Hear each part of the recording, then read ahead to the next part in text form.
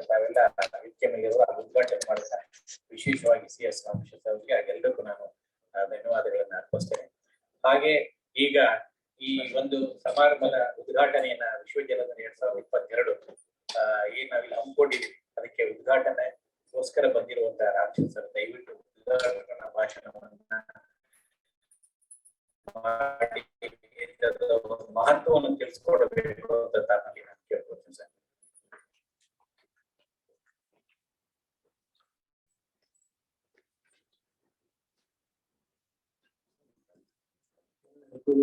ನಮಸ್ಕಾರ. ಬಹುಶಃ ಕೋವಿಡ್ ಆದ್ಮೇಲೆ ಮೊಟ್ಟ ಮೊದಲನೇದಾಗಿ ನಾವೆಲ್ಲ ಬರ್ತಾ ಇದ್ದೀವಿ. ಈವರೆಗೆ ನಾವು ವರ್ಚುವಲ್ ಆಗಿ ಮಾಡ್ತೀವಿ.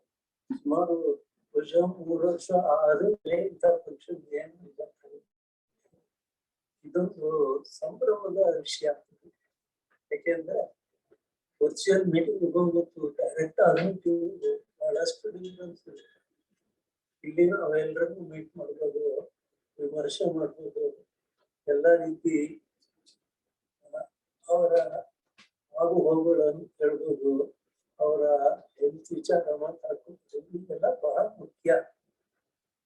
ಎಷ್ಟೇ ನಾವು ಮಾಡೋದು ಕೂಡ ವರ್ಚುವಲ್ ನಲ್ಲಿ ಈ ಇದು ಬರಲ್ಲ. ವೇದಿಕೆಯ ಮೇಲೆ ಇರ್ತಕ್ಕಂತಹ ಗಣ್ಯರೇ ಹಾಗೂ ವೇದಿಕೆಯ ಮುಂದಿರ್ತಕ್ಕಂಥವರು ಗಣ್ಯರೇ, ಈ ದಿವಸ ನಾವು ವಿಶ್ವ ದಿನಾಚರಣೆಯನ್ನ ಆಚರಿಸ್ತಾ ಇದ್ದೀವಿ. ವಿಶ್ವ ಜಲ ದಿನಾಚರಣೆ ಹೇಗೆ ಆಚರಿಸಬೇಕು? ನೀರು ಇದೆ ಅಂದ್ರೆ ಜನಸಂಖ್ಯೆ ಬೆಳೀತಾ ಇದೆ. ಹೀಗಾಗಿ ನೀರಿಗೆ ಬಹಳಷ್ಟು ಸಂಕಟ ಇದೆ. ಅಂದ್ರೆ ನೀರನ್ನು ನಾವು ಹೇಗೆ ಉಪಯೋಗಿಸ್ಕೋಬೇಕು, ನೀರನ್ನ ಡಿಸ್ಟ್ರಿಬ್ಯೂಷನ್ ಹೇಗೆ ಮಾಡಬೇಕು, ನೀರನ್ನ ಹೇಗೆ ತೆಗಿಬೇಕು, ಇದೆಲ್ಲ ಬಹಳ ಮುಖ್ಯವಾಗಿದೆ. ಕೆಲವು ಕಡೆ ನಾವು ಅನ್ಕೊಂತೀವಿ ಸಮೃದ್ಧವಾಗಿ ನೀರಿದ್ರೆ ದೇಶ ಸಮೃದ್ಧವಾಗಿರುತ್ತೆ. ಆದರೆ ಹಾಗಲ್ಲ. ಯಾವ ದೇಶ ನೀರನ್ನು ಸರಿಯಾಗಿ ತಕ್ಕಂಥದ್ದೋ, ಬಳಕೆಯನ್ನು ಸರಿಯಾಗಿ ಮಾಡುತ್ತೋ ಆ ದೇಶ ಸಮೃದ್ಧವಾಗಿರುತ್ತೆ. ಇದಕ್ಕೆ ಉದಾಹರಣೆ ಕೊಡಬೇಕು ಅಂದ್ರೆ ಇಸ್ರೇಲ್. ಭಾರತದಲ್ಲಿ ಬಹಳಷ್ಟು ನೀರಿದೆ, ಆದ್ರೆ ನಮಗೆ ಬಹಳ ಈಗ ಭಾರತದಲ್ಲಿ ಗ್ರೋ ವಾಟರ್ ತಗೊಂಡು ಕೂಡ ನಾವು ಪ್ರತಿ ವರ್ಷ 250 ಕ್ಯೂಬಿಕ್ ಮೀಟರ್ನಷ್ಟು ನೀರು ತೆಗಿತೀವಿ. ಅಮೆರಿಕ, ಚೈನಾ ಎರಡು ಎಷ್ಟು ತೆಗೆಯುತ್ತೋ ಅಷ್ಟು ನಮ್ಮ ಭಾರತನ ತೆಗೆದುಬಿಡುತ್ತೆ. ಅದನ್ನ ನಾವು ಹೇಗೆ ಸಂರಕ್ಷಿಸ್ಕೊಳ್ಳೋದು? ಈಗ ಭಾರತದಲ್ಲಿ ನೋಡಿದ್ರೆ 25 ಮಿಲಿಯನ್ ಕ್ಯೂಬಿಕ್ಸ್ ಇರಿಗೇಷನ್ ಮಾತ್ರ. ಡ್ರಿಂಕಿಂಗ್ ವಾಟರ್ ಎಷ್ಟಿದೆ, ಇದನ್ನ ಹೇಗೆ ಸಸ್ಟೈನ್ ಮಾಡಬೇಕು? ಇದರಲ್ಲಿ ಅರ್ಧದಷ್ಟು ಬಹುಶಃ ಡ್ರೈ ಆದ್ರೆ ಏನ್ ಮಾಡೋದು ದೊಡ್ಡ ಪ್ರಾಬ್ಲಮ್. ಫುಡ್ ಸೆಕ್ಯೂರಿಟಿ ಯಾವ ತರ ಮಾಡ್ತೀವಿ, ಡ್ರಿಂಕಿಂಗ್ ವಾಟರ್ನ ಯಾವ ತರ ಸಸ್ಟೈನ್ ಮಾಡ್ತೀವಿ, ಬಹಳಷ್ಟು ಪ್ರಾಬ್ಲಮ್ ಇದೆ.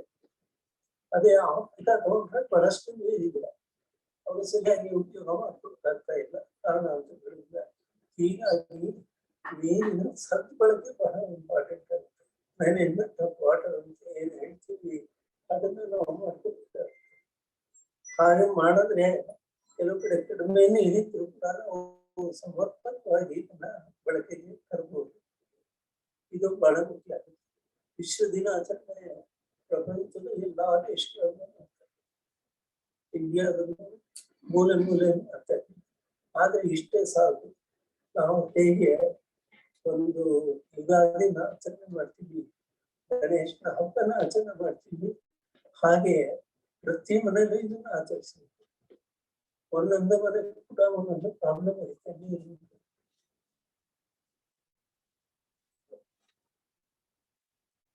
ನೀರಿನ ಸಮಸ್ಯೆ ಹೇಳ್ಬೇಕು ಅಂದ್ರೆ ನನಗೆ ಬಹಳ ಫೋನ್ ಕಾಲ್ಸ್ ಬರ್ತಾ ಇದೆ. ಇವತ್ತು ಬೆಳಿಗ್ಗೆ ಕೂಡ ಒಂದು ಫೋನ್ ಕಾಲ್ ಬಂದಿತ್ತು. ಇಲ್ಲಿ ದೇವನಹಳ್ಳಿ ಹತ್ರ ನನ್ನ ಕದರೇನಹಳ್ಳಿ ಅಂತ ಒಂದು ಗ್ರಾಮ. ಅಲ್ಲಿ ಒಂದು ದೊಡ್ಡ ಎಜುಕೇಶನಲ್ ಇನ್ಸ್ಟಿಟ್ಯೂಷನ್ ಇದೆ. ಹೆಣ್ಣು ಮಕ್ಕಳಿಗೆ ವಿದ್ಯಾಭ್ಯಾಸ ಮಾಡಿಸ್ತಾರೆ. ಪೋಸ್ಟ್ ಗ್ರಾಜುಯೇಷನ್ ಏನಾಯ್ತು ಅಂದ್ರೆ ಸುಮಾರು 2 ವರ್ಷದ ಕೆಳಗೆ ಒಂದ್ಸತಿ ನನ್ನ ಅಲ್ಲಿ ಕರೆದಿದ್ರು. ಹೇಗೆ ಅಂದ್ರೆ ಅರ್ಧದಷ್ಟು ಮಕ್ಕಳಿಗೆ ಜ್ವರ ಬಂದ್ಬಿಟ್ಟು ಏಕದಮ್ ಏನಾಯ್ತು ಅಂತ ಗೊತ್ತಾಗ್ತಿಲ್ಲ. ಅವಾಗ ನನ್ ಕೇಳಿದ್ರು, ನಾನು ಅಂದ್ಕೊಂಡೆ ಬಹುಶಃ ನೀರಿನ ಪ್ರಾಬ್ಲಮ್ ಅಂತ, ನೀರಿಂದ ಪ್ರಾಬ್ಲಮ್ ಇರಬಹುದು ಅಂತ. ಆಮೇಲೆ ಏನಾಯ್ತು ಅಂದ್ರೆ ನೀರ್ ಟೆಸ್ಟ್ ಮಾಡ್ತೀನಿ. ಅಷ್ಟೊತ್ತಿಗೆ ಅವ್ರು ನೀರ್ ಟೆಸ್ಟ್ ಮಾಡಿಸಿದ್ರು. ಟೆಸ್ಟ್ ಮಾಡಿಸಿದ್ರೆ ನೀರು ಯಾವ ರೀತಿ ತೊಂದರೆನೂ ಇಲ್ಲ, ಎಲ್ಲ ಪ್ಯಾರಾಮೀಟರ್ಸ್ ಕರೆಕ್ಟ್ ಆಗಿದೆ ಅಂತ ಬಂತು.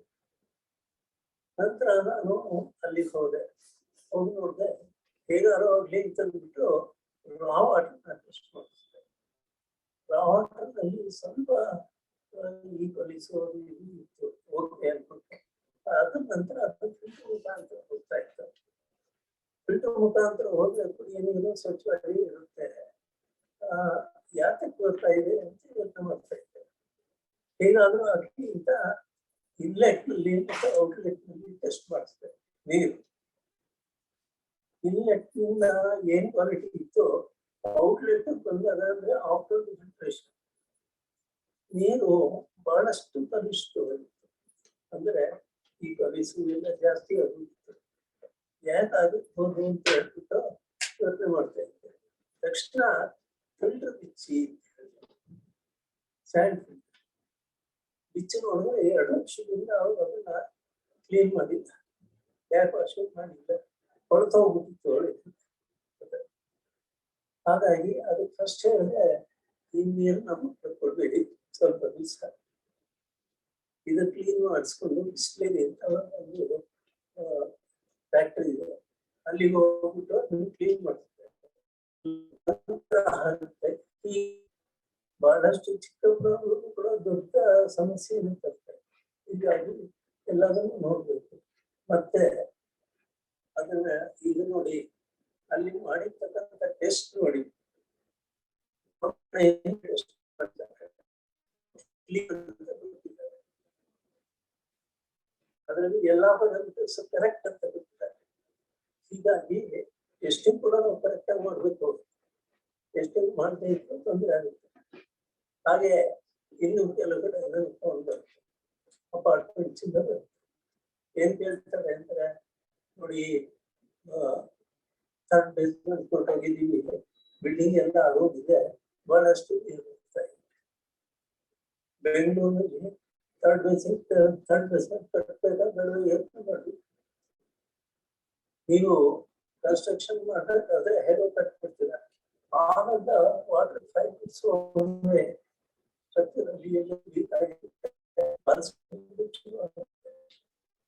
ಅದಕ್ಕೆ ಸೊಲ್ಯೂಷನ್ ಬೇಕಾಗ್ತದೆ. ಹಾಗೆ ಹಳ್ಳಿಗಳಲ್ಲಿ ನೀರಿರುತ್ತೆ, ಕರೆಂಟ್ ಇರುತ್ತೆ, ಬಹಳಷ್ಟು ಸಮಸ್ಯೆಗಳಿದೆ. ಹೀಗಾಗಿ ಇದನ್ನೆಲ್ಲ ನಾವು ಈ ಸಮಸ್ಯೆಗಳನ್ನ ಹೇಗೆ ಪರಿಹರಿಸಬೇಕು, ಈ ಕಾರ್ಯಕ್ರಮ ಆದ ತಕ್ಷಣ ಬಹುಶಃ ಇಲ್ಲಿ ಕೆಲವು ಸೆಷನ್ಸ್, ಟೆಕ್ನಿಕಲ್ ಸೆಷನ್ಸ್ ನಡೆಯುತ್ತೆ. ಅಲ್ಲಿ ಈ ವಿಷಯಗಳನ್ನ ಸವಿಸ್ತಾರವಾಗಿ ನೋಡ್ತಾರೆ. ಈ ಸಮಸ್ಯೆಗಳಿಗೆ ಏನು ಪರಿಹಾರ ಕೊಡಬೇಕು ಅಂತ ನೋಡ್ಬೇಕಾಗುತ್ತೆ. ಈ ದಿವಸ ವಿಶ್ವ ದಿನಾಚರಣೆಯನ್ನ ಆಚರಿಸ್ತಾ ಇದ್ದೀವಿ. ತಮಗೆಲ್ಲರಿಗೂ ಶುಭಾಶಯಗಳನ್ನ ಕೊಡ್ತೀನಿ. ಹಾಗೆ ಈ ಸಮಾರಂಭ ಯಶಸ್ವಿಯಾಗಿ ಅಂತ ಕೊಡ್ತಾ ಇದನ್ನು ಉದ್ಘಾಟನೆ ಮಾಡ್ತಾ ಇದ್ದೀನಿ.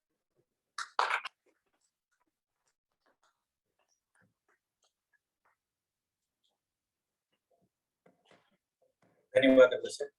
ತಾವು ತುಂಬಾ ಅರ್ಥಗರ್ಭಿತವಾಗಿ ಈ ದಿವಸದ ಒಂದು ಕಾರ್ಯಕ್ರಮದ ಮಹತ್ವವನ್ನ ತಾವು ಹೇಳಿದ್ದೀರಾ.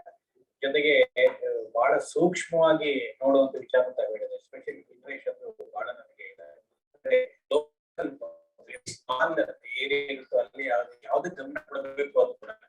ಹಾಗಾಗಿ ಇದು ನನ್ಗನ್ಸುತ್ತೆ ಅಪಾರ್ಟ್ಮೆಂಟ್ ನಲ್ಲೂ ಇದಕ್ಕೆ ಸೂಕ್ತ ಆಗುತ್ತೆ ಅಂತ ಅನ್ಕೊಂಡಿದ್ದೀನಿ. ಹಾಗಾಗಿ ಅದಕ್ಕೊಂದು ರಿಲೇಟೆಡ್ ಆಯ್ತು ಅಂತ ನಾನು ಅದು ಭಾವಿಸ್ತೀನಿ sir. Thank you sir.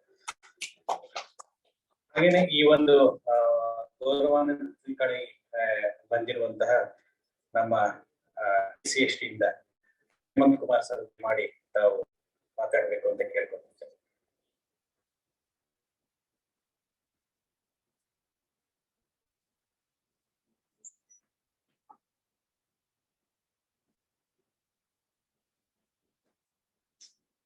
Good morning to all of you. I think I'm no expert in water, but being the executive secretary of the Karnataka State Council, we are jointly organizing this World Water Day today. And probably I will take a few minutes briefing about what we do in the council and how we make a difference to the idea that emerges out of the R&D institutions and having.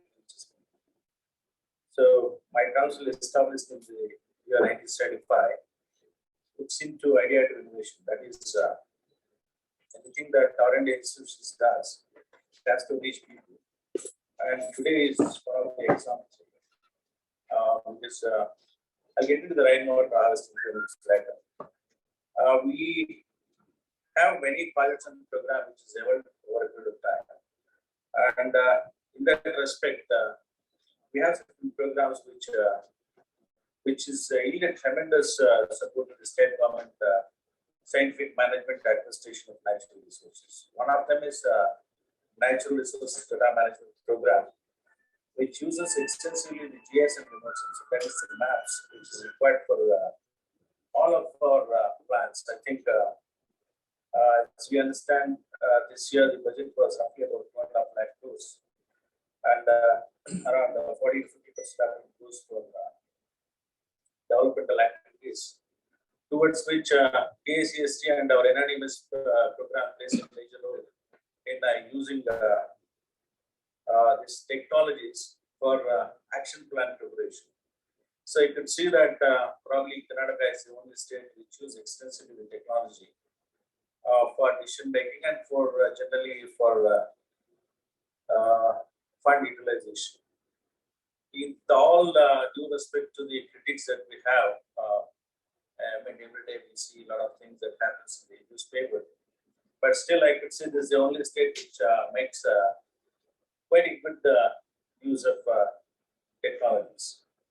Apart from that, as you know, that we have close to 200 plus engineering colleges, which turns out close to 1.6 lakh engineers each year, and all these students have to go through the final year projects, and they need to submit the report at the end of the 8th semester, which is mandatory for them.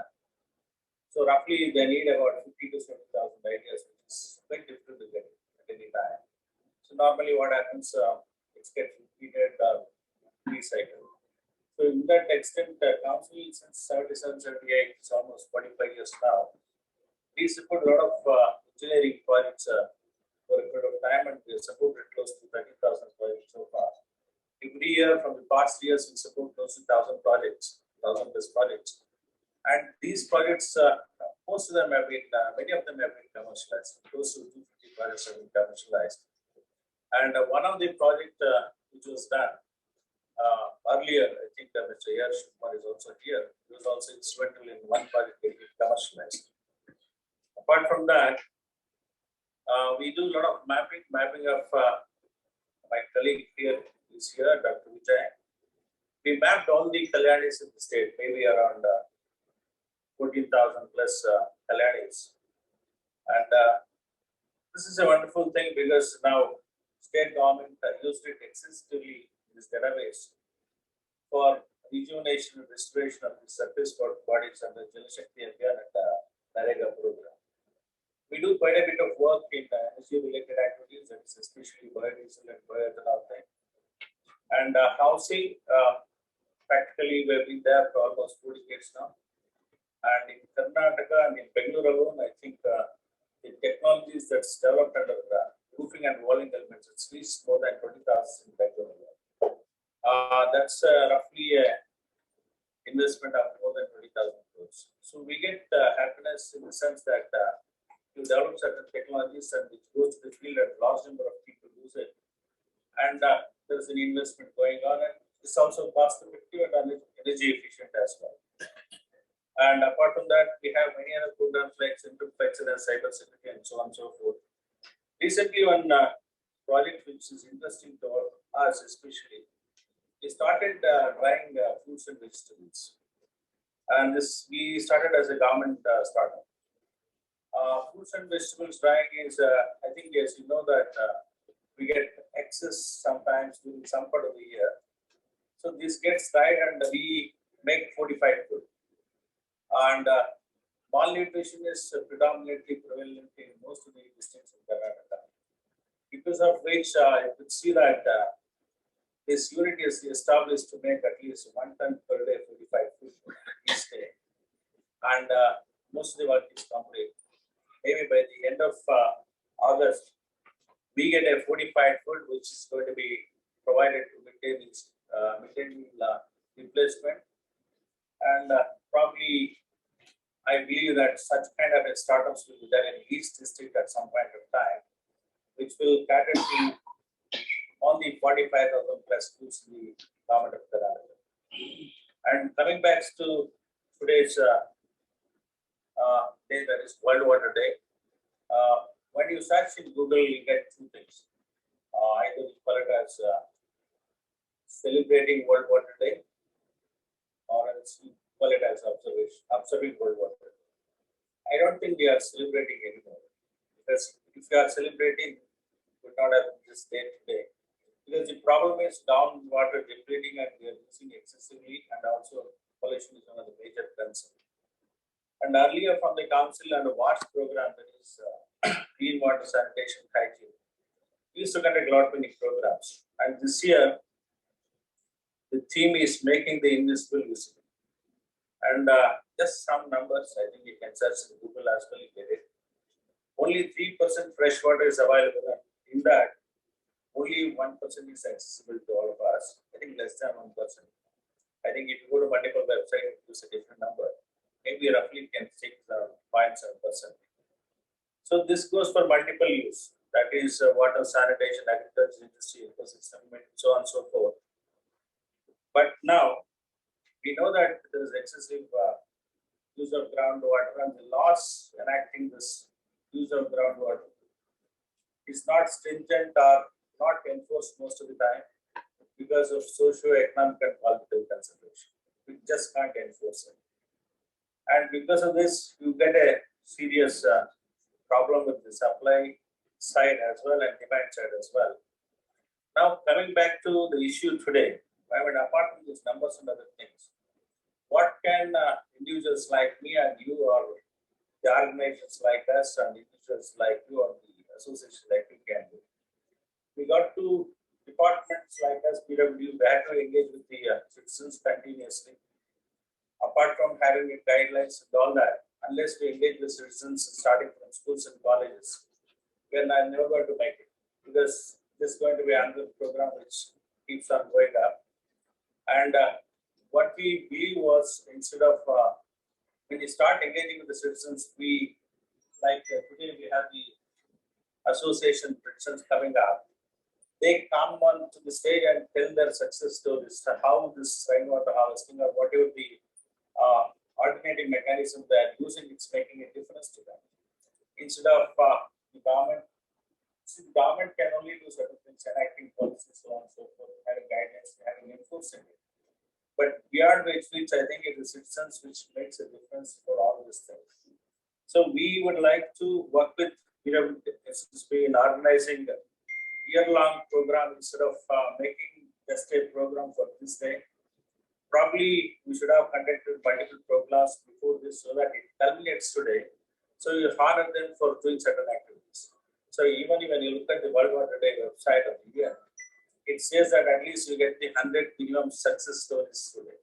So probably you could do that in the coming days, at least 1 minute or 60 minutes video of success stories, not less than 60 seconds. That's the norm. Probably we could do that, and this is the right time to do. And for me, Bangalore is becoming too big in the sense, starting with 40 square kilometers to now 800 square kilometers. Probably this one establishment or park may not be sufficient. We can have the scaled down model similarly in other areas as well.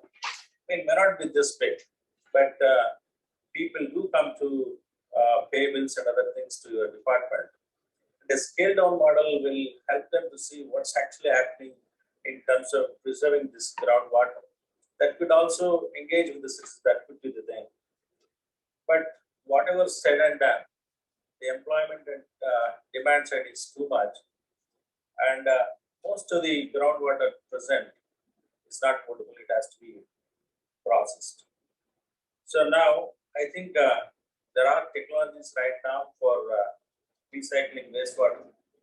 Probably, in spite of continuously discussing this and continuously doing alternative measures, a day may not be far that we are forced to use the recycled water. And that's not far away because many BW itself has many such units. And today, when you see all the coastal towns have gone for at least few of them, especially in Gujarat and Maharashtra, and especially in Chennai, they gone for a desalination plant of 100 ml per day plants.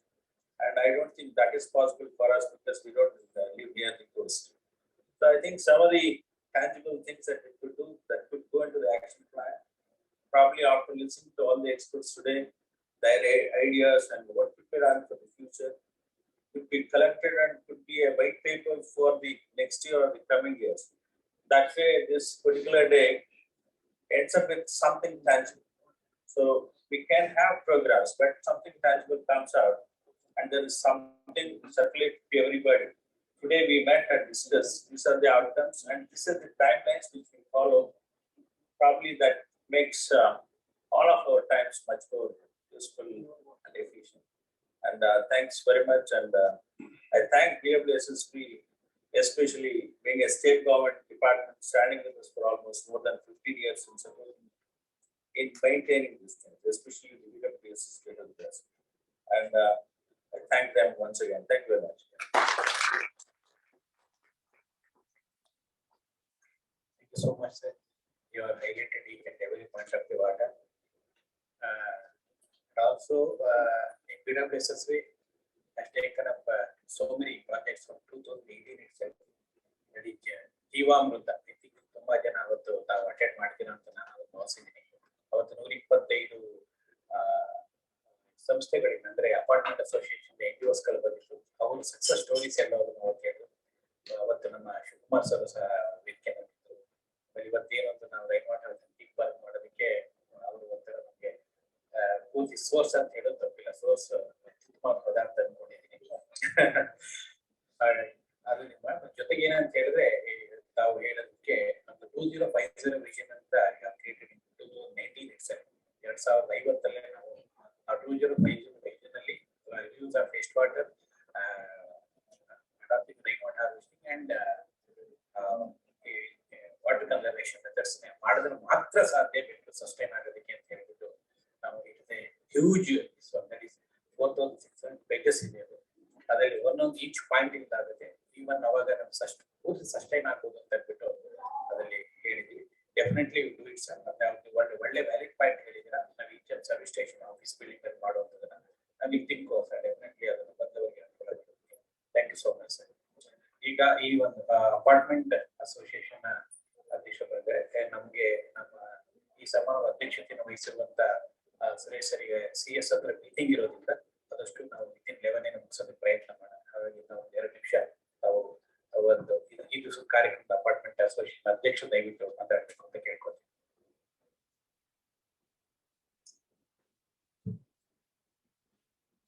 My dear friend Mr. Ramshesh, distinguished guests from the dais and the audience, I find our involvement in the Bangalore Apartment Federation is much more. If you look at the audience, 30% of the audience is represented by our federation. I'm so happy about it.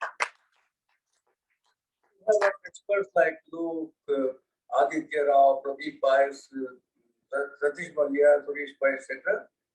I'm more interested in the usage of water and lessening the usage of water than the basics of how the water comes, how it is to be generated, etc. and all that. Though we are interested in that, but we are trying to involve the KSCST to help us in doing it. We had an event called Bamboo, the Bangalore apartment making of Bangalore operational and outstanding and sustainable. That's Bamboo. In that event, the main item was water. Small kids were told how water should be saved. it is they who came on stage and then created an awareness among the people. It is the awareness which is more important than the actual usage. What is happening in the apartments is we have about 1,080 associations, about 200,000 houses. The thing is that everybody wants to use water. It doesn't bother wastage of water.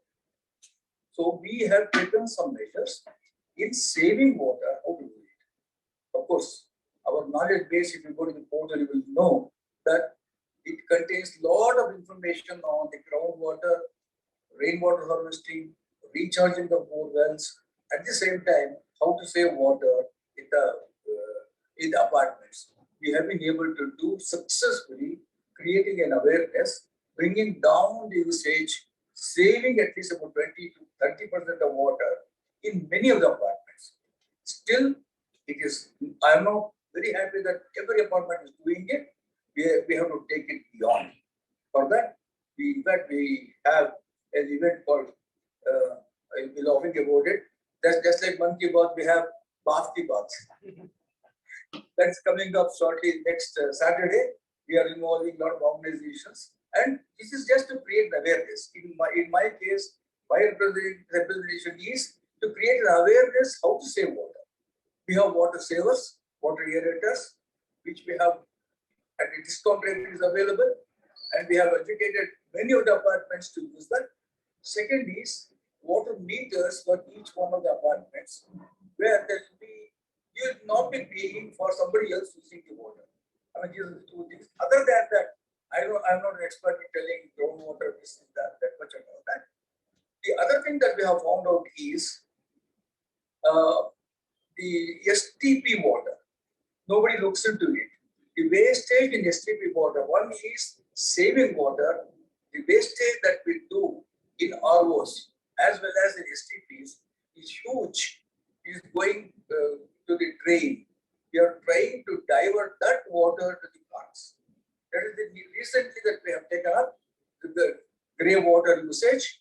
And now I think Satish has initiated that in his apartment, the group of apartments, and our great lady Vidya is also there. She's taking the lead in doing it. And then we want to use the water. One is saving water, second is proper usage. Perhaps somebody mentioned about it, proper usage, converting the water into a potable one. STP water, I don't know how far we'll be in a position to do it, but some apartments have done it. I believe in the success stories. Somebody was mentioning about success stories. It is the success story which is going to tell the people that you can do this. And if you want to do it, I shall do it. I'll just close my 2-minute speech with a small, reading I did in one of the books. My great-grandfather saw water in the sea. My grandfather saw it in a river. My father saw it in a lake. I saw it in my well. My son saw it in a bottle. My great-grandson should not see it in a capsule. So the visible is becoming invisible. Okay. Now the idea is to make that invisible into visible. And that is the thought of the year. I'm so happy to be associated with them.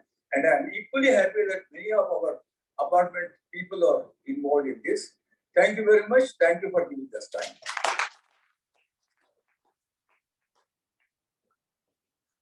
Thank you so much, sir. Indian Plumbing Association and Daimadi,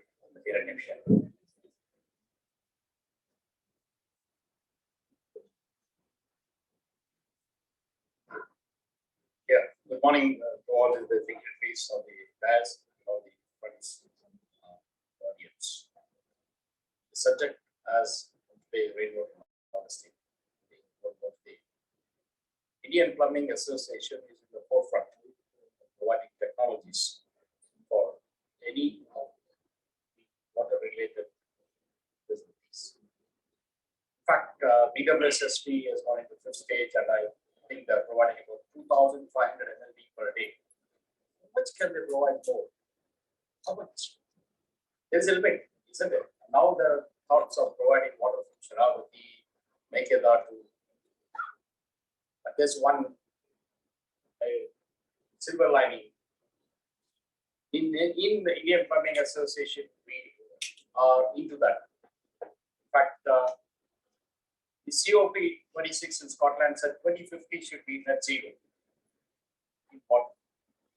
And in the Indian Plumbing Association, we are planning for net zero in water for all cities and coming down to the extensions, the apartments, and individual houses. And we would like to inform you that we have the technology which we can provide to all our friends, where we have to reduce, recycle, and reuse. There is no way. Out of the 2,500 million liters of water, what we are getting from BDF, how much is consumed? 70% of the water is sewage. If we start treating it, grey water is 60% of it. Black water is very small portion of it. If we start reusing it, I don't think so. BWSLB should go for some other lines again. They can stop with the present supply of water. So let us aim for net zero. And my colleague, Prasanna Kumar, Indian past chairman, is going to talk about that. I thank the organizers for inviting Indian Plumbing Association to this August meeting. Please contact us. We can help you in this endeavor. Thank you.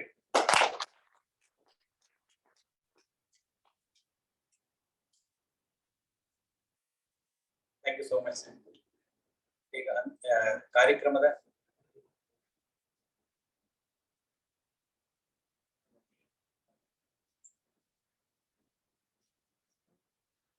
ಧನ್ಯವಾದಗಳು sir. ಈಗ ಈ ಒಂದು ಕಾರ್ಯಕ್ರಮದ ಅಧ್ಯಕ್ಷತೆಯನ್ನ ವಹಿಸಿಕೊಂಡಿರುವಂತ ನಮ್ಮ ಮಂಡಳಿ ಮುಖ್ಯ ಅಭಿಯಂತರಾದ D Suresh ಅವರು ದಯಮಾಡಿ ಅಧ್ಯಕ್ಷೀಯ ಭಾಷಣವನ್ನ ತಾವು ಮಂಡಿಸಬೇಕು ಅಂತ ಕೇಳ್ಕೊತೀನಿ ಸರ್.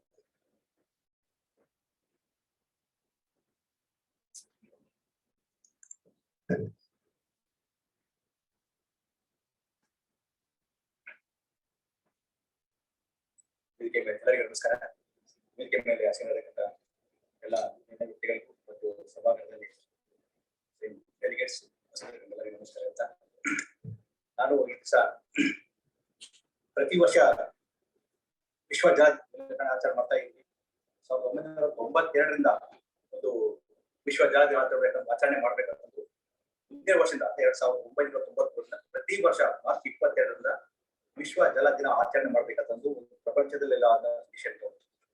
ಆ ದಿನದಿಂದ ಪ್ರತಿ ವರ್ಷ ಮಾರ್ಚ್ 22ನೇ ದಿವಸ ಪ್ರತಿಯೊಂದು ವಿಷಯದ ಬಗ್ಗೆ, ನೀರಿನ ಬಗ್ಗೆ ಒಂದು ಥೀಮ್ ಇಟ್ಕೊಂಡು ಒಂದೊಂದು ವಿಷಯದ ಬಗ್ಗೆ, ಒಂದಿನ ಗ್ರೌಂಡ್ ವಾಟರ್, ಈ ಸಲ ಗ್ರೌಂಡ್ ವಾಟರ್ ಹೇಳಿರ್ಬೋದು, ಇದರ ವರ್ಷ ವೇಸ್ಟ್ ವಾಟರ್ ರೀಸೈಕಲ್ ಬಗ್ಗೆ ಹೇಳಿದ್ರು, ನೀರಿನ ಅಷ್ಟದ ಬಗ್ಗೆ ಹೇಳಿದ್ರು, ಯಾವ್ದಾರ ರೀಸೈಕಲ್ ಮಾಡೋದಂತ ರೀಯೂಸ್ ಮಾಡೋದಂತ ಹೇಳಿದ್ರು. ಅದೇ ತರ ಈ ವರ್ಷ 2022ನೇ ವರ್ಷ ನೀರಿನ ಜಲ ಏನು ಈ ವರ್ಷ ಯೋಚನೆ ಮಾಡ್ತೀವಿ ಅಂದ್ರೆ ಶೀರ್ಷಿಕೆ ಅಂತರ್ಜಲ ಅದೃಶ್ಯವನ್ನು ಗೋಚರವಂತೆ ಮಾಡಬಹುದು. ಅಂದ್ರೆ ಸುಸ್ಥಿರ ಅಂತರ್ಜಲ ಅಭಿವೃದ್ಧಿಯ ಜೊತೆಗೆ ಗೋಚರಣೆ ಮಾಡಬಹುದು. ಇದು ಈ ಒಂದು ಜಲ ದಿನವನ್ನ ಆಚರಿಸಕ್ಕೆ ಇವತ್ತು ನಾವೆಲ್ಲರೂ ಪ್ರಯತ್ನ ಮಾಡ್ತಿದ್ವಿ. ಇದುವರೆಗೆ ನಾವು ಬೆಂಗಳೂರು ಜಲಮಂಡಳಿ ವತಿಯಿಂದ ನಾವೆಲ್ಲ ಗೊತ್ತಿರುವುದು ನಮ್ದೇ ಆದ ಒಂದು ಆಕ್ಟ್ ಓಪನ್ ಮಾಡಿ ಬೆಂಗಳೂರು ಪ್ರತಿಯೊಬ್ಬರು ಹೌಸ್ ಕಲೆಕ್ಷನ್ ಮಾಡಬೇಕಾದ್ರೆ ಪ್ರತಿಯೊಂದು ಮನೆಗೆ ಮಳೆ ನೀರು ಕೊಯ್ಲು ಮಾಡಲೇಬೇಕು. ಮಳೆ ನೀರು ಯಾಕೆ ಮಾಡ್ಬೇಕಂತ ಪ್ರತಿಯೊಬ್ಬರಿಗೆ ಗೊತ್ತಿದೆ. ಅವರು ಹೆಚ್ಚಿನ ಮಳೆ ಕಾವೇರಿ ನೀರು ಕಡಿಮೆ ಯೂಸ್ ಮಾಡಿಕೊಂಡು ರೀಯೂಸ್ ಅಂದ್ರೆ ಮಳೆ ನೀರನ್ನು ಹೆಚ್ಚು ಯೂಸ್ ಮಾಡಿಕೊಂಡು ನಮ್ಮ ಕಾವೇರಿ ನೀರನ್ನ ಕಡಿಮೆ ಬಳಕೆ ಮಾಡ್ಕೊಂಡು ಪ್ರತಿಯೊಬ್ಬರು ನೀರು ಸಮನೆಗೆ ಹಂಚಬೇಕಂತಂದು ಇದೊಂದು ಶೀರ್ಷಿಕೆ ತಗೊಂಡು ನಾವು ಪ್ರತಿಯೊಂದು ಆಕ್ಟ್ ಮಾಡಿದ್ವಿ, ಅಮೆಂಡ್ಮೆಂಟ್ ಮಾಡಿದ್ವಿ. ಪ್ರತಿ ವರ್ಷನೂ ಇದನ್ನ ಅವೇರ್ನೆಸ್ ಪ್ರೋಗ್ರಾಮ್ ಮಕ್ಕಳಲ್ಲೇ ಮಾಡ್ತಾ ಇದ್ವಿ ಪ್ರತಿ ಸ್ಕೂಲಲ್ಲಿ. ಅದೇ ತರನೇ ಬೆಂಗಳೂರು ಬಯೋಮಾಸ್ ಸಂಸ್ಥೆ ಒಂದು ಪ್ರತಿಯೊಂದು ಇದರಲ್ಲಿ ಸುಮಾರು 10 ಲಕ್ಷ ಇಳಿಗುಂಡಿಗಳು ಮಾಡ್ಬೇಕಂತಂದು ಒಂದು ಗುರಿಯೊಂದಿಗೆ ಪ್ರತಿಯೊಂದು ಶುರುವಾಗಿದೆ. ಈಗಾಗಲೇ 1 ಲಕ್ಷಕ್ಕಿಂತ ಹೆಚ್ಚು ಇಳಿಗುಂಡಿಗಳನ್ನು ಆ ಏರಿಯಾದಲ್ಲಿರ್ತಕ್ಕಂಥ ಮಳೆ ನೀರು ಎಲ್ಲೆಲ್ಲಿ ಸೊರಗವಾಗಿ ಹರಿದು ಹೋಗುತ್ತೆ ಇಳಿಜಾರು ಪ್ರದೇಶಗಳಲ್ಲಿ ಇಳಿಗುಂಡಿಗಳನ್ನು ಮಾಡಿಬಿಟ್ಟು ಅಂತರ್ಜಲವನ್ನು ಇಂಪ್ರೂವ್ ಮಾಡೋದಾಗಿ ಒಂದು ಬಯೋ ಸಂಸ್ಥೆಯು ಬಹಳ ಕಾಳಜಿಯಿಂದ ಕೆಲಸ ಮಾಡ್ತೀವಿ. ಈ ಮಧ್ಯೆ ನಮ್ಮ ಜಲಮಂಡಳಿ ವತಿಯಿಂದನೂ ಮಳೆ ನೀರು ಕೊಯ್ಲು ಬಗ್ಗೆ ನಡೀತಾ ಇದೆ. ಎಷ್ಟೋ ಜನ ಮಾಡಿಸ್ಕೊಂಡಿಲ್ಲ ಅಂತ ನಾವು ಪೆನಾಲ್ಟಿ ಇಂಪೋಸ್ ಮಾಡ್ತೀವಿ. ಸೊ ಆ ಒಂದು ಹಿನ್ನೆಲೆಯಲ್ಲಿ ಇನ್ನು ಮುಂದಿನ ದಿನಗಳಲ್ಲಿ ನಾವು ಬೆಂಗಳೂರು ಜಲಮಂಡಳಿ ವತಿಯಿಂದ ವಿಸನ್ 2050 ಅಂತ ಒಂದು ಜಸ್ಟ್ ಒಂದು ಪ್ರಾಸ್ಪೆಕ್ಟಿವ್ ಯಾವ ತರ ನಡೀತಾ ಇದೆ ಬೆಂಗಳೂರು BWSSB ಅಂದ್ರೆ ಬೆಂಗಳೂರು BBFP ವ್ಯಾಪ್ತಿಯಲ್ಲಿ ಯಾವ ತರದಲ್ಲಿ ನೀರನ್ನ ಇಂಪ್ರೂವ್ ಮಾಡ್ಕೊಂಡು ಪ್ರತಿಯೊಬ್ಬರಿಗೂ ನೀರು ಕೊಡಬಹುದು. ಫಾರ್ ಎಕ್ಸಾಂಪಲ್ ಕಾವೇರಿ ನದಿಯಿಂದ ಪ್ರತಿದಿನ ಈಗ 1450 MLD ನೀರು ಬರ್ತಾ ಇದೆ. ಅದಾದ ನಂತರ ಮುಂದಿನ ವರ್ಷ 2023 ವರ್ಷಕ್ಕೆ ಕಾವೇರಿ 5ನೇ ಹಂತ 750 MLD ನೀರು ಬರ್ತದೆ. ಒಂದೂ ಸಹ ನಮ್ಮ BBFP ಆಗಿರತಕ್ಕಂತ ಜನಸಂಖ್ಯೆ ಡೇ ಬೈ ಡೇ ಇನ್ಕ್ರೀಸ್ ಆಗ್ತಲೇ ಇದೆ.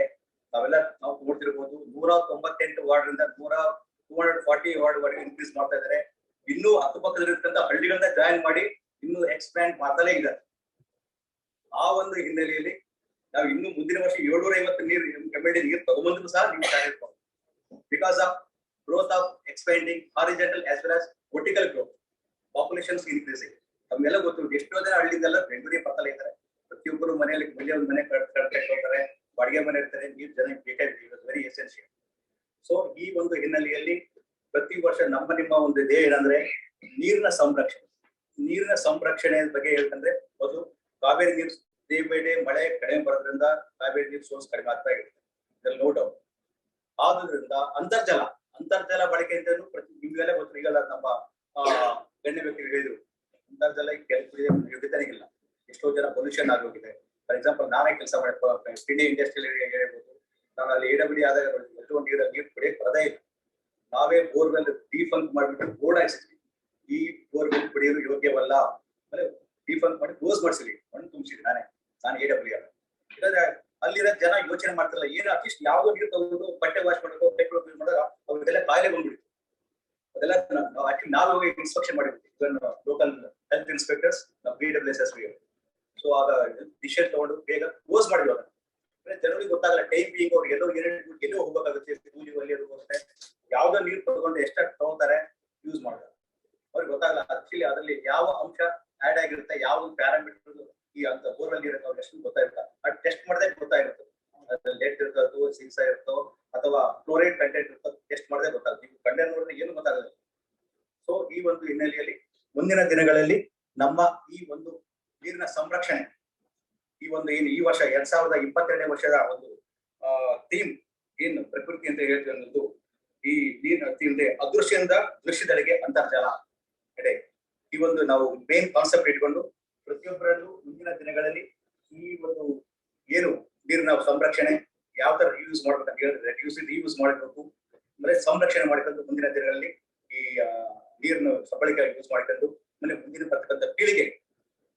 ತಮ್ಗೆಲ್ಲ ಗೊತ್ತು, ದಿನ ಆರ್ಟಿಕಲ್ ಇವತ್ತು ತುಂಬಾ ಆರ್ಟಿಕಲ್ ಎಲ್ಲಾ ಪೇಪರ್ ಅಲ್ಲಿ ಸುಮಾರು ವಿಷಯ ಬಂದಿದೆ.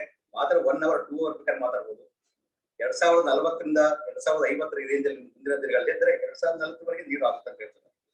ರಿಯಲಿ ಸ್ಟಾರ್ಟ್ ಆಗೋದು 2040ರಿಂದ ನೀರಿನ ಬವಣೆ, ಪ್ರಪಂಚದಾದ್ಯಂತ ನೀರಿನ ಬವಣೆ ಹೆಚ್ಚಿಗೆ ಆಗುತ್ತೆ. ಬಿಕಾಸ್ ಆಫ್ ಪಾಪ್ಯುಲೇಷನ್ ಇನ್ಕ್ರೀಸ್ ಆಗುತ್ತೆ, ಏರಿಯಾ ಇನ್ಕ್ರೀಸ್ ಆಗುತ್ತೆ, ನೀರಿನ ಅವೈಲಬಿಲಿಟಿ ಇಸ್ ವೆರಿ ಲೆಸ್. ಅದರಿಂದ ತಾವುಗಳು ಏನ್ ಪ್ರೆಸೆಂಟ್ ಅವೈಲೇಬಲ್ ಇದೆ ಅಂತ ಕಾವೇರಿ ನೀರು ಇರ್ಬೋದು, ಅಂತರ್ಜಲ ಬಳಕೆ ಬೋರ್ವೆಲ್ ಇರ್ಬೋದು, ಜೊತೆಗೆ ಸಿವಿಯಸ್ ಟ್ರೀಟ್ಮೆಂಟ್ ಪ್ಲಾಂಟ್ ಏನ್ STP ಟ್ರೀಟ್ಮೆಂಟ್ ಪ್ಲಾಂಟ್ ಬರ್ತದೆಯಲ್ಲ, ಈಗ ನಮ್ಮ BWSSB ನಾವು ಈಗ ಅದನ್ನೇ ಮೇನ್ ಒತ್ತುವರಿ ಮಾಡಿದ್ವಿ. STP ಕನ್ಸ್ಟ್ರಕ್ಷನ್ ಮಾಡಿಬಿಟ್ಟು ಸೆಕೆಂಡರಿ ಟ್ರೀಟೆಡ್ ವಾಟರ್ ನ ಬಳಕೆ ಯೂಸ್ ಮಾಡೋದು. For example gardening purpose, washing purpose ಎಲ್ಲ ಯೂಸ್ ಮಾಡ್ತಿದ್ವಿ. ಫಾರ್ ಎಕ್ಸಾಂಪಲ್ ಕಬ್ಬನ್ ಪಾರ್ಕ್ ಅಲ್ಲಿ ಮಾಡಿದ್ವಿ, ಟೆರ್ಷಿಯರಿ ಟ್ರೀಟ್ಮೆಂಟ್ ಎಲ್ಲ ಮಾಡಿದ್ವಿ ನಾವು. ಅದನ್ನ ಇನ್ನು ಮುಂದಿನ ದಿನಗಳಲ್ಲಿ ಈ ವರ್ಷದ government of Karnataka is doing more fund for upgradation of STPs. ಈಗ ಪ್ರೆಸೆಂಟ್ ಏನ್ ಎಕ್ಸಿಸ್ಟಿಂಗ್ ನಮ್ದು STP ಇದಾವಲ್ಲ, ಅದು ಪ್ಯಾರಾಮೀಟರ್ಸ್ ಇನ್ನೂ ಕಡಿಮೆ ಇದೆ. For example NGT central pollution control board and state pollution control board ಅವರು ಇನ್ನೂ ಹೆಚ್ಚಿನ ತರದ ಪ್ಯಾರಾಮೀಟರ್ಸ್ ಏನ್ physical chemical and biological parameter ನ ಇನ್ನೂ ಇಂಪ್ರೂವ್ ಮಾಡ್ಕೊಂಡು ಆ ನೀರನ್ನ ಟೆರಿಷರಿ ಟ್ರೀಟೆಡ್ ನೀರನ್ನ ಮರುಬಳಕೆ, ಇನ್ನು ಹೆಚ್ಚಿನ ಮರುಬಳಕೆ ಎಕ್ಸೆಪ್ಟ್ ಕುಡಿಯೋದನ್ನ ಬಿಟ್ಟು ಎಲ್ಲದಕ್ಕೆ ಯೂಸ್ ಮಾಡಿ ಈ ಅಂತರ್ಜಲ ಬಳಕೆ ಆಗಿರ್ಬೋದು ಅಥವಾ ಕಾವೇರಿ ನೀರಿನ ಒಂದು ಅವಲಂಬಿತವಾದ ಕಡಿಮೆ ಮಾಡಿಬಿಟ್ಟು ಯೂಸ್ ಮಾಡ್ಬೇಕಂತಂದು ನಾವು ಹೆಚ್ಚಿನ ಮುಂದಿನ ದಿನಗಳಲ್ಲಿ ಒಂದು ಮುಂದಿನ ನಾವು ಗುರಿಯಲ್ಲಿ ಇಟ್ಕೊಳ್ತೇವೆ. ಇಷ್ಟು ಹೇಳಿ ನನ್ನ ಅಧ್ಯಕ್ಷರನ್ನು ಮುಗಿಸ್ತೇನೆ. ಧನ್ಯವಾದಗಳು ಸರ್. ನಾವು ಈ ಒಂದು ಜಲಮಂಡಳಿ ಯಾವ ರೀತಿ ಕಾರ್ಯಕ್ರಮ ಹಮ್ಮಿಕೊಂಡಿದೆ ನೀರಿನ ಸಂರಕ್ಷಣೆ ಬಗ್ಗೆ ತಾವು ಸುಲಭವಾಗಿ ಹೇಳಿದಿರ. ಹಾಗಾಗಿ ತಮ್ಮ ಅಧ್ಯಕ್ಷೀಯ ಭಾಷಣದಿಂದ ನಾವು ಏನು ಒಂದು ಮುಂದಿನ ನಡೆ ನಮ್ದು ಏನು ಅನ್ನೋದನ್ನ ನಾವು ನಿಜವಾಗಿ ಕಲ್ತ್ಕೊಳ್ಬಹುದು ಅಂತ ಹೇಳ್ತಾ ಈ ಒಂದು ಕಾರ್ಯಕ್ರಮದ ಅಂತಿಮ ಘಟ್ಟ ಅಂದ್ರೆ ಎಲ್ರಿಗೂ ಈ ಉದ್ಘಾಟನಾ ಕಾರ್ಯಕ್ರಮ ಮಾತ್ರ ಒಂದ್ಸಲಕ್ಕೋಸ್ಕರ ವಂದನಾರ್ಪಣೆನ ನಮ್ಮ ಮಂಡಳಿ ಮಾಧ್ಯಮ ಅಭಿಯಂತರಾದ ಈ ವಿಭಾಗದ ಮೇಡಮ್ ನಡೆಸ್ಕೊಡ್ಬೇಕು ಅಂತ ಕೇಳ್ಕೊತೀನಿ. ಇದು ಆದ್ಮೇಲೆ ಟೆಕ್ನಿಕಲ್ ಸೆಷನ್ ಇರುತ್ತೆ. ಆ ಟೆಕ್ನಿಕಲ್ ಸೆಷನ್ ಯಾರ್ಯಾರು ಅಂದ್ರೆ 15 ನಿಮಿಷ ಬ್ರೇಕ್ ಇರುತ್ತೆ. ಆ ಕೆಳಗಡೆ ಹೋಗಿ ನಾವು 10 ವರ್ಷ ಆದ್ಮೇಲೆ ವಿಶ್ವೇಶ್ವರ ಒಂದು ಪ್ರತಿಮೆನ ಇದು ಮಾಡ್ತಾ ಇದೀವಿ. ಅದು ಅನಾವರಣ ಮಾಡಿ ಕಾಫಿ ಕುಡಿದು ಮೇಲ್ಗಡೆ ಬರೋಣ ಸರ್. ಯಾರ್ಯಾರಿದ್ದಾರೆ ಅಂತ ನಂತರ ಹೇಳಿ.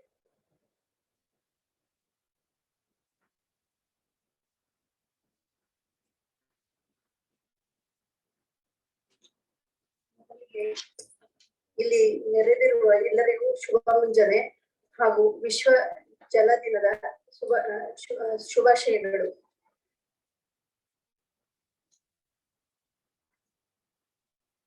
ನೀರು ಪ್ರಕೃತಿಯ ಪ್ರೇರಕ ಶಕ್ತಿಯಾಗಿದೆ. ಈ ಭೂಮಿಯಲ್ಲಿ ಮ್ಯಾಜಿಕ್ ಇದ್ದರೆ ಅದು ನೀರಿನಲ್ಲಿದೆ. ನೀರು ಜೀವನ, ಅದನ್ನು ವ್ಯರ್ಥ ಮಾಡಬಾರದು. ಜನರಲ್ಲಿ ಕುಡಿಯುವ ನೀರಿನ ಬಿಕ್ಕಟ್ಟನ್ನು ನಿಭಾಯಿಸಿ ನೀರಿನ ಬಗ್ಗೆ ಜಾಗೃತಿಯನ್ನು ಮೂಡಿಸುವ ಉದ್ದೇಶದಿಂದ 1993ರಿಂದ ಪ್ರತಿ ವರ್ಷ ಮಾರ್ಚ್ 22ರಂದು ವಿಶ್ವ ಜಲ ದಿನಾಚರಣೆಯನ್ನು ಆಚರಿಸುತ್ತಾ ಬಂದಿದ್ದೇವೆ. ಈ ವರ್ಷದ ವಿಶ್ವ ಜಲ ದಿನದ theme ground water making the invisible visible. ವಿಶ್ವದ ಅತ್ಯದ್ಭುತ ಹಾಗೂ ಸುಂದರವಾದ ವಸ್ತುಗಳನ್ನು ನೋಡಲು ಅಥವಾ ಸ್ಪರ್ಶಿಸಲು ಸಾಧ್ಯವಿಲ್ಲ. ಅವುಗಳನ್ನು ಕೇವಲ ಹೃದಯದಿಂದ ಅನುಭವಿಸಬೇಕು. ಧನ್ಯವಾದವೂ ಸಹ ಅಂತಹ ಒಂದು ಸುಂದರವಾದ ಪ್ರಾರ್ಥನೆಯಾಗಿದೆ. ಈ ಸಂಭ್ರಮ ಆಚರಣೆಯ ಸಂದರ್ಭದಲ್ಲಿ ಕಾರ್ಯಕ್ರಮವನ್ನು ಯಶಸ್ವಿಗೊಳಿಸಿದ ಎಲ್ಲರಿಗೂ ವಂದನಾರ್ಪಣೆಯನ್ನು ಸಲ್ಲಿಸುವ ಸಲುವಾಗಿ ನಾನು ನಿಮ್ಮ ಮುಂದೆ ಉಪಸ್ಥಿತಳಿದ್ದೇನೆ. ಇಂದು ವಿಶ್ವ ಜಲ ದಿನವನ್ನು ಜಲ ಸಂರಕ್ಷಣೆ, ನೀರಿನ ಮಹತ್ವ, ಮರುಪೂರಣೆ, ಮಳೆ ನೀರು ಕೊಯ್ಲು ಇತ್ಯಾದಿಗಳ ಪ್ರಾತ್ಯಕ್ಷಿಕೆ ಇರುವ ಥೀಮ್ ಪಾರ್ಕ್ ನಲ್ಲಿ ಆಯೋಜಿಸುವುದು ಬಹಳ ಅರ್ಥಪೂರ್ಣವಾಗಿದೆ ಎಂದು ಭಾವಿಸುತ್ತೇನೆ. ಈ ದಿನದ ಕಾರ್ಯಕ್ರಮವನ್ನು ಯಶಸ್ವಿಯಾಗಿ ನಡೆಸಿಕೊಟ್ಟ ಎಲ್ಲಾ ಗಣ್ಯರಿಗೂ ಧನ್ಯವಾದಗಳನ್ನು ಅರ್ಪಿಸುವುದು ನನ್ನ ಸೌಭಾಗ್ಯ ಎಂದು ತಿಳಿಯುತ್ತೇನೆ. ಪ್ರಪ್ರಥಮವಾಗಿ ಈ ಕಾರ್ಯಕ್ರಮದ ರೂವಾರಿಗಳಾಗಿರುವಂತಹ ಶ್ರೀ ಡಾಕ್ಟರ್ ವಿಜಯ್ ಸರ್, ಮುಖ್ಯ ವಿಜ್ಞಾನ ಅಧಿಕಾರಿ ಹಾಗೂ ಮುಖ್ಯ ಸಂಶೋಧಕರು KSCST ರವರು ಹಾಗೂ ಜಲಮಂಡಳಿಯ PRO ಶ್ರೀ ಮಂಜುನಾಥ್ ರವರಿಗೆ ನನ್ನ ತುಂಬು ಹೃದಯದ ಧನ್ಯವಾದಗಳನ್ನು ಅರ್ಪಿಸುತ್ತೇನೆ. ವಿಶ್ವ ಜಲ ದಿನದಂದು ಈ ಸಂದರ್ಭದಲ್ಲಿ ಗಣ್ಯರುಗಳನ್ನು ಸ್ವಾಗತಿಸಿ ಸ್ವಾಗತ ಭಾಷಣ ಮಾಡಿದ ಅಪರ ಮುಖ್ಯ ಅಭಿಯಂತರರಾದ ಶ್ರೀ ರಂಗಸ್ವಾಮಿ ಸರ್ ಅವರಿಗೆ ನನ್ನ ವಂದನೆಗಳನ್ನು ಸಲ್ಲಿಸುತ್ತೇನೆ.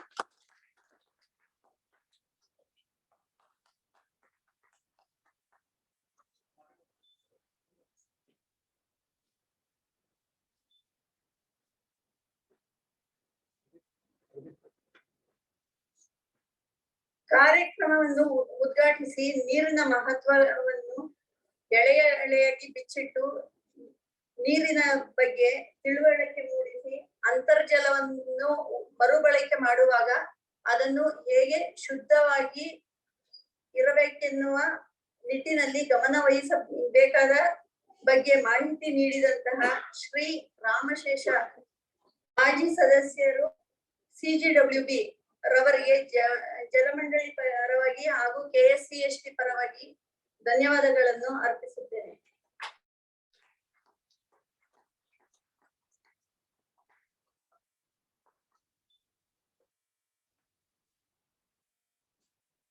ಈ ಕಾರ್ಯಕ್ರಮದ ಸಂಯೋಜನೆಯಲ್ಲಿ ಮುಖ್ಯ ಅತಿಥಿಗಳಾಗಿ ಆಗಮಿಸಿ ನೀರಿನ ಬಗ್ಗೆ ಜಾಗೃತಿ ಮೂಡಿಸುವ ಸಲುವಾಗಿ ಉಪಯುಕ್ತ ಸಲಹೆಗಳನ್ನು ಕೊಟ್ಟ ಶ್ರೀ ಹೇಮಂತ್ ಕುಮಾರ್ ಸರ್, ಕಾರ್ಯನಿರ್ವಾಹಕ ಕಾರ್ಯದರ್ಶಿ KSCST ಅವರಿಗೆ ಬೆಂಗಳೂರು ಜಲಮಂಡಳಿ ಪರವಾಗಿ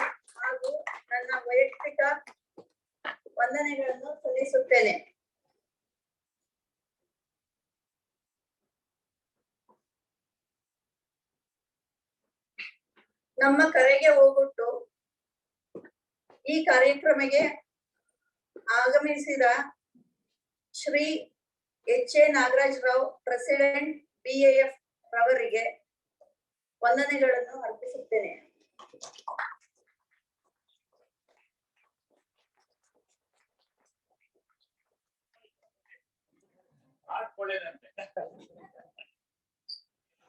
ಇಂಡಿಯನ್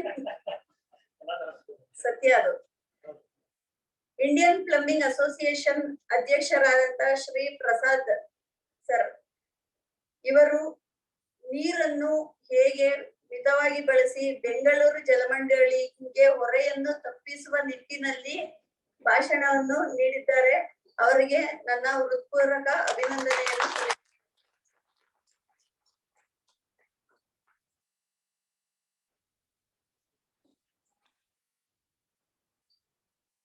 ಈ ಸಮಾರಂಭದ ಅಧ್ಯಕ್ಷತೆ ವಹಿಸಬೇಕಿದ್ದ ನಮ್ಮ ಜಲಮಂಡಳಿಯ ಅಧ್ಯಕ್ಷರಾದ ಶ್ರೀ ಎನ್ ಜಯರಾಮ್ ಸಾಹೇಬರು ಅನಿವಾರ್ಯ ಕಾರಣಗಳಿಂದ ಉಪಸ್ಥಿತರಿರಲು ಸಾಧ್ಯವಾಗಿರುವುದಿಲ್ಲ. ಅವರ ಪರವಾಗಿ ಈ ಕಾರ್ಯಕ್ರಮದ ಅಧ್ಯಕ್ಷತೆಯನ್ನು ವಹಿಸಿದ ಬಿ ಸುರೇಶ್ ಸರ್ ರವರು ತಮ್ಮ ಅಮೂಲ್ಯವಾದ ಸಮಯವನ್ನು ಮೀಸಲಿಟ್ಟು ಇಲ್ಲಿ ಜಲ ಸಂರಕ್ಷಣೆ ಬಗ್ಗೆ ತುಂಬಾ ಉಪಯುಕ್ತ ಮಾಹಿತಿಯನ್ನು ನೀಡಿರುವುದರಿಂದ ಅವರಿಗೆ ಜಲಮಂಡಳಿ ಪರವಾಗಿ KSP ಪರವಾಗಿ ಹೃತ್ಪೂರ್ವಕ ವಂದನೆಗಳನ್ನು ಸಲ್ಲಿಸುತ್ತೇನೆ.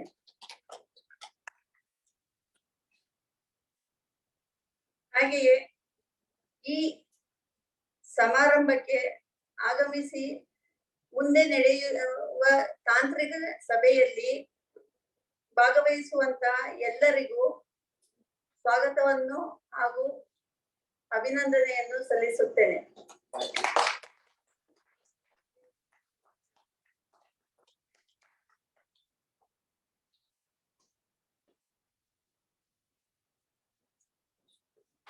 ಧನ್ಯವಾದಗಳು. ತಾವು ಪ್ರತಿಯೊಬ್ಬರಿಗೂ ವಂದನೆಯನ್ನ ಅರ್ಪಿಸಿದ್ರ. ಹಾಗೆ ನಮ್ಮ ವತಿಯನ್ನು ಸಹ ನಿಮಗೆ ವಂದನೆಯನ್ನ ಅರ್ಪಿಸ್ತಾ ಇದ್ವಿ. ದಯಮಾಡಿ ಒಂದು ಸ್ಮರಣಿಕೆಯನ್ನ ತಾವು ಸ್ವೀಕರಿಸಬೇಕು ಅಂತ ಕೇಳ್ಕೊಂತೀನಿ. ಈಗ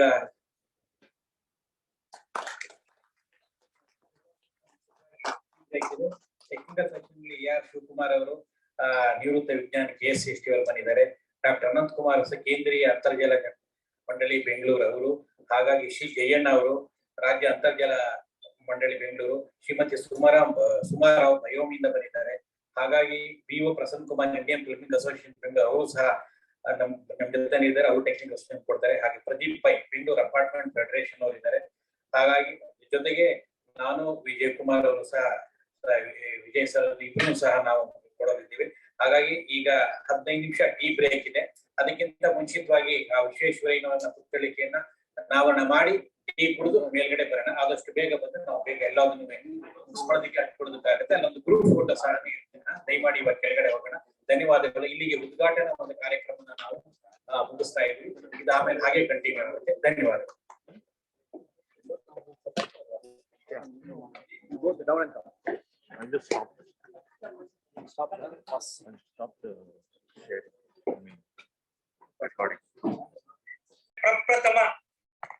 ದೇಶದಲ್ಲಿ ಪ್ರಪ್ರಥಮ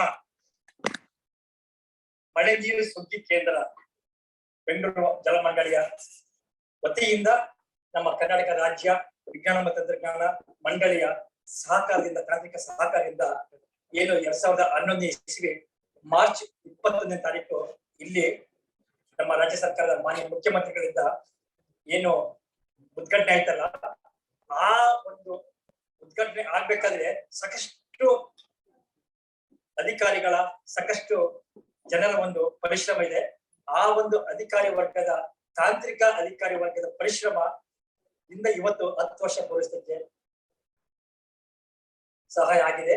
ಈ ಒಂದು ಮಳೆ ನೀರು ಸುದ್ದಿ ಕೇಂದ್ರದ ರೂವಾರಿ ಪಿಲ್ಲರ್ ಅಂತ ಹೇಳ್ಬೋದು ನಮ್ಮ ರಾಜ್ಯ ವಿಜ್ಞಾನ ಮತ್ತು ತಂತ್ರಜ್ಞಾನ ಮಂಡಳಿಯ ನಿವೃತ್ತ ವಿಜ್ಞಾನಿ, ಆಗಿನ ಒಂದು ಮಳೆ ನೀರು ಕೊಯ್ಲು ಕೇಂದ್ರದ ಮುಖ್ಯಸ್ಥರಾಗಿರ್ತಕ್ಕಂಥ ಶ್ರೀ AR ಶಿವಕುಮಾರ್ ಅವರು ಈ ಒಂದು ಟೆಕ್ನಿಕಲ್ ಸೆಷನ್ ನಲ್ಲಿ ಆಗಮಿಸಿದ್ದಾರೆ. ಅವರಿಗೆ ತಮ್ಮೆಲ್ಲರ ಪರವಾಗಿ ಹೃತ್ಪೂರ್ವಕ ಸ್ವಾಗತವನ್ನು ಈ ನಮ್ಮ ವೇದಿಕೆ ಮೇಲೆ ಕರಿತಾ ಇದ್ದೀನಿ. ಶಿವಕುಮಾರ್ ಅವರು ದಯವಿಟ್ಟು ಬನ್ನಿ.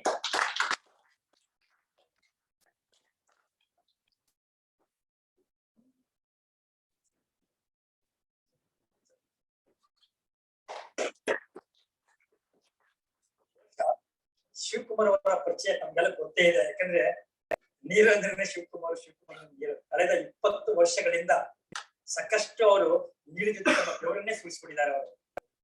ಯಾಕಂದ್ರೆ ಅಷ್ಟೊಂದು ಚಿರಪರಿಚಿತ ಶಿವಕುಮಾರ್ ಅವರು ವಾಟರ್ ಮ್ಯಾನ್ ಶಿವಕುಮಾರ್ ಅಂತಾನೆ ಬಹಳ ಚಿರಪರಿಚಿತರಾಗಿದ್ದಾರೆ. ಅವರ ಒಂದು ಸಹೋದ್ಯೋಗಿ ಪಡ್ತಕ್ಕಂಥ ನಾವೆಲ್ಲರೂ ತುಂಬಾ ಹೆಮ್ಮೆ ಪಡ್ತಾ ಇದ್ದೀವಿ ನಾವು ನಮ್ಮ ACST-ಇಂದನೂ ಮತ್ತೆ ಬೆಂಗಳೂರು ಜಲಮಂಡಳಿ ವತಿಯಿಂದನೂ. ಈ ಒಂದು 10 ವರ್ಷ ಪೂರೈಸಲಿಕ್ಕೆ ಬೆಂಗಳೂರು ಜಲಮಂಡಳಿ ವತಿಯಿಂದ ಸಾಕಷ್ಟು ಜನ ಇದರ ಒಂದು ಬೆನ್ನೆಲುಬಾಗಿ ನಿಂತುಕೊಂಡು ಈ ಒಂದು ಕೇಂದ್ರದಲ್ಲಿ awareness programmes, training programmes, seminars, workshops ಸಾಕಷ್ಟು ಕಾರ್ಯಕ್ರಮಗಳು ಮಾಡಿಕೊಂಡು ನಮ್ಮ ಬೆಂಗಳೂರಿನ ಜನತೆಗೆ ಹಾಗೂ ರಾಜ್ಯದ ವಿವಿಧ ಭಾಗಗಳಲ್ಲಿ ಇತರೆ ಜನಗಳನ್ನ, ಇತರೆ ಇಂಜಿನಿಯರ್ಸ್ ನಾವು ಕರೆಸಿಬಿಟ್ಟು ಅವರಿಗೆ ಒಂದು ಮಳೆ ನೀರು ಕೊಯ್ಲು ಬಗ್ಗೆ ಮತ್ತು ಅಂತರ್ಜಲ ಮರುಪೂರಣದ ಬಗ್ಗೆ ಸಾಕಷ್ಟು ನಾವು ಅವೇರ್ನೆಸ್ ಕ್ರಿಯೇಟ್ ಮಾಡಲಿಕ್ಕೆ ಪ್ರಯತ್ನ ಮಾಡಿದೀವಿ. ಈ ಒಂದು ಎಲ್ಲ ಪ್ರಯತ್ನದ ಈ ಒಂದು ಸರ್ ವಿಶ್ವೇಶ್ವರಯ್ಯ ಮಳೆ ನೀರು ಸುದ್ದಿ ಕೇಂದ್ರದ ಗುರುವಾರಿಯನ್ನು ಕೇಳ್ಬೋದು, ಬೆಂಗಳೂರು ಅಂತ ಕೇಳ್ಬೋದು ಅಂತ ಒಬ್ಬ ಮಹಾನ್ ವ್ಯಕ್ತಿ ನಮ್ಮ ಶಿವಕುಮಾರ್ ಅವರು ಆಗಮಿಸಿದ್ದಾರೆ. ಅವರ ಒಂದು ಈ ಟೆಕ್ನಿಕ್ ಸೆಷನ್ ಅವರಿಂದ ಶುರು ಮಾಡ್ಬೇಕಂತ ನಾನು ಯೋಜನೆ ಹಾಕೊಂಡಿದೀವಿ. 8 ಸೆಷನ್, ಈ ಸೆಷನ್ ಟೆಕ್ನಿಕ್ ಸೆಷನ್ 8 ಸ್ಪೀಕರ್ಸ್ ಇರ್ತಾರೆ. ತುಂಬಾ ಚೆನ್ನಾಗಿ ನಾವು ಇದನ್ನ ಮಿಕ್ಸ್ ಮಾಡ್ಕೊಂಡಿದೀವಿ. ಒಂದು ಸೆಂಟ್ರಲ್ ಗ್ರೌಂಡ್ ವಾಟರ್ ಬೋರ್ಡ್, ಆಮೇಲೆ ಸ್ಟೇಟ್ ಗ್ರೌಂಡ್ ವಾಟರ್ ಬೋರ್ಡ್, ಬಯೋಮೆಯಿಂದ, ಆಮೇಲೆ ಬೆಂಗಳೂರು ಅಪಾರ್ಟ್ಮೆಂಟ್ಸ್ ಫೆಡರೇಷನ್ ಇಂದ ಅವರ ಒಂದು ಯಶೋಗಾಥೆಗಳು, ಜೊತೆಗೆ ಮತ್ತೆ ಇಂಡಿಯನ್ ಪ್ಲಂಬಿಂಗ್ ಅಸೋಸಿಯೇಷನ್ ಇಂದ ಅವರ ಒಂದು ಅರ್ಬನ್ ವಾಟರ್ ಸಸ್ಟೈನಬಿಲಿಟಿ ಬಗ್ಗೆನೂ, ಜೊತೆಗೆ BWSS ಆಕ್ಟ್ ಬಗ್ಗೆನೂ, ಆಮೇಲೆ ನಮ್ಮ KCT ಬಗ್ಗೆ ಈ ತರ ಒಂದು ವಿಷಯಗಳನ್ನ ತಿಳಿಸ್ಕೊಡಕ್ಕೆ ಒಂದು ಒಳ್ಳೆಯ ಒಂದು 8 ಜನದ ಒಂದು ಟೆಕ್ನಿಕ್ ಸೆಷನ್ ನಾವು ಶುರು ಮಾಡ್ತಾ ಇದ್ವಿ. ಈಗ ಶಿವಕುಮಾರ್ ಶುರು ಮಾಡ್ತಾ ಇದ್ವಿ. ಮತ್ತೊಮ್ಮೆ ಚಪ್ಪಳೆ ಮೂಲಕ ಅವ್ರನ್ನ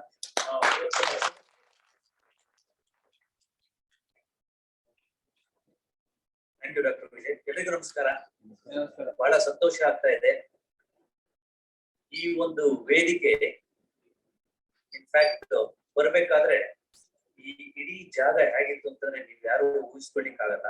ನಮ್ಮ ಜಲಮಂಡಳಿ ಮಿತ್ರರಿದ್ದಾರೆ, ಅವ್ರಿಗೆ ಗೊತ್ತಿದೆ. ಈ ಒಂದು 1.5 ಎಕರೆ ಜಾಗ, 1.25 ಎಕರೆ ಇಡೀ ಬೇಲಿ ಹಾಕಿ ಒಳಗಡೆ ಯಾರು ಬರ್ಲಿಕ್ಕಾಗಿಲ್ಲ, ಅಷ್ಟು ಹುಲ್ಲು ಕಾಡಿತ್ತು. ಅವಾಗ ಬೆಂಗಳೂರು ಜಲಮಂಡಳಿಯ ಚೇರ್ಮನ್ ಆದಂತ PB Ramamurthy requested Shivakumar, can we do something? Because KCST we had done a lot of work on rainwater harvesting and water conservation measures. He requested, can we do something which can be a better use to the Bangaloreans? Then you see that kind of generosity for such a water board in the country was first, and they gave this entire land for the public use, and we created this theme park. We did that thanks to Karnataka State Council for Science and Technology. I have traveled in the KCST Indian Institute of Science for last 38 years, and now I am retired after 38 years. 2.5 years I am already here. Now nearly 40 years I have taken the journey and science, technology, and various other fields. In fact, there are more than around 30 to 40 people who have traveled through the journey on water. I don't want to discuss other projects which I headed in KCST and then here. But let's start with the water journey.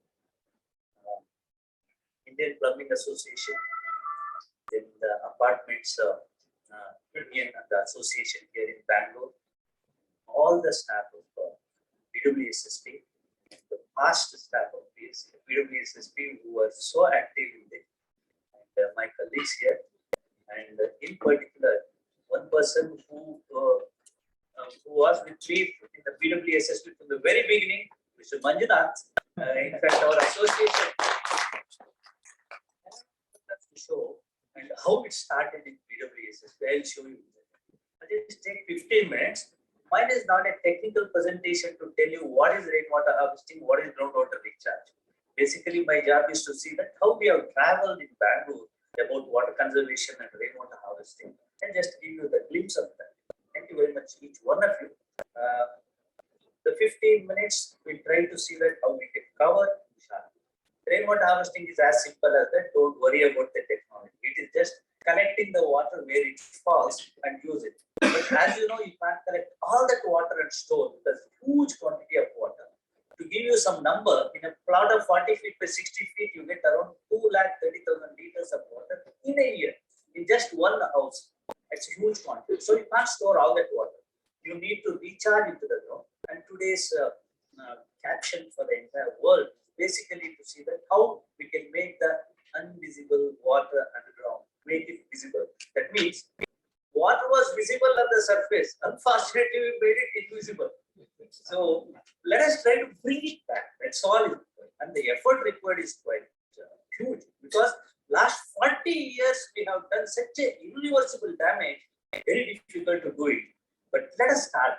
We have already started the journey, and then let us start by recharging into the ground.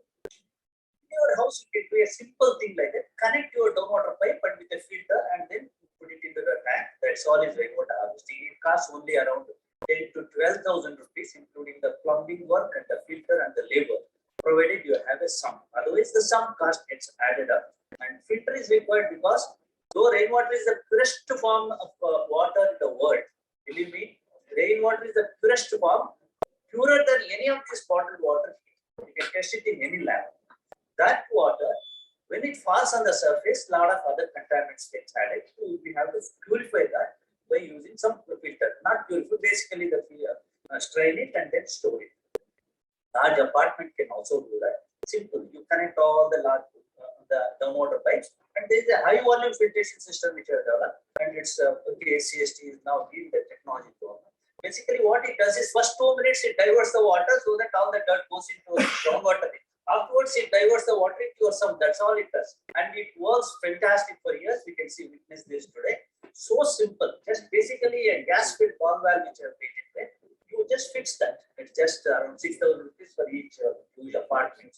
Fix it every time. There is no electricity required, no springs required, and no communication anything. And it's hermetically sealed for years. It goes on. It's called first flush lock and diverter. It just diverts the water for every right, and then puts it into your sump, and you can use that water for all our needs.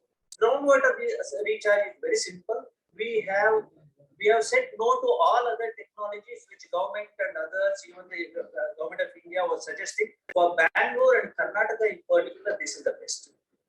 You just dig a hole in the ground, and you have cement rings available all over the countryside and in the city. Put them and then make it well, and allow the water to go into that. If you filter it, allow the water to go into that inside. If you don't filter it, put it outside in the jelly or the whatever the aggregates, it will filter itself and go to the Mother Earth is so thirsty. Millions of liters can go through this fence. These can be 10 feet to 20, 30, 40 feet. Also, they are available, and you can do it in different sizes. Now, the journey starts. One question on that. Shall I take the question after the presentation? Just I will conclude. The journey started in a house in Vijayanagar. 1994, the journey started. Close to 3 decades, 28 years. A house was built in Vijayanagar where 100% of all their needs was met by rainwater, and that foundation we started off. In fact, the journey of this Saurabha. From that day till now, nearly 28 years, not a drop of water. Connection. They don't have borewell water. Not a single tanker has visited. This house is 100% on rainwater from that day till now. Even today, for drinking to everything, they use that water. From then on, the journey started, and then I was part of this one. And this house is owned by a lady in Vijayanagar. Their 2 children, both are married, and they are settled. All 4 are software engineers. And this is my family. I live with them. And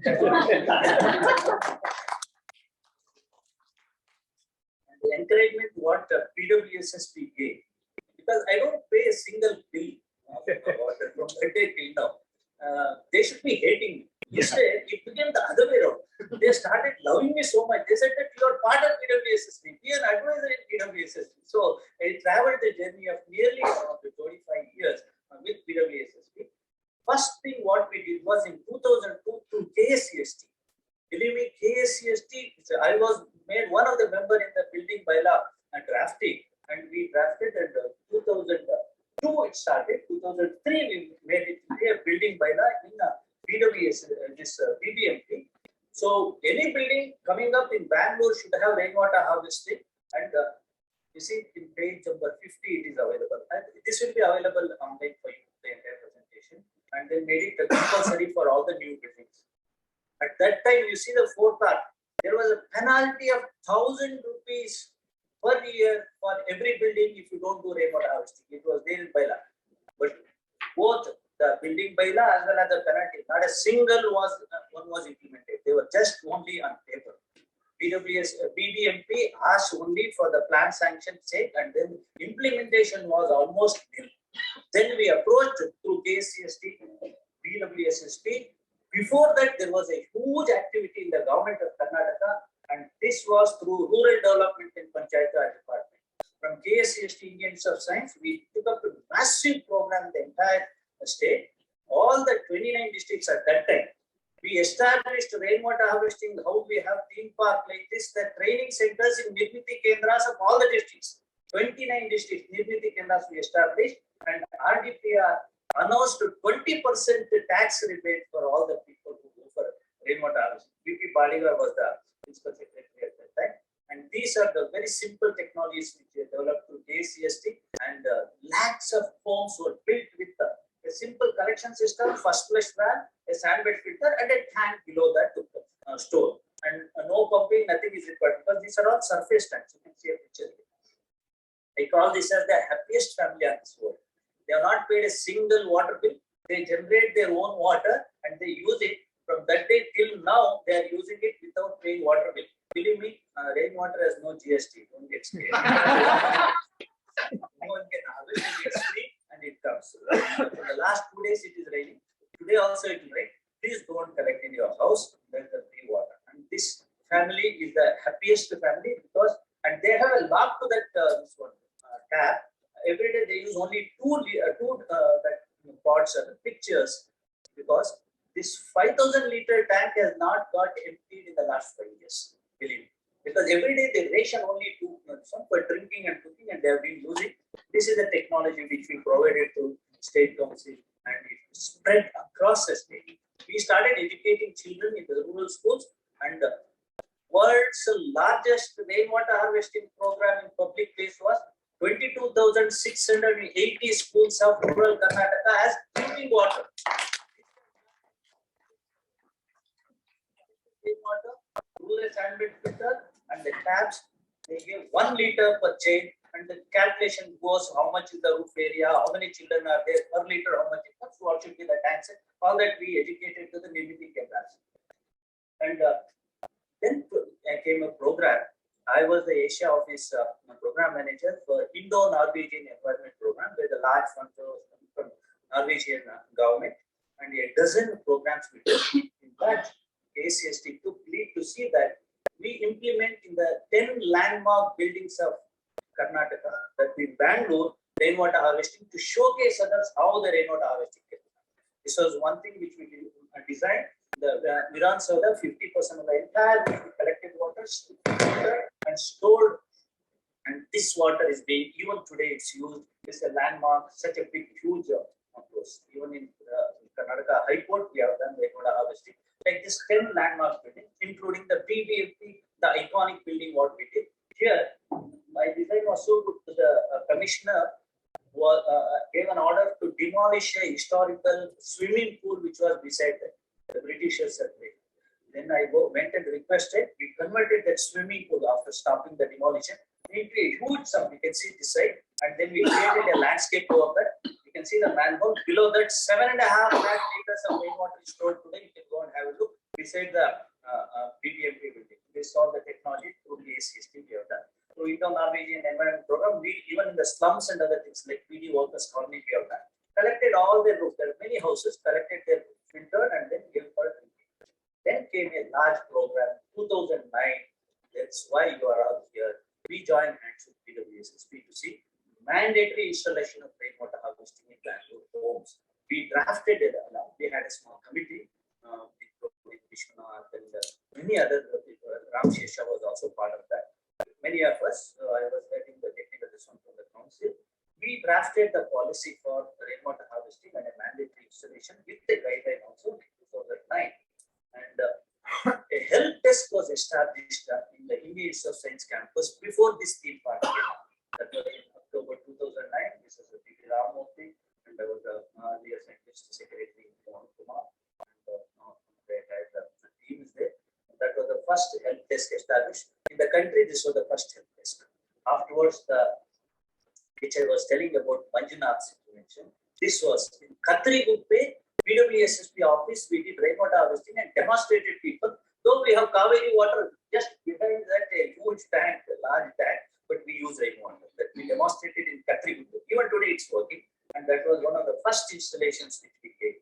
And then the Kaveri.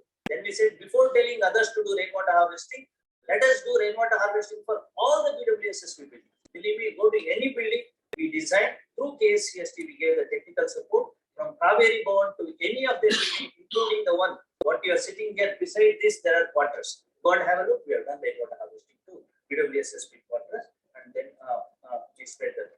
And again, first time in the country, the GLRs, the large tanks which Kaveri water comes to Bangalore and gets stored, and from there it comes to your house. We said that we will not waste that water which is falling out.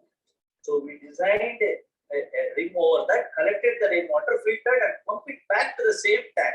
Now what you are getting is not only Kaveri water. Kaveri water blend with the purest form of rainwater in your homes. Unfortunately, success stories, we are not good at packing our own bag. So this kind of and we said that let us not only do in public places and others, but the power of seed, like Chief Minister's home, office, home, where they did rainwater harvesting in Krishna, we did near the Ashoka Hotel, what we see here. And we said that let us have rainwater and then let us give to all the dignitaries who come from foreign or any other minister or even the center. They all drink rainwater in this. And unfortunately, it's not been projected. But most of them don't know what water they drink, but they drink this water. And that's what we have done. Then these are bylaws and other things. I think there's other presentation. We did a meticulous calculation of the last 100 years rainfall data before arriving at a bylaw for BWSSP, how we should go. Plus a guideline, very systematic 80-page guideline which we have written. It's on the website. And this theme park where you are sitting, the foundation stone was laid by the Chief Minister in 2009. That was a landmark in the country. This one, the first rainwater harvesting theme park which came up, and then this is in 2012. A national award was given to this theme park, telling that this is the best water.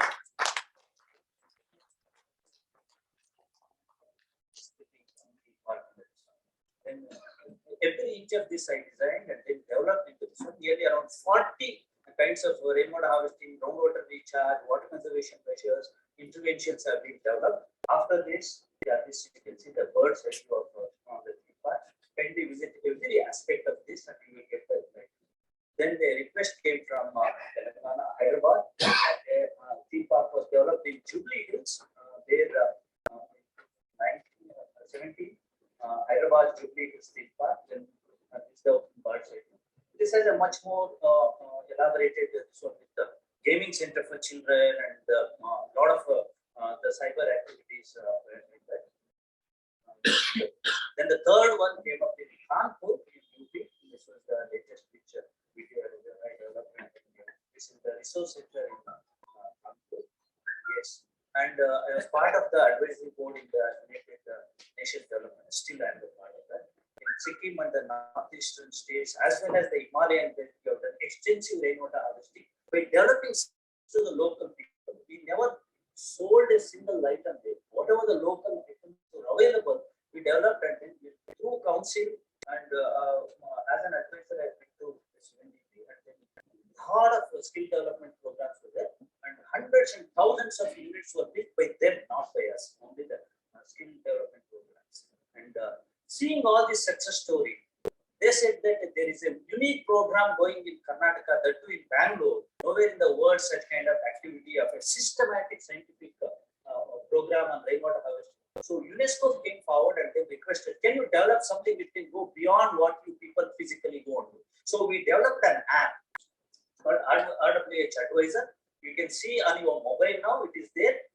This gives tailor-made plan for your house wherever in India, not in only Karnataka.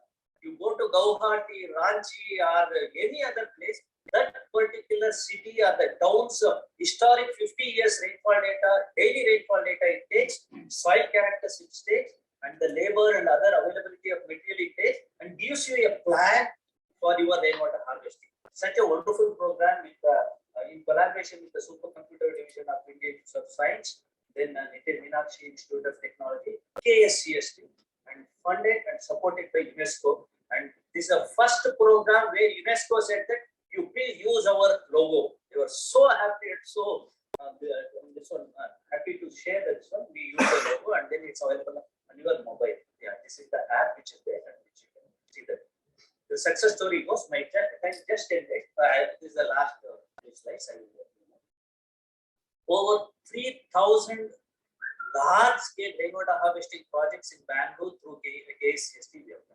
They're all working. Most of them are working. Some of these things are. And over 200,000 homes have rainwater harvesting because of these interventions. What I told you in the last 28 years, this is the journey what we have taken. Thank you very much. My thanks goes to this list. Saurabha, my family, who tolerated all the atrocity of my experiment in my house and then gave to the people. Even today, using of the recycled water of the washing machine to toilet flushing and kitchen water to the garden, they're all tolerating all that, and then it is spread to the this one. Saurabha, my house and my family.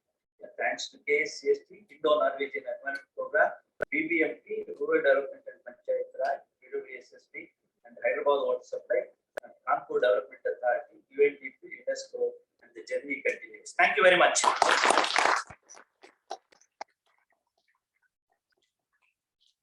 You one or two questions, please. That's the samay illa. ಆಮೇಲೆ ನಂತರ interest time ಅಂತ ಇಷ್ಟಪಡ್ತಾನೆ. Yes, you can ask. ಏನಿಲ್ಲ, ಇದು recharge Wells ಬಗ್ಗೆ ಹೇಳಿದ್ರಲ್ಲ, ಈಗ parks ಅಲ್ಲೆಲ್ಲಾನು ಮಾಡ್ತಾ ಇರ್ತಾರೆ. Yes, sir. ಕೆಲವು ಪಾರ್ಕ್ ಅಲ್ಲಿ ಅಕ್ಕಪಕ್ಕದಲ್ಲೇನೆ ಇವು ಮೀಟರ್ಸ್ ನಲ್ಲೇನೆ ಮಾಡ್ತಾ ಇರ್ತಾರೆ. ಅದು ರಿಕ್ವೈರ್ಡ್ ಇರುತ್ತಾ ಅಂತ? ಹೌದು, actually through council now, because it was 15 minutes per day, I could not give all that one. 700 parks, I myself and my colleagues, we have visited and planned the PBMP for the water harvesting. What you are telling is there are two wells, one beside the other. Unfortunately, most of the contractors don't want to go deeper and spend it. What we told was total volume should be in that. So that's why they built one beside the other 10 feet deep. We have told 10 feet minimum it should be there, so that the foundation or the basement of the neighboring places should not be affected. That's the law in the PWSP what we have drafted. That's how you will see more number of wells one beside that. I hope I can. Now, Saurabha, you said you are using throughout the year the same. Throughout the year, Rainwater is the purest form of water. But what we have observed is after 8 days it starts smelling. no, that's because you are not treated water in a manner by understanding nature. You have to keep water in a jar or without the presence of air. This bottle after 6 months and 1 year, nothing will happen because though the light goes, there is no air inside. They either sterilized water. Whereas in your tank, you see that it is dark and make airtight your sump or water tank. See that it is dark. And before that, when you collect, you should have good filter to filter all the organic matter. Otherwise, So if it is sealed and properly filtered, not seal it, you can make it light proof. The easiest way to check that is when there is no water, you go inside and ask them to close the lid. If it is pitch dark, even without a single ray of light, water can be stored for 1 month, 1 year, 10 years, 100 years, nothing will happen. Because water is colorless, tasteless, odorless, shapeless, there is nothing. no treatment required. No treatment. The groundwater, which is the same rainwater or the sewage which is flowing, went down, and after 100 or 200 years, we are trying that. Do you think it's contaminated? Thank you. Thank you, sir.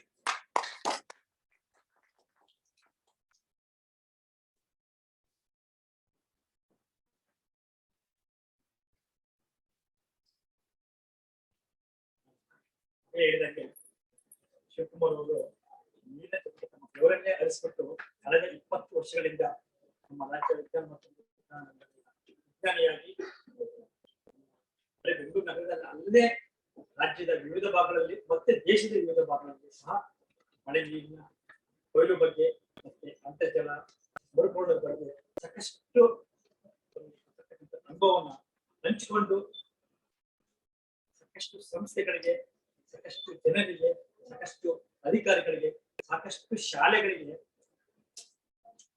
ತಮ್ಮ ಪರಿಶ್ರಮದ ಮೂಲಕ ಮಳೆ ನೀರು ಕೊಯ್ದು ಆರ್ಥಿಕತೆಯನ್ನು almost ನಾವೇನು almost ವಯಸ್ಸು ಪಾಠ ಆ ಮಟ್ಟಕ್ಕೆ ಸಹ ತಗೊಂಡೋಗಿ ಬಹಳ ಪರಿಶ್ರಮ ಮಾಡಿದ್ದಾರೆ. ಜೊತೆಗೆ ಈ ಒಂದು ಮಳೆ ನೀರು ಕೊಯ್ಲು ಸುಗ್ಗಿ ಕೇಂದ್ರದ ದುಬಾರಿ ಸಹ ಹೌದು, ಬೆಂಗಳೂರು ಸಹ 2009 ಇಸ್ವಿಯಿಂದ 11ರಲ್ಲಿ ಈಗ ಉದ್ಘಾಟನೆ ಆಗಿ 2020 ಈ ನಿನ್ನೆ ದಿನಕ್ಕೆ ದಶಮಾಂಶೋತ್ಸವ ಆಚರಣೆ ಮಾಡ್ತೇವೆ. ಈ ಒಂದು ಸಂದರ್ಭದಲ್ಲಿ ಈ ಒಂದು ಕಟ್ಟಡದ ಒಂದು ಛಾಯಾಚಿತ್ರ ಸ್ಮರಣಿಕೆಯಾಗಿ ಬರ್ಬೇಕಂತ ನಾವು ಮಂಜುನಾಥ್ ಅವರು ಮತ್ತು ಬಿಂದು ಮೇಡಮ್ ಅವರು ಸುರೇಶ್ ಅವರು ನಾವು ಇದನ್ನ ಒಂದು ಯೋಜನೆ ಹಾಕೊಂಡು ಈ ಒಂದು ಕಟ್ಟಡದ ಒಂದು ಛಾಯಾಚಿತ್ರವನ್ನೇ ನಾವು ಒಂದು ಮೊಮೆಂಟ್ ಆಗಿ ಒಂದು ತಗೊಂಡಿದ್ವಿ, ಸ್ಮರಣಿಕೆ ತಗೊಂಡಿದ್ವಿ. ಈ ಒಂದು ಸ್ಮರಣಿಕೆಯನ್ನು ನಮ್ಮ ಬೆಂಗಳೂರು ಜಲಮಂಡಳಿಯ ನಮ್ಮ ಬಿಂದು ಮೇಡಮ್ ಅವರು ACST ಮತ್ತೆ BWSST ಪರವಾಗಿ ಹಾಗೂ ನಮ್ಮ ನಿಮ್ಮದ ಪರವಾಗಿ ಈ ದಶಮಾಂಶ ಸ್ಮರಣಿಕೆಯನ್ನು ಕೊಡಬೇಕಂತ ಕೇಳ್ಕೊಳ್ತೇವೆ. ದಯವಿಟ್ಟು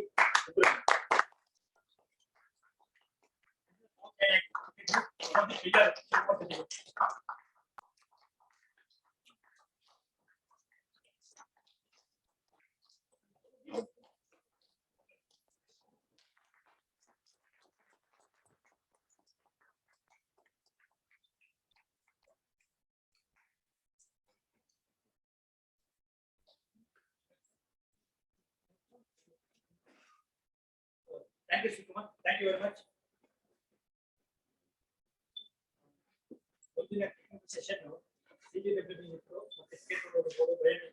ದಯಮಾಡಿ ಇವರ ಒಂದು ಪರ್ಮಿಷನ್ ತಗೊಂಡು ನಾನು ನಮ್ಮ ಬೆಂಗಳೂರು ಅಪಾರ್ಟ್ಮೆಂಟ್ ಫೆಡರೇಷನ್ ಪ್ರದೀಪ್ ಭೈ ಅವರು ವೀಸಾ ಸಲುವಾಗಿ ಅಪಾಯಿಂಟ್ಮೆಂಟ್ ಫಿಕ್ಸ್ ಆಗಿದೆ. ದಯವಿಟ್ಟು ನೀವೆಲ್ಲ ಪರ್ಮಿಷನ್ ಕೊಟ್ಟರೆ ಅವ್ರಿಗೆ ಕೊಡ್ಬೋದಲ್ವಾ? ವೀಸಾ ಹಾಕಿಸ್ಕೋಬೇಕಂತೆ ದಯಮಾಡಿ ಒಂದು 15 ನಿಮಿಷ ಅವರು ತಗೊಳ್ತಾರೆ. ಪ್ರದೀಪ್ ಭೈ ಅವರು ದಯಮಾಡಿ ಬೆಂಗಳೂರು ಅಪಾರ್ಟ್ಮೆಂಟ್ಸ್ ಫೆಡರೇಷನ್ ಟೌನಿಂಗ್ ಕೌನ್ಸಿಲ್ ಮೆಂಬರ್ ಅವರು ನಮ್ಮ ಅಪಾರ್ಟ್ಮೆಂಟ್ ಗಳಲ್ಲಿ ಯಾಕಂದ್ರೆ ನಾವು ಎಷ್ಟು ಸಬ್ಮಿಷನ್ ಹಾಕೊಂಡಿದ್ದೇವೆ, ಟೆಕ್ನಾಲಜಿ ಒಂದ್ ಕಡೆ, ಟೆಕ್ನಾಲಜಿ ಒಂದ್ ಕಡೆ, ಯೂಸರ್ ಒಂದ್ ಕಡೆ. ಆಸ್ ಎ ಯೂಸರ್ ಆಗಿ ಬಳಕೆದಾರರಾಗಿ ಯಾವ ರೀತಿ ನಾವು ಈ ಮಳೆ ನೀರು ಕೊಯ್ಲನ್ನ ಮಾಡ್ಕೊಂಡು ಅಂತರ್ಜಲ ಸ್ಥಿತಿ ಸಹಕಾರಿ ಆಗಿದೆ ಅಂತ ತೋರಿಸಲಿಕ್ಕೆ ಯಶೋಗಾಥೆನೇ ಬಹಳ ಮುಖ್ಯ ಆಗುತ್ತೆ. ನಾವು ಎಷ್ಟೇ ಟೆಕ್ನಾಲಜಿ ಬಗ್ಗೆ ಮಾತ್ರ ಯಶೋಗಾಥೆ ಬಹಳ ಮುಖ್ಯ ಆಗುತ್ತೆ. ಇಂಥ ಒಂದು ಯಶೋಗಾಥೆನ ತಿಳಿಸ್ಕೊಡ್ಲಿಕ್ಕೆ, ಸಕ್ಸಸ್ ಸ್ಟೋರೀಸ್ ತಿಳಿಸ್ಕೊಡ್ಲಿಕ್ಕೆ ಶ್ರೀ ಪ್ರದೀಪ್ ಪೈ ಅವರು ಬೆಂಗಳೂರು ಅಪಾರ್ಟ್ಮೆಂಟ್ ಫೆಡರೇಷನ್ ಕಡೆಯಿಂದ ಬಂದಿದ್ದಾರೆ. ಅವರಿಗೆ ಒಂದು ಸುಸ್ವಾಗತ ಬಯಸ್ತಾ ಇದ್ದೀನಿ. ಮಂಜುನಾಥ್ ಅವರು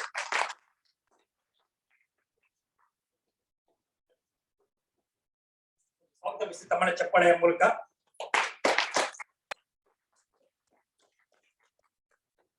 over to Shri Pradeep pi.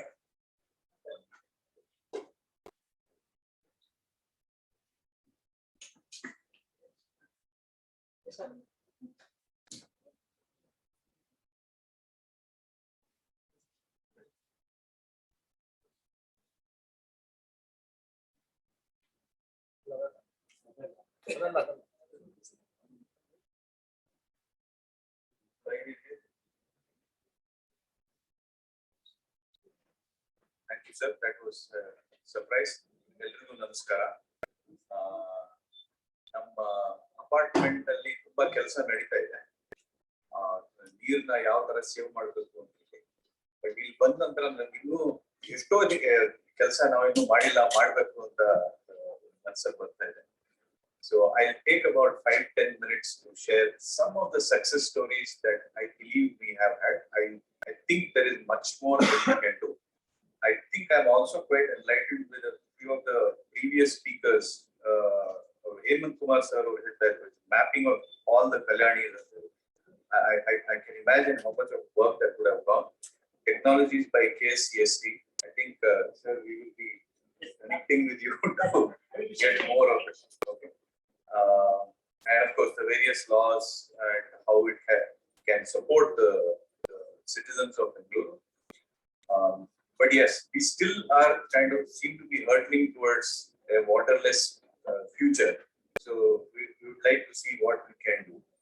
So here is some one or two points which we feel we have contributed when I see the enormity of what is happening and what all the apartment members of Bangalore Apartment Federation have done. Our Nagarendra sir shared with you introduction to Bangalore Apartment Federation. Importantly, it is a body which looks to help apartment, may it be 25 units or 5,000 or 6,000, whatever the number. Bangalore today has got in all ranges. So you can have a very small apartment next to a very large Chandni Ketan or Lakeview or Lakeside Habitat and things like that. But all of them are becoming sensitized to the fact that whether it is power or water, there is a possibility of saving. In fact, we have had many of the apartments which have gone for solar rooftop, but in some sense, I think this is very important to see that making the invisible visible. I think it really makes a lot of sense, and there's a lot of activity that we have planned for our members to become more and more aware of what is expected of them. So I would like to share two successes, and many, but just so that this gathering can get a feel of what has happened. So one of them is Shobha Quartz. In fact, if you see, a lot of these apartments have got terrace spaces where not much is used because there's enough space down, and terraces are kind of considered as unsafe because why should we take that risk and really close it? Of course, they don't lock it because it's a situation which is fire escape. But sometimes you have various pipes running, so it's not very conducive. So here is one such apartment which has had the success of saving almost 3 million liters of water harvested. In fact, for this presentation, I took our Luke sir's support, our Vice President, and the way Sukumar sir said, he also says these words: the purest form of water, and Mother Earth has got tremendous capability to handle. So when I listen to this, I'm kind of becoming more and more motivated to ensure that I keep going around and talking about this to as many of our members as possible, and more are coming. So here is a few pictures which gives you an idea as to how such a large area, for example, 3,000 square meters of terrace space has been converted into a receptacle of sort. And I remember the last picture of Shivkumar sir where there's an inverted umbrella. It's capturing all that water, and we have used it. One important fact that Luke sir said that we should keep informing people is that it has to be spotlessly clean, despite ensuring that muck is taken away. It's important, so I can see that in this picture that's been very well maintained, so that the water collected is usable. And then, of course, the rest of it is fairly simple in terms of bringing it down and getting it filtered and putting it into the thing. So there's probably some water softening and various things that are available. But yes, these are roughly this how it works. So I mean, I can see a tremendous amount of work done at Shobha Quartz to ensure that it goes into the relevant place. And if you have to save 3 million liters of water, I'm sure that must be a very large sum of getting things done.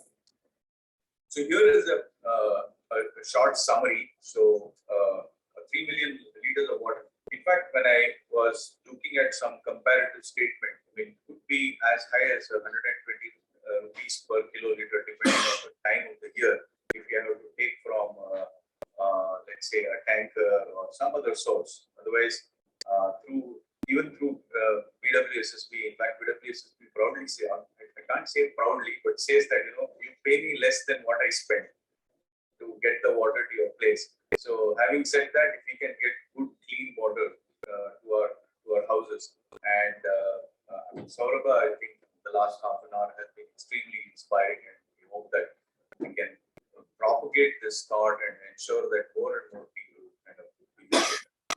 So yes, so this is one success story, and what this means is that there is a lot of opportunity for us to share this information with our members and whoever else is caring to listen. So we have this portal where, as of now, I think more than 6 documents are captured, white papers, which will help people to know how it has happened, what are the things one can do. We'll continue to augment this, and with your support, create more and more place so that people who are running their apartments get an idea of what they can. So the next one is Century Saras, another member of ours. Interestingly, Century Saras doesn't have PWSSB connection. So in some sense, it is a good thing maybe. They are forced to kind of work and become self-sustainable. And so here again, they have gone ahead, not just the rainwater harvesting, they have also gone ahead and done the water aerators. They have tried to ensure as many things as possible to ensure that there is no wastage. So here again, we have part of their system is only about 900 square meters. If I recall right, they have probably another 900 square meters or so of terrace space available. And here again, we've been saving a substantial amount of 11,40,000 meters. I would think it's at least 4 months of usage. Satish?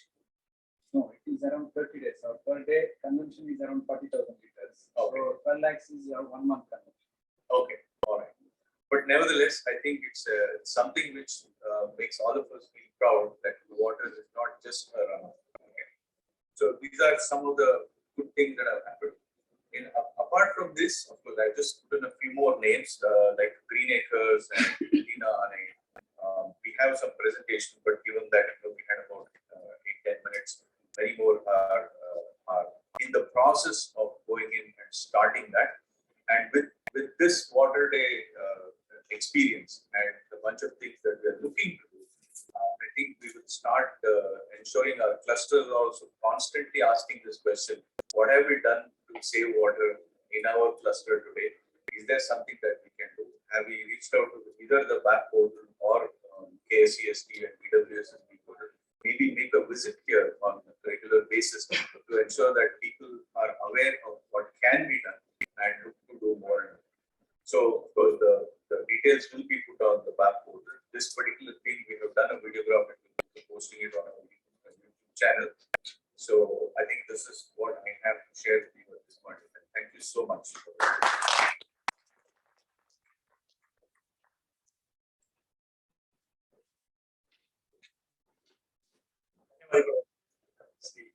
Pradeep Pai ಅವರೇ, ಅವ್ರು ಹೇಳಿದಾಗೆ century Saras Suresh pi ಇದ್ದಾರೆ, ಸತೀಶ್ ಮಾದೇವ್ ಇದ್ದಾರೆ, ಆಮೇಲೆ ನಮ್ಮ ನಮ್ಮ ಹೆಸರು ಮತ್ತೆ ಪ್ರಭು ನಾವೆಲ್ಲ ವಿಸಿಟ್ ಮಾಡಿದ್ವಿ. ನಾವು KCST ನಮ್ಮ ಟೆಕ್ನಿಕಲ್ ಟೀಮ್ ಆಗಿ ವಿಸಿಟ್ ಮಾಡಿದ್ವಿ, 2-3 ಸೆಷನ್ಸ್ ಮಾಡಿದ್ವಿ. ಬಹುಶಃ ಅವರೆಲ್ಲ ಕ್ಯಾರಿ ಮಾಡ್ತಾರೆ, ತುಂಬಾ ಚೆನ್ನಾಗಿ ಅವರು ಮಾಡ್ಕೊಂಡಿದ್ದಾರೆ. ಯಾಕೆಂದ್ರೆ ನಾವು ಎಷ್ಟೇ ಟೆಕ್ನಾಲಜಿ ನಾವು ಹೇಳಿದ್ವಿ, ಎಷ್ಟೇ ಟೆಕ್ನಿಕಲ್ ಪಾಯಿಂಟ್ಸ್ ಹೇಳಿದ್ರು, ಆಸ್ ಎ ಯೂಸರ್ ಬಳಕೆದಾರರಾಗಿ ನಾವು ಯೂಸರ್ ಆಗಿ ನಮ್ಮ ಒಂದು ಲೋಕಲ್ ಅವೈಲಬಲ್ ರಿಸೋರ್ಸಸ್ ಉಪಯೋಗಿಸ್ಕೊಂಡು ನಾವು ಮಾಡ್ತಕ್ಕಂಥ ಒಂದು ಯಶೋಗಾಥೆಗಳಿರ್ತಲ್ಲ, ಅದು ಬಹಳ ಮುಖ್ಯ ಆಗುತ್ತೆ. ಅದಕ್ಕೋಸ್ಕರ ಬೇರೆ ನಿಮ್ಮ ಅಸೋಸಿಯೇಟ್ ಮೆಂಬರ್ಸ್ ಗೊತ್ತಾಗಬೇಕನ್ನೋ ಉದ್ದೇಶಕ್ಕೆ ನಾವು ನಮಗೂ ಸಹ ನಿಮ್ಮ ಅನುಭವ ಹಂಚ್ಕೊಳ್ಳಿಕ್ಕೆ ನಾವು ವೇದಿಕೆ ಸೃಷ್ಟಿ ಮಾಡ್ಕೊಂಡಿದ್ವಿ. ಆದ್ರಿಂದ ಈ ಒಂದು ನಮ್ಮ ನಿಮ್ಮ ಸಂಬಂಧ, ನಮ್ಮ ನಿಮ್ಮ ವಿಶ್ವಾಸ ಹೀಗೆ ಮುಂದುವರಿಯುತ್ತೆ. ಇವತ್ತಿನ ನಾಂದಿ ಆಡಿದೆ ಅಷ್ಟೇ, ಇದೇ ತರ ಮುಂದುವರಿಯುತ್ತೆ ಅಂತ ಹೇಳ್ಬಿಟ್ಟು ನಾವು ಕೇಳ್ಕೊಂಡು ಪ್ರದೀಪ್ ಅವರು ತಮ್ಮ ಅನುಭವವನ್ನು ಹಂಚ್ಕೊಂಡಿದ್ದಾರೆ. ಖಂಡಿತವಾಗ್ಲೂ ಅವರಿಗೆ ನಮ್ಮ ನಿಮ್ಮೆಲ್ಲರ ಪರವಾಗಿ ಧನ್ಯವಾದ ಅರ್ಪಿಸ್ಕೊಂಡ ಮುಂಚೆ ಏನಾದ್ರು 1-2 ಪ್ರಶ್ನೆಗಳಿದೆಯಾ ಬೇರೆ ಮೆಂಬರ್ಸ್ ಕಡೆಯಿಂದ ಏನಾದ್ರು?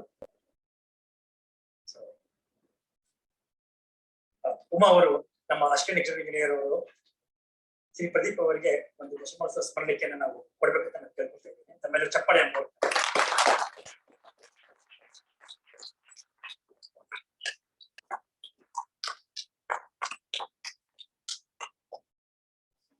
On behalf of Bangalore Water.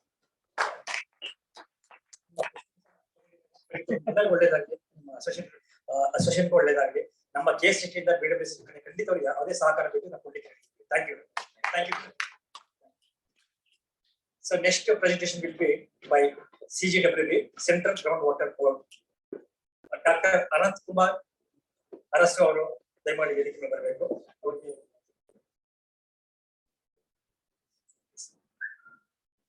ಆಮೇಲೆ ಚಪ್ಪಾಳೆ ಮಾಡ್ಕೊಂಡು ಸ್ವಾಗತ.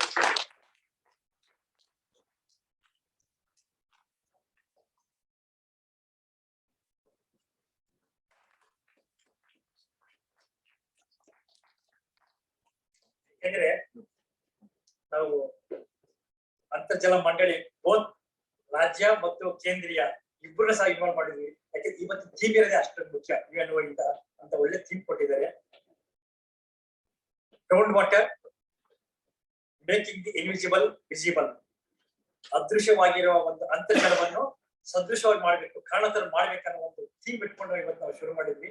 ಈ ಒಂದು ಒಳ್ಳೆಯ ಶುಭ ದಿನದಂದು ನಮ್ಮ ಡಾಕ್ಟರ್ ಅನಂತಕುಮಾರ್ ಅರಸರು ತಮ್ಮ ಅನುಭವವನ್ನು ತಮ್ಮ ಮುಂದೆ ಹಂಚಿಕೊಳ್ಳಿಕ್ಕೆ ಇದ್ದಾರೆ. ಅವರಿಗೆ ವೇದಿಕೆ ಕೊಡ್ತಿದ್ದೀನಿ. ಓವರ್ ಟು ಡಾಕ್ಟರ್ ಅನಂತಕುಮಾರ್ ಅರಸರು, ಪ್ಲೀಸ್.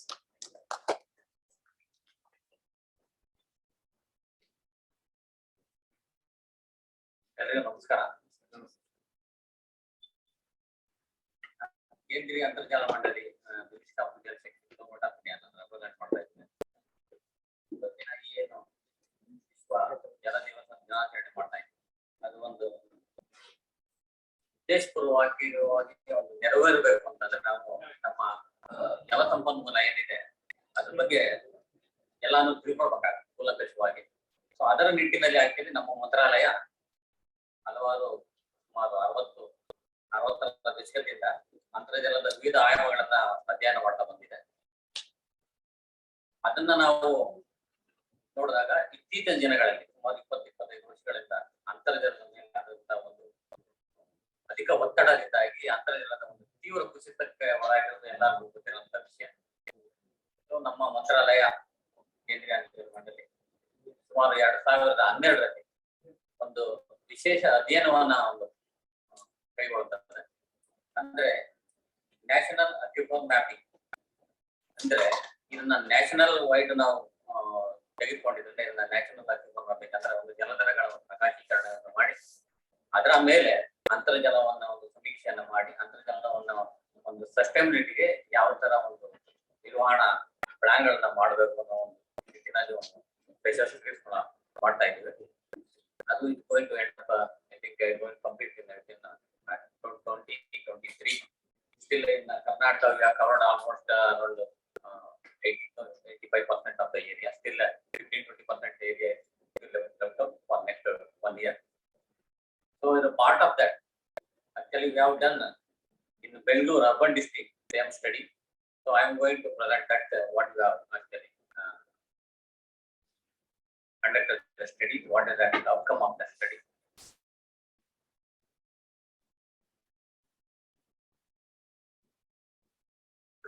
ಇದೆಲ್ಲ ಜನರಲ್ ಆಗಿ ಅಂದ್ರೆ ಗ್ರೌಂಡ್ ವಾಟರ್ ಬಗ್ಗೆ ಏನು ಅಂತ ಎಲ್ಲ ತಿಳಿದಿರುವಂತ ವಿಷಯ. ಜಸ್ಟ್ ಒಂದು ಗಿವ್ ಒಂದು clips of what is the aquifer and what is the ground water. And you know all of aware that yeah, we are actually scientific organization. So this is our basic thing we have to tell wherever you want for presentation and all those things. So type of aquifer. So all are very well acquainted with the type of aquifer. All good here. Unconfined, confined, semi-confined. These are the nature of aquifer. The typical groundwater cycle, water cycle ಅಂತ ನಾವು ಮುಂದೆ ಮತ್ತೆ ನಾವು ಕರ್ನಾಟಕದ ಬಗ್ಗೆ ಒಂದು ಸಾಮಾನ್ಯ ವರದಿ ಯಾವುದೇ ಒಂದು ಸ್ಟಡೀಸ್ ಅನ್ನು ತಗೊಳ್ಬೇಕಾದ್ರೆ ನಮ್ಮ ಮುಖ್ಯ ಒಂದು ಅದರ ಸಾಮಾನ್ಯ ವಿಷಯಗಳನ್ನು ತಿಳ್ಕೋಬೇಕಾಗ್ತದೆ. General ground water what factors influence in ground water ಅಂತ main. So all are know that actually what is the major contribution to ground water rainfall only.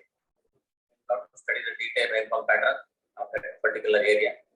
Then if you go for the geography, what may be the land forms and what may be the ಆ ಪ್ರದೇಶಗಳ ಏನು ವೈಶಿಷ್ಟ್ಯ ಇದೆ ಅದನ್ನು ಕೂಡ ನಾವು ಕೂಲಂಕಷವಾಗಿ ನೋಡಬೇಕಾಗ್ತದೆ. Next drainage. ನಮ್ಮ ಮಳೆಯ ನೀರನ್ನ ಭೂಮಿಗೆ ಒಂದು ಕಳಿಸೋತಕ್ಕಂತ ಒಂದು ಕ್ರಿಯೆಯಲ್ಲಿ ಈ ಏನು ಡ್ರೈನೇಜ್ ಪ್ಯಾಟರ್ನ್ ಇದೆ that will play major role. So based on the drainage pattern how much percentage of contribution of rainfall to the groundwater will be dependent upon. Then automatically ಎಲ್ಲರಿಗೂ ಗೊತ್ತಿದೆ soil. Topmost layer of the soil that most important. Soon after you are receiving the rainfall, what may be the percentage of rainfall can go immediately in that particular area. That depends on fully what may be the soil conditions, what will be the type of soil, everything. And automatically groundwater where it's available within our surface. That depends on geology. What may be the rock formation, how it is formed, and what is the nature of that formation. How it is having the capacity to hold the water and to transport the water. Geology. I told the rainfall pattern is most important. You have to study the rainfall pattern of that particular particular area. To know what is the percentage of contribution there. So this is the most general rainfall pattern of the Karnataka. I'm not going to in full detail. Normal rainfall, you know that 1,000 around 1,100 millimeter. It may minimum around 500 to even 4,000 millimeter also is there. Standard distribution of rainfall in Karnataka. And if you go to physiography, you know that actually in Karnataka, some 4 types of typical physiography is there. Coastal Karnataka is there, Malnad region is there, northern plate, southern plate. The physiography is playing the main role. Not you know that maximum rainfall is heavy, but still their water scarcity also is there for a part of the year. Coastal we are getting much more rainfall, but there also is a scarcity of water there. But in the northern plate and the southern plain area, they are actually not much more than rainfall, but somehow very good aquifer systems are there. But still, in other hand, some scarcity of groundwater also is there. This is a typical drainage pattern of the Karnataka.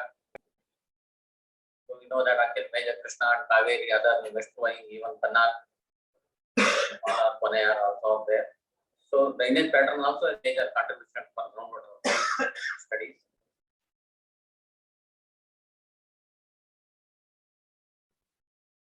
Soils, once again, same thing. With different pattern of soils are there. Black cotton soils are there, red sandy soils are there, lateritic soils are there. So depending on the nature of the soil, how much percentage of water is going to filtrate, that we can come to know that what will be contribution to groundwater. So finally, geology. This is typical geology of Karnataka. Maximum is ground. Our granitic gneiss is the maximum area is coverage. Next to that, it will become basalt in northern part of Karnataka. And some other geology also is there, but not much percentage. Overall, combining all these factors, this is the hydrogeology of Karnataka. You noted exactly in Karnataka, hard rock terrain, you know, fully 100% is hard rock only. So where you are getting hard rock, the groundwater is only in a phreatic aquifer and fractured aquifer. Phreatic aquifer is the where we are getting the water from weathered zone. That is the where our earlier dead wells are located. And fracture means nowadays what we are getting in the deeper zones. That is an fracture zone. Based on that, we have done so many exploratory borewells drilled in both the aquifers, got the information. So what may be the aquifer's behavior and what may be the water table behavior with both the phreatic and fractured aquifer, and what may be the quality also. And in addition to that, what may be the range of their chemical constituents based on all this, and even percentage of yield of the borewell, and what is the formation. So, on availability of fractures, based on all these information, we have made a Karnataka. So, based on that, there are 4 typical aquifer systems are there. So, based on that, we have find out the yield map also. Less than 1 year case and more than 5 year case and more than 5 year case. Based on all information, we have this map. As I told already, typical aquifer systems in Karnataka, around 9 major aquifers are there.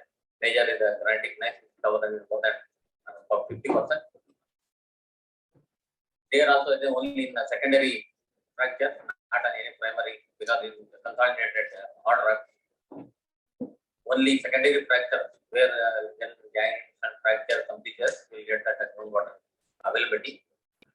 And in a way that basalt is also there, northern part of some of the district, and some other aquifers, some limestone, some parts of granite in southern Karnataka, typical hydrological units of the typical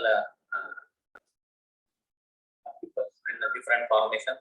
This is the section showing that how the groundwater will be. And if you talk about the shallow aquifer, what I told in the weathered zone, we will get a phreatic aquifer.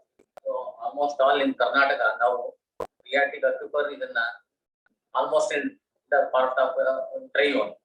But still we are having some phreatic zone aquifer, especially in coastal Karnataka and Malnad region.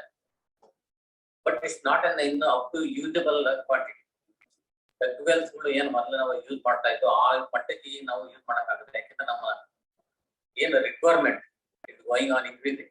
So whatever the yielding capacity of that pediatric aquifers structures, that is dug well, are not able to provide that much of quantity of water. That's why they are actually absolutely they have gone out of the usage. All the people are sitting to our fractured no. That also construction very easily and latest technology is also there supporting that one.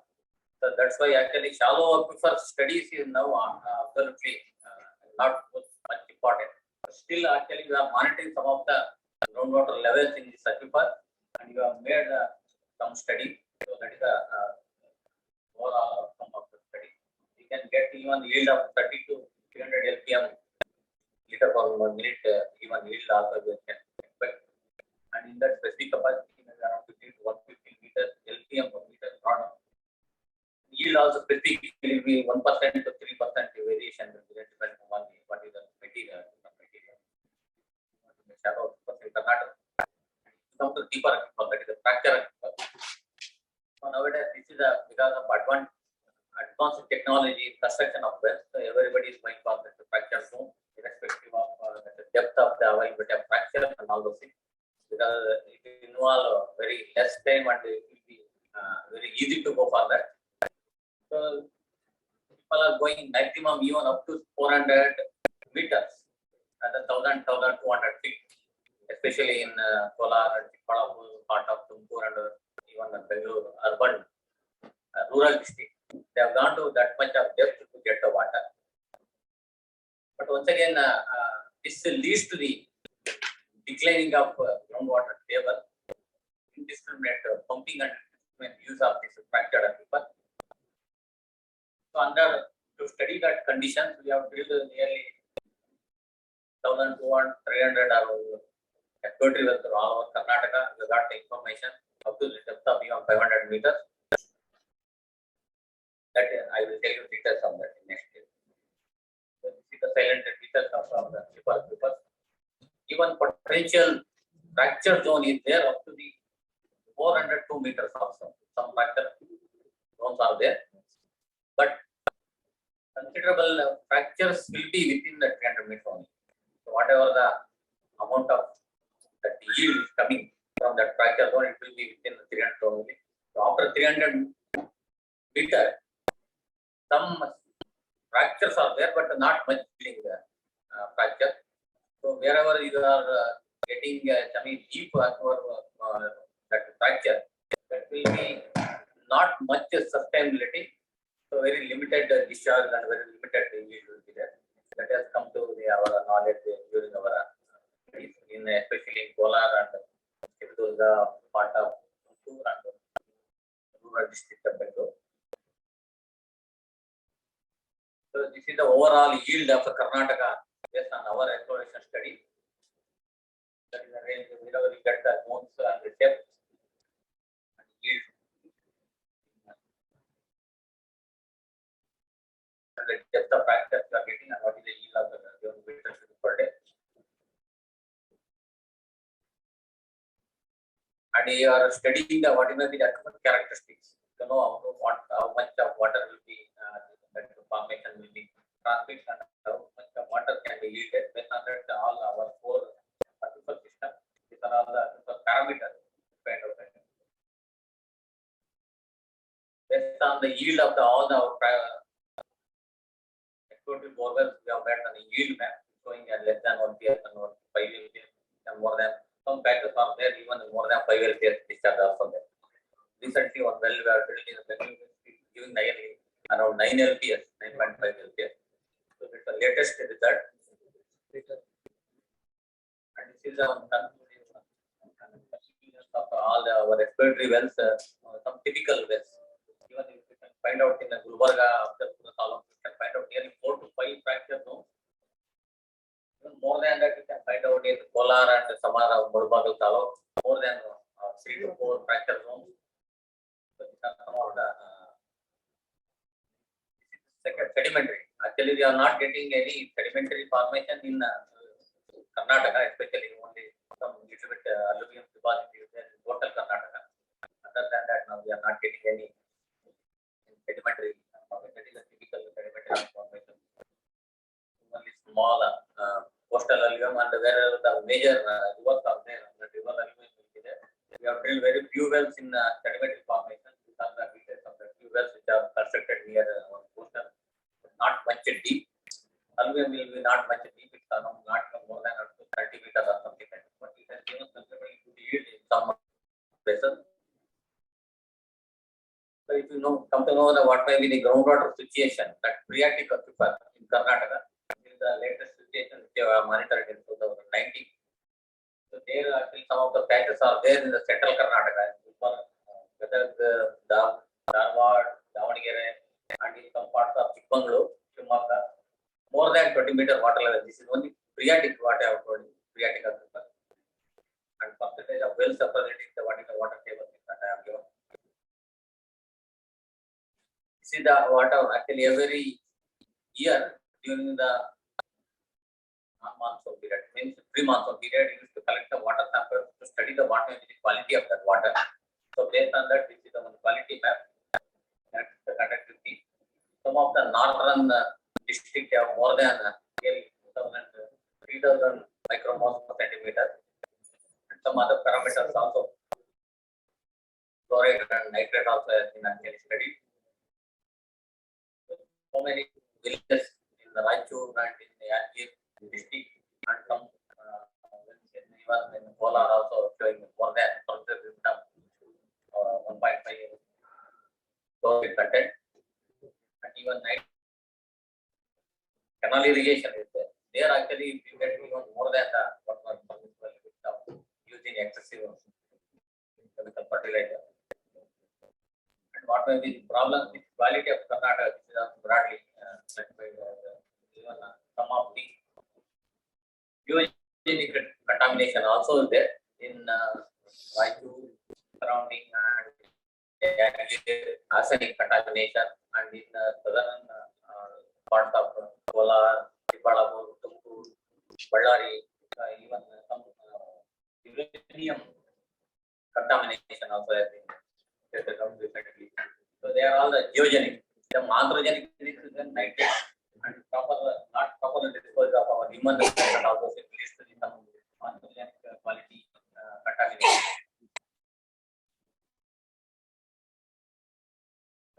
Finally, on all this, we come to end of the how to estimate the groundwater. Recent estimation as on 2020, we have estimated the groundwater availability in the Karnataka. Based on that latest, whatever 232 taluks, new taluks. So we have got nearly 52 taluks are overexploited, where actually groundwater development exceeds the 100%. But still, some of the 135 taluks are in safe, that is less than 70% development is there. Wherever the overexploited, they are limited to southern Karnataka, central Karnataka. Even coastal Karnataka was still in safer spot, and northern Karnataka also in safer spot. So this is the groundwater estimation of the latest 2020. So all this thing with what are latest studies I told, that is an NACUM studies. What may be the I think NACUM importance means you have to study all these parameters and concluding the quantity and quality of sustainability of the groundwater. That will be the main aim of our NACUM study. So we come to Bangalore urban district. The study has been taken up in 2 years back, and still part of the study is going on. So this is the some general information. So as I told us, to study the details of the groundwater, we have to study the drainage pattern and the BAF Water. So as for the drainage of Bangalore, you know that is actually old Bangalore. That is the old our corporation Bangalore, actually situated on a water divider. That all our drainage system, that is Kaveri drainage system, is running in the northwest direction, and north to east as the Panaya, what we are calling in Tamil Nadu, and here is the south of Bangalore. That is the drainage basin. Totally, whatever the earlier old Bangalore is situated on the, that is mold, what we can say. That is actually drainage, where there won't be much richer as far as concerned, but recently, you can find out the next slide. I will tell you the phreatic zone where our old Bangalore is there. That is very shallow. Even the 5 meter, 10 meter deep also water level is there. Because of stagnant of water, which is leaking or which is contributing this from our all sewages. So still the central part of the Bangalore, we are getting very shallow water level. If you go to peripheral of the urban district, very deep water levels are there. Even more than even 75 meters of water levels also there. That I will tell you. So this is the most rainfall pattern of our Bangalore urban district. We will get around 930 to 950 average annual rainfall of the district. So rainy days also there. You can see even some of the both the northeast and southeast monsoon are very much contributing to groundwater. Then if you come to the usage of land, you can see center of the Bangalore urban district is fully built up area, that is the Bangalore BVMP area. The peripheral area still is the agricultural is dominating. If you come to geology, major geology is granitic type, some part is granite is also there. And in that some typical marble schist or granite, some granite, some minimum quantities are also there. So these are the wells points where we are drilled and where we are monitoring the water level in Bangalore urban district. So based on the data we have collected from groundwater exploration, this is the one weather dome picture, that is the first aquifer what I told. So this is the thickness of that aquifer. Anyway, it's not in usage, but still some of the quantity of the water is there. So based on that, actually thickness of that aquifer has been actually find out. Based on the data, you can see the northern part is more than 50 meter thickness also there. And even center part, major part of this thing is around 20 to 30 meter thickness phreatic zone, that is the weather zone. And in the column you can see what is the range of this weather zone. So if you come to the water levels, this is the phreatic, that is the weather zone water level. You can see that not maximum more than I think 7 meter water level is there, but still that is not an accurate pattern actually representing the water level, because you know that is peripheral area is going nearly fractured zone more than 70 meter water level. But center of the where our city is located, there actually very shallow water level is there. But that may be due to the seepage of sewage and other any groundwater is not much extracting from that zone. That's why that water level still is less than 8 meter maximum. See the decadal last 10 years water level of the fractured aquifer. That is a deeper.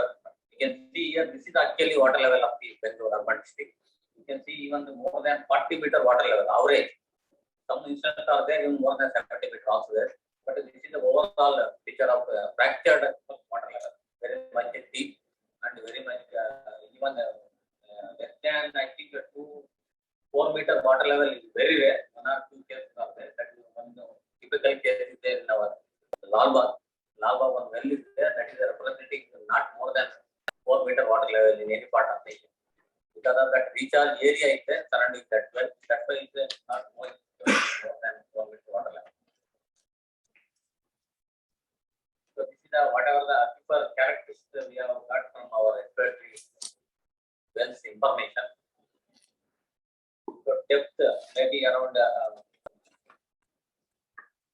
recommendable depth, I think 120 meter. Maximum we have gone to 350 also, but usually maximum factors will be available within that 120 to 150 meter. And yield maybe 6 to 12 LPS or 12 meter cubic per hour is there. Even if you tell by LPS, it will go up to nearly 9 LPS meter also is there.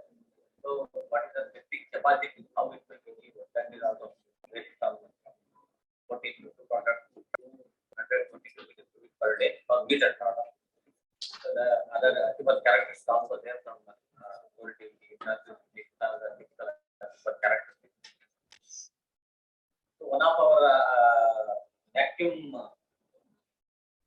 idea is there to represent to show how our aquifers are mapping. So this is the one section we are taken in Bangalore. I think north, west to south, east direction. If you take that, this is the because where you are getting a light blue color, that is the fractal zone, and fractal zone thickness. So considerable thickness is there in that direction. And if you do below on the north, east to south, west direction, also some considerable depth of the fractal zone is there. But anyway, it will be order of terrain. It will definitely more complexity will be there. But still, there you have got that section, that is a disposition of the aquifer. The other way of disposition of our aquifer is a 3D model. Here also what may be the thickness and what may be the thickness of both the weathered aquifer and structured aquifer formation. These are some presentation of different forms. That was 3D presentation. So overall, details we have drilled wells in Bangalore. This is the conclusive rate. That is 100 to 150 meters. 30% of the wells are in the granitic gneiss yielding very good yield. Even in granitic region, also some wells are yielding very good yield. But if you go deeper, the percentage of yield getting is very much considerably low. Once again, the quality. This is the easy that quality has been studied. So diameter of that circle will be shows that how much is easy there. Even if it goes up to 3,000, 255 micromoles, also in there some of the parts of the city and even the urban district. And this is the distribution of fluoride and nitrate. Considerably, fluoride and nitrate are very high in our industrial area, especially whatever in Kenya and even Bangalore and Anekal region, very high capacity of contamination. Total on for all information, including we have prepared on this fractured map. Wherever we are getting the yield and based on that also we have made the map, the quality of the water and water levels, including all we have made on the mapping of fractured aquifer. Once again, if you come to the estimation of Bangalore district, latest 220, this is the estimation. You can find out the minimum. Bangalore South Taluk is going 101, but all are going more expected, more than 100% groundwater expansion. So we have suggested some plans to mitigate this, whatever the problems we have faced. So that is wherever all over expected only in Bangalore. For that we also go for, as we have told already, revitalization of water bodies. Whatever we are, so Bangalore is famous for all the tanks earlier. Nowadays some tanks are disappeared. But still, lot of scope is there to renew that all the water bodies and get more filtration better. So these are some of the management plans that we have proposed both in supply side and demand side. Addition to that, we have proposed even an artificial master plan also. There also we have suggested based on the availability of the rainfall to recharge. We have proposed some of the artificial recharge structures also in urban area, not in exactly in the BBMP area. So if we come to that quality after, we know that all the Rishpavati river is how much the polluted, that also has been proposed for regenerate and to get the NGT, National Green Tribunal has suggested to go for that polluted has to be cleared within some limited period. They have imposed on BBMP that has to be taken up for reviewing the quality of the water. And some of the tanks have been taken up for Bangalore Lake and Agra Lake that has been taken up. One of the two lake has been implemented by the NGO. A very good implementation was there in that lake. So this is the area of proposed for artificial recharge for our rural area. These are the, I told what are the numbers of the proposed structures. So these are the already been told that rainwater harvesting, what may be the idea behind that. So these are some of the projects we have taken up along with our technical support to the university. We have taken up even some of the some of the that you have to go for the whatever the NGT guidelines and whatever the Karnataka State Groundwater Authority has imposed some of the restrictions that has to be followed. So yeah, already earlier suggested that usage of grey water, that's the most important in Bangalore nowadays. That has to be go for secondary, tertiary treatment, and that will be used for non-domestic purpose. All our management plans has been proposed for particularly our peripheral area and as well as our BBMP area. For peripheral area, what may be the agricultural plans we have proposed? I think that the shortage of this last some of the flights have been costly removed. Thank you very much. Any questions or anything?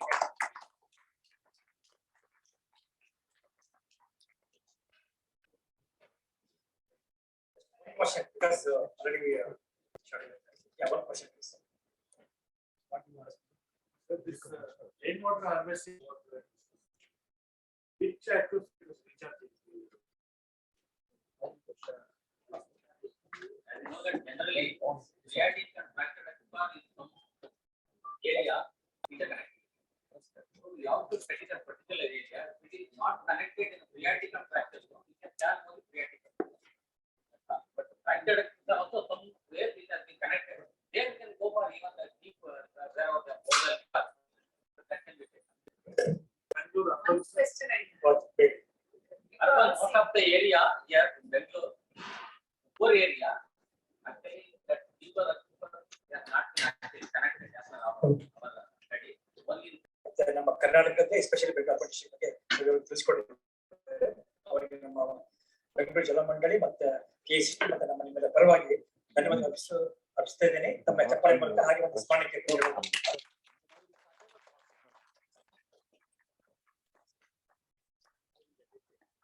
Thank you very much.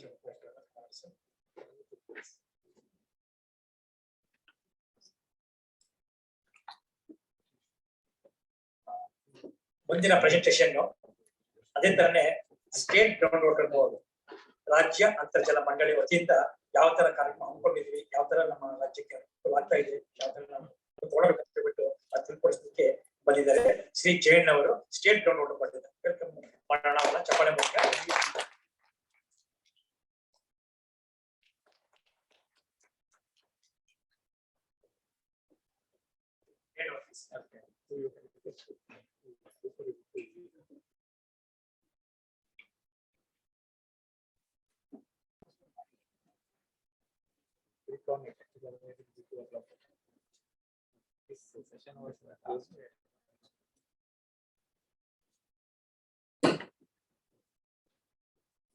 ಎಲ್ರಿಗೂ ನಮಸ್ಕಾರ. ದಿನ ತುಂಬಾ ಸಂತೋಷವಾದ ದಿನ. ಯಾಕೆಂದ್ರೆ ನಮ್ಮ ಕರ್ನಾಟಕದಲ್ಲಿ ಹಾಗೇನೆ ಇಡೀ ವರ್ಲ್ಡ್ ವಾಟರ್ ಡೇ ಅನ್ನ ಆಚರಣೆ ಮಾಡಬೇಕಂತ ಹೇಳಿ ಇದಾಗಿದೆ. ಸೊ ಯಾವುದೇ ದಿನಾಚರಣೆಗಳನ್ನು ಆಯಾ ರಾಜ್ಯಕ್ಕೆ ಆಯಾ ದೇಶಕ್ಕೆ ಸೀಮಿತಗೊಳಿಸ್ತದೆ.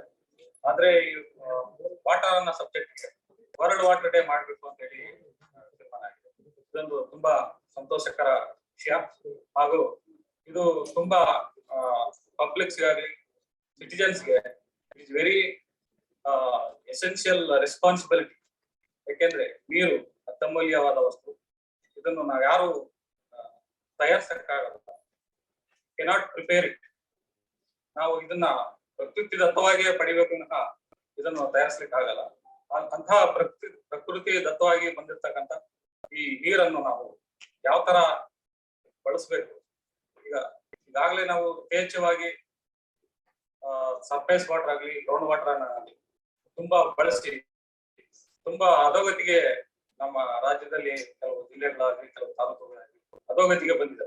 ಹಾಗಾಗಿ ಇಂತಹ ಒಂದು ಸಬ್ಜೆಕ್ಟ್ ಅನ್ನ ಎಲ್ಲಾ ಕಡೆ ನಾವು ಇಂತಹ ಫೋರಂ ಅಲ್ಲಾಗ್ಲಿ ಅಥವಾ ಪಬ್ಲಿಕ್ಸ್ ಅಲ್ಲಾಗ್ಲಿ ಅಥವಾ ಶಾಲಾ ಕಾಲೇಜುಗಳಲ್ಲಾಗ್ಲಿ ಹಲವಾರು ಕಾರ್ಯಕ್ರಮಗಳನ್ನು ಹಮ್ಮಿಕೊಂಡು ಸಾರ್ವಜನಿಕರಿಗೆ ಅಥವಾ ನಮ್ಮ ಯೂತ್ಸ್ಗೆ ಎಸ್ಪೆಷಲಿ ಅವರಿಗೆ ಒಂದು ಮನವರಿಕೆ ಮಾಡಿಕೊಟ್ರೆ ಈ ನೆಲ ಮತ್ತು ಜಲವನ್ನ ಸೇವ್ ಮಾಡುವಂತಹ ಜವಾಬ್ದಾರಿ ಅವ್ರಿಗೆ ನೀಡಿದ್ರೆ ಒಳ್ಳೇದು ಅಂತ ಹೇಳಿ ಭಾವನೆ.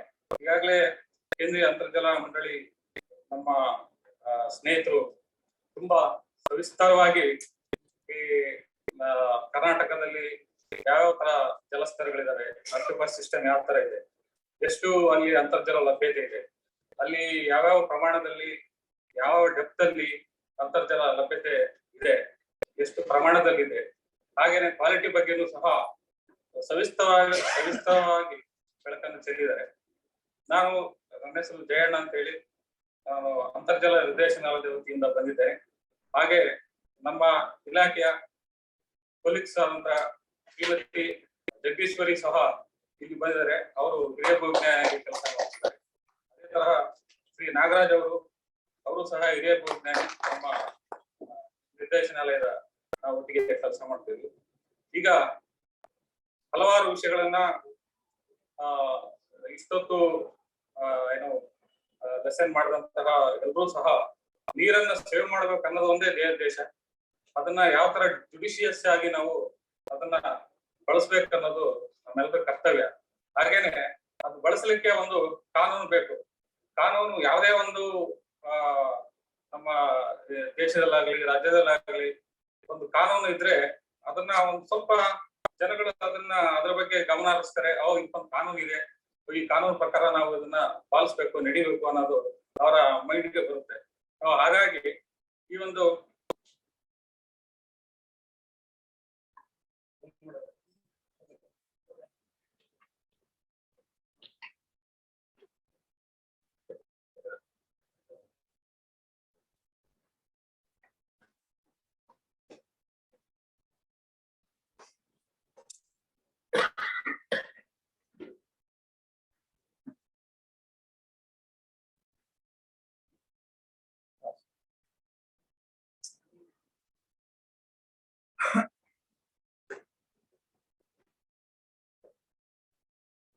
ನಮ್ಮ ಇಲಾಖೆ ಮೊದಲು it was part of mines and geology. Mines and ಜಿಯಾಲಜಿಯಿಂದ ಬೇರ್ಪಟ್ಟು ಸಪರೇಟ್ ಗ್ರೌಂಡ್ ವಾಟರ್ ಡೈರೆಕ್ಟರೇಟ್ ಆಗಿ ಎಸ್ಟಾಬ್ಲಿಷ್ ಆಗಿದೆ. ಸೊ ಈ ಡೈರೆಕ್ಟರೇಟ್ ಅಲ್ಲಿ all 30 districts are working in the district level as a head of the office is senior geologist. In the state level, director is the department head. This is the current picture of your organization.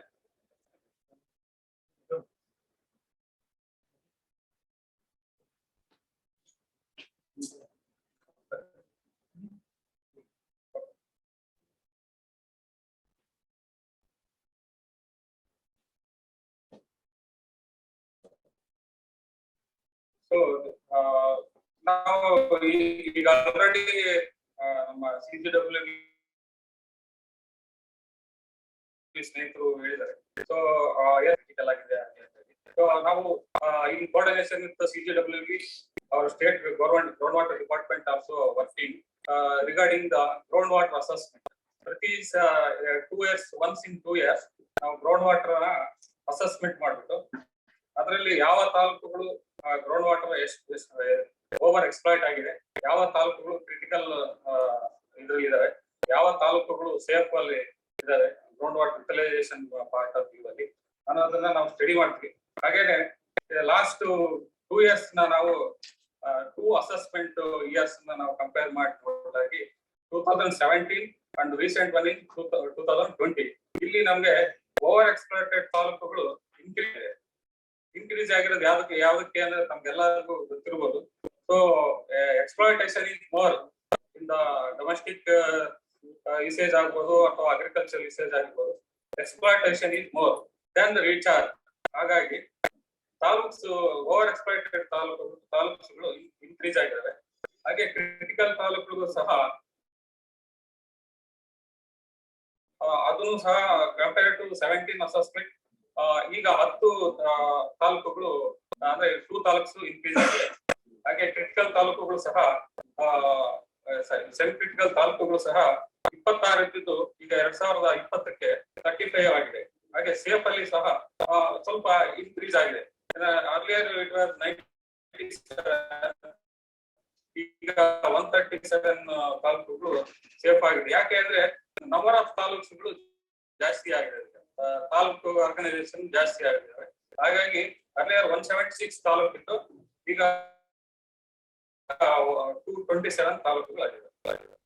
So to control ಮ್ಯಾನೇಜ್ಮೆಂಟ್ಗೋಸ್ಕರ Karnataka ಸರ್ಕಾರ road water authority ಅಂತ ಹೇಳಿ ಒಂದು ಇದನ್ನು ಸ್ಥಾಪನೆ ಮಾಡಿದೆ. So 2014ರಲ್ಲಿ ಬಂತು ಈ ground water development controlling and regulation. ಇದನ್ನು 2011 and 2012 this is the act ಈಗ ನಮ್ಮಲ್ಲಿ ಇರೋದು. ಸೊ ಇದಕ್ಕೆ ಸ್ಟೇಟ್ ಲೆವೆಲ್ ಅಲ್ಲೂ ಕಮಿಟೀಸ್ ಇರ್ತದೆ, ಡಿಸ್ಟ್ರಿಕ್ಟ್ ಲೆವೆಲ್ ಅಲ್ಲೂ ಕಮಿಟೀಸ್ ಇರ್ತದೆ, ಅಂಡ್ BBMP ಲೆವೆಲ್ ಅಲ್ಲೂ ಕಮಿಟೀಸ್ ಇರ್ತದೆ. ಸೊ ಸ್ಟೇಟ್ ಲೆವೆಲ್ ಅಲ್ಲಿ secretary minor irrigation department is the chairman, and ground water director is the member secretary, and some other some department heads are also there in the members. The district committee also headed by the chairman, the deputy commissioner, and member secretaries, the senior geologist, and the deputy directors, and other line departments also there.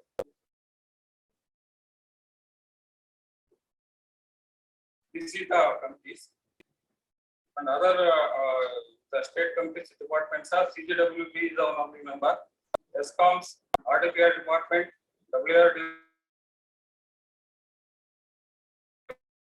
department, minor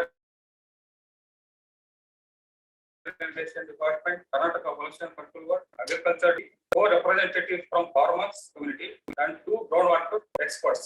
Istu jana committees irtare. Again committees andre to enact the act and enact ಮಾಡಲಿಕ್ಕೆ committees ಗಳನ್ನ ಮಾಡಿದ್ದಾರೆ.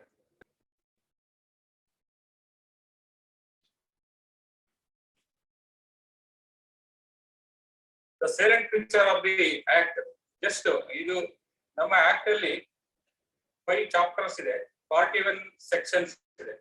ಅದರಲ್ಲಿ only these are the important sections. Under section 3, Karnataka Groundwater Authority established on 16th March 2012. ಇದು ground water authority establish ಆಗಿರೋದು under section 3 ಅಲ್ಲಿ. under section 10, notification of taluks. ಅಂದ್ರೆ ಈಗ ನಾವು in collaboration with the CGWB, every once in 3 years we are doing the groundwater assessment. ಎಷ್ಟು recharge ಆಯ್ತು, ಎಷ್ಟು ಬಳಕೆ ಆಯ್ತು, ಎಷ್ಟು ಬ್ಯಾಲೆನ್ಸ್ ಇದೆ. ಸೊ ಇದನ್ನ ಸ್ಟಡಿ ಮಾಡ್ಲಿಕ್ಕೆ ಒಂದು ಗ್ರೌಂಡ್ ವಾಟರ್ ಅಸೆಸ್ಮೆಂಟ್ ಅಂತ ಹೇಳಿ ಮಾಡ್ತೀವಿ. ಈ ಗ್ರೌಂಡ್ ವಾಟರ್ ಅಸೆಸ್ಮೆಂಟ್ ಅಲ್ಲಿ over exploitation, critical, semi critical, safe ಅಂತ ಹೇಳಿ ಕ್ಯಾಟಗರೈಸ್ ತಾಲೂಕ್ಸ್ ಕ್ಯಾಟಗರೈಸ್ ಮಾಡ್ತೀವಿ. ಸೊ ಈ ತರ ಕ್ಯಾಟಗರೈಸ್ ಮಾಡಿದಂತ ತಾಲೂಕುಗಳಲ್ಲಿ ಓವರ್ ಎಕ್ಸ್ಪ್ಲಾಯಿಟೇಷನ್ ತಾಲೂಕುಗಳಿಂದ worst condition in the ground water situation. So ಇಂತ ಓವರ್ ಎಕ್ಸ್ಪ್ಲಾಯಿಟೇಷನ್ ತಾಲೂಕುಗಳನ್ನ ನೋಟಿಫೈ ಮಾಡ್ತೀವಿ. ಅಂದ್ರೆ ಅದನ್ನ ನೋಟಿಫಿಕೇಶನ್ ಮಾಡ್ಬಿಟ್ಟು ಅಂಡರ್ ನೋಟಿಫಿಕೇಶನ್ ಯಾರೇ ಗ್ರೌಂಡ್ ವಾಟರ್ ಎಕ್ಸ್ಪ್ಲಾಯಿಟೇಷನ್ ಗೆ ಪರ್ಮಿಷನ್ ಬೇಕಂದಾಗ ಅವರು ಅದರಲ್ಲಿ ಅರ್ಜಿ ಹಾಕ್ಬಿಟ್ಟು ಪರ್ಮಿಷನ್ ತಗೊಂಡ್ಬಿಡ್ತಾರೆ. So section 11 it is like that. Extraction ಗೆ ಪರ್ಮಿಷನ್ ತಗೊಂಡ್ಬಿಟ್ಟು 50 rupees for drinking and agriculture purpose.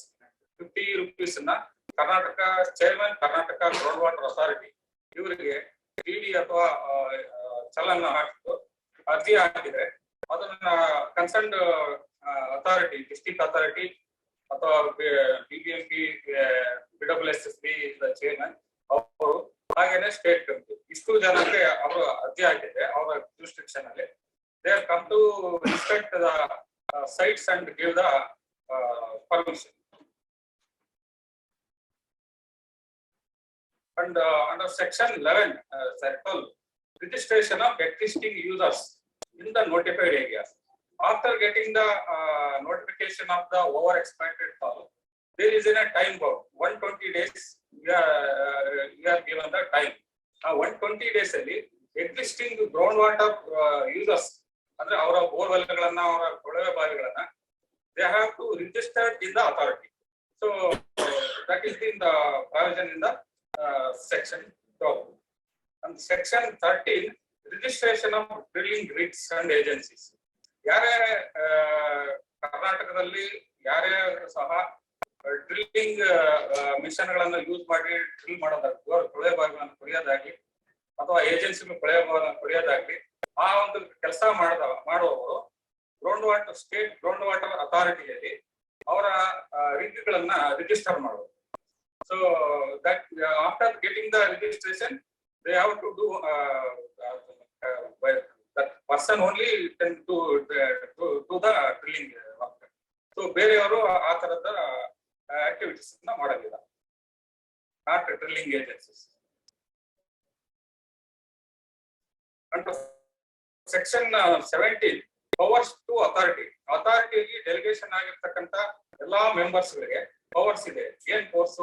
That authority or any person authorized by it to writing in this behalf shall have the power to inspect anytime borewell, records, etc., to investigate and take any measurements, samples, soil or water samples, to search or seize or disband well in case of violation.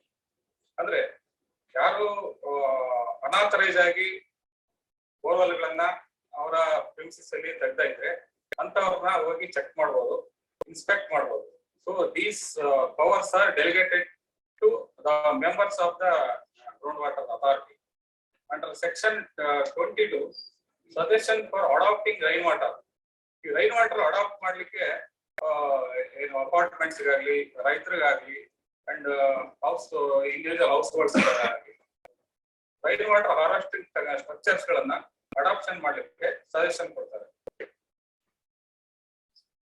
And section 32 these are the only few sections what we exercise the duties and responsibilities. So under section 32, violation of the act attracts the penalty and imprisonment. Without taking the prior permission or seeking permission, without seeking the permission from the concerned authority. So ಅವರಿಗೆ violation ಅಂತ ಹೇಳಿ ನಾವು treat ಮಾಡಿ ಪೆನಲೈಸ್ ಮಾಡ್ತೀವಿ. ಪೆನಲೈಸ್ ಮಾಡಬಹುದು ಅಥವಾ imprisonment ಎರಡೂ ಇದೆ. So this is the violation of act and attracts the penalty. And section 33 compounding offences. ಅಂದ್ರೆ ನಾವು ಸೆಕ್ಷನ್ 32 ಅಲ್ಲಿ ಏನಾದ್ರು ಅವ್ರಿಗೆ ಪೆನಾಲ್ಟಿ ಮತ್ತೊಂದು ಅವ್ರಿಗೆ ಇಂಪೋಸ್ ಮಾಡಿದಾಗ ಸೊ ಅದನ್ನ ಅವರು ಬೇರೆ ಮಾಡಿ ಕಾಂಪೌಂಡಿಂಗ್ ಅಂದ್ರೆ ರಾಜಿ ಸಂಧಾನಕ್ಕೆ ಬರ್ತಾರೆ. ಸೊ ಆ ತರ ಒಂದು ಪ್ರಾವಿಷನ್ ಈ ಸೆಕ್ಷನ್ ಅಲ್ಲಿ ಇದೆ. So this is the yes sir.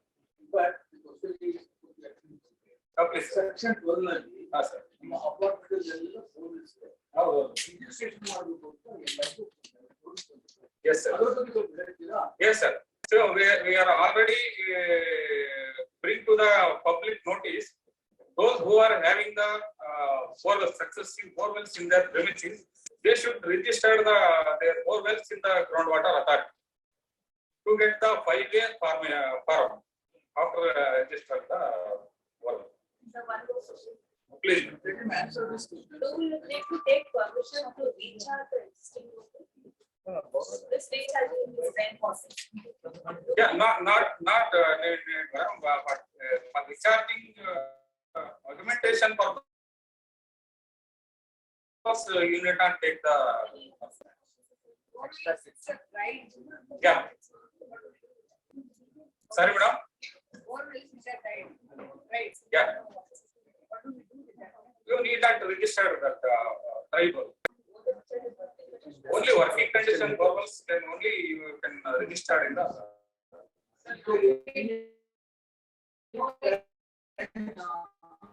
for registration. So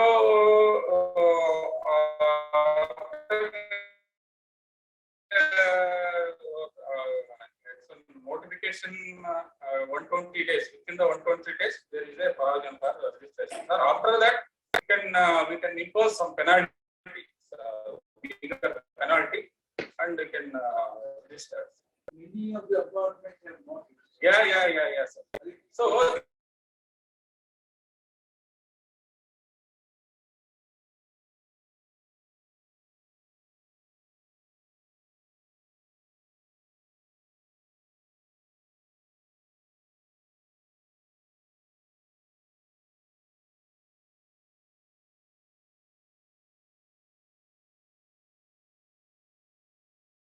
opportunity for applying the online for taking the permission. Which is the website, sir?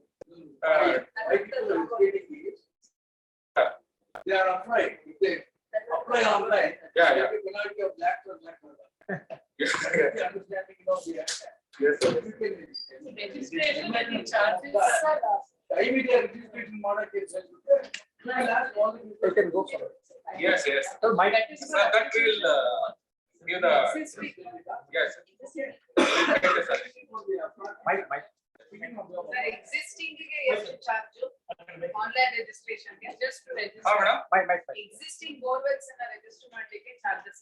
Madam, 50 rupees for domestic and agriculture, 500 rupees for industry and commercial. So apartment will come under commercial or? Yes, yes, sir. Huh? More than 3 space buildings are comes under commercial express. What is that? More than 3 space.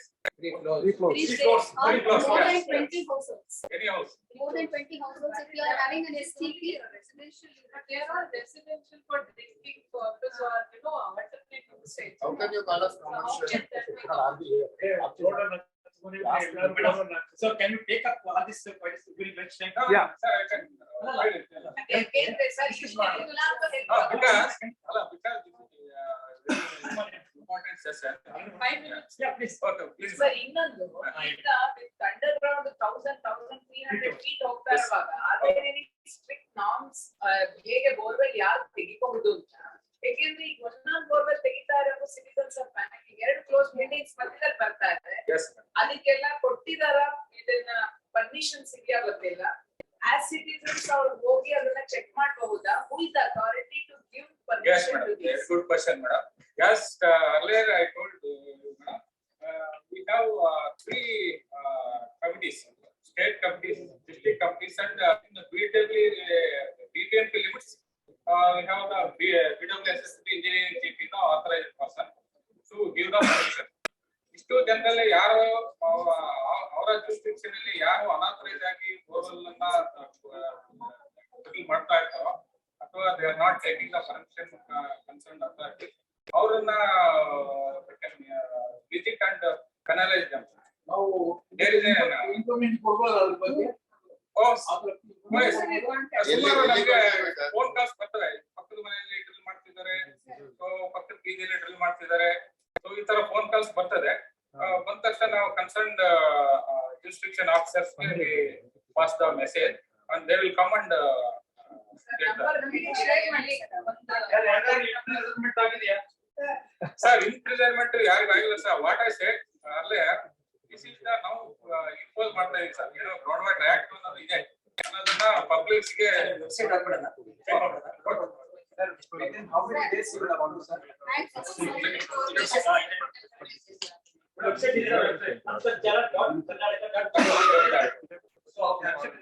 Mobile number is there. Online registration, online application Within how many days the online application will be sir, approved? 30 days. 30 days. Yes. If it is not approved, automatically. Automatically it will approve, sir. Within 30 days, it is in the under purview of our conditions, it will approve. Not in conditions, we will reject. Sir ಇದೆಲ್ಲ ಬೇಗ active ಮಾಡ್ಬೇಕಲ್ಲ, underground water ಮುಗಿದೋಗ್ಬಿಡುತ್ತೆ. Yes, madam, all ಮುಗ್ದೋಗಿದೆ. Action ಬರೋ ಹೊತ್ತಿಗೆ ಎಲ್ಲ ಹೌದೌದು, ಈಗ ಎಲ್ಲ ಕೊಳ್ಳೆ ಹೊಡೆದ್ಮೇಲೆ ಆಗ್ತಿದೆ. But Sir, last question. ಎಲ್ಲ ಯಾಕೆ Last question. Sir, please sir. in one premises, how many borewells will you allow? Sir, it is not like that, sir. Sir, Yeah, why I I am asking this I question? will tell Also, you, I will I tell know it, sir. This is the stock question. Yes. Everybody can ask this question, sir. Every house, they have one borewell. That is fine. Every We are not talking about a house.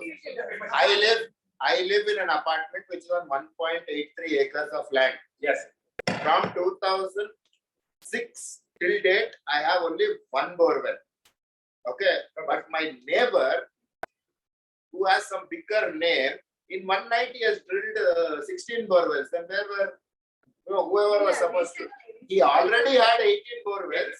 in one night, very cleverly. Friday night he started. All of us weekend, you also weekend. By Monday morning, the rigs were gone, everything was gone. As recent as. So that is not restriction, sir, but there is one law, protection of drinking water source, in which 500 meter distance from the successive public use borewells. Within that premises, within that distance, it is not. I don't think there is consistency here. Please stop asking the question. Don't interact. Ask a question, let him answer. Otherwise, there will be a lot of. Yes, sir, please. Putting the digital meter, how much Yeah. water we are extracting? Yes, yes, Is there sir. any law? Sir, there is a law, sir. After taking the permission from for extraction from Karnataka Groundwater Authority, we have to put the condition to adapt the flow meter, digital flow meter ನ fix ಮಾಡಬೇಕು. ಅವರು ನಮ್ಮ monthly ನಮಗೆ ಎಷ್ಟು usage ಆಗಿದೆ ಅನ್ನೋದನ್ನ ನಮಗೆ ಅವ್ರು ಕಮ್ಯುನಿಕೇಟ್ ಮಾಡ್ಬೋದು ಸರ್. ಅದು ಆನ್ಲೈನ್ ನಾವು ಇದು ಮಾಡ್ಬೇಕು. Oh yes sir, yes. Is this a mandate right now? Yes, sir. Yes, Are madam. advocating for that? Yes, madam. You don't see any mechanism for that. People will not be imprisoned. They will not they are all afraid now. Sir ಒಂದು ನಿಮಿಷ sir, ಒಂದು ನಿಮಿಷ. ಇನ್ನೇನು crimes ಮಾಡ್ತಾರೆ, ಅವರಿಗೆ crime provision for imprisonment and penalty also. If you should work one day. Actually, government should feel happy. Register ಮಾಡ್ತಾರೆ happy. Register is happy. We can assure that you extend the time. Please register under. There are a lot of complications. The fear that we have from the federation is, if you apply, then there will be a penalty. Then all the rules will be applied on that. We can extend the time. And we are not much, sir. Very eager. I think we can discuss offline. Discuss with us. Thank you. Thank you.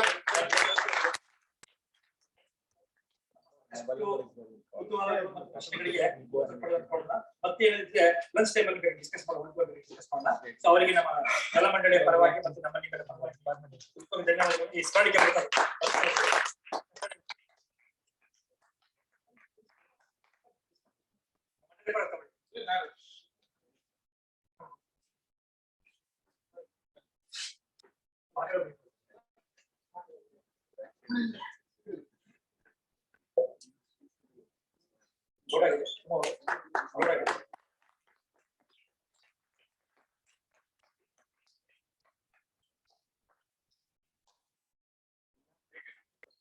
Thank you.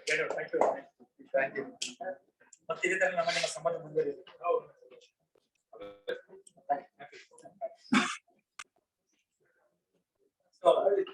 ಮುಂದಿನ ಒಂದು presentation ಬಹಳ ಮುಖ್ಯವಾದ್ದು, rain water harvesting ಇನ್ ಅಪಾರ್ಟ್ಮೆಂಟ್ಗಳಲ್ಲಿ ಮಳೆ ನೀರು ಕೊಯ್ಲು ವ್ಯವಸ್ಥೆ ಯಾರು ಮಾಡಬಹುದು ಅಂತ ಹೇಳ್ಬಿಟ್ಟು ವಯಮ ಎನ್ವಿರಾನ್ಮೆಂಟಲ್ ಟ್ರಸ್ಟ್ ಇಂದ ಶ್ರೀಮತಿ ಸುಮಾ ಅವರು ಬಂದಿದ್ದಾರೆ. ದಯವಿಟ್ಟು ಅವ್ರನ್ನ ವೇದಿಕೆ ಸ್ವಾಗತಿಸೋಣ.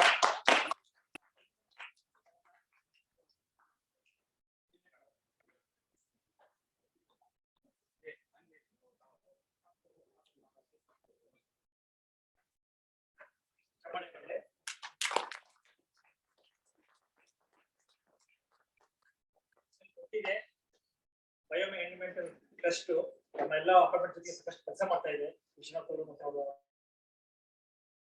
ತಂಡ ಸದಸ್ಯರು ಅವರು ಅಪಾರ್ಟ್ಮೆಂಟ್ಸ್ ಅಲ್ಲಿ ಯಾವ ರೀತಿಯಾಗಿ ಮನೆ ನೀರು ವ್ಯವಸ್ಥೆ ಮಾಡಬೇಕು ಅಂತ ತಿಳಿಸ್ಕೊಂಡಿದ್ದಾರೆ. ಸ್ವಲ್ಪ ಸಂಕ್ಷಿಪ್ತವಾಗಿ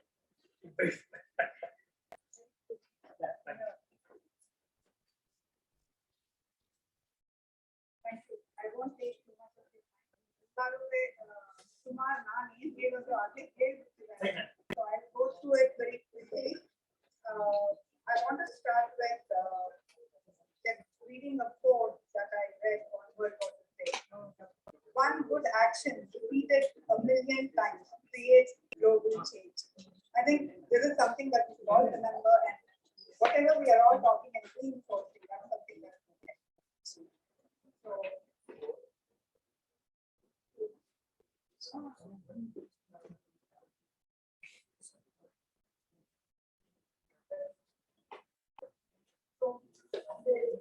rainwater harvesting in apartment. This also is applicable to individual houses, how a community can come together and work on this. Why apartment versus individual? So what I'm going to talk about is these three questions, or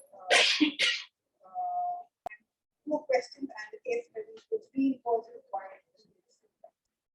So why apartment should implement rainwater harvesting? Why harvest rain? Everybody is talking about it. The purest form of water can easily recharge it, groundwater, reduce stress. By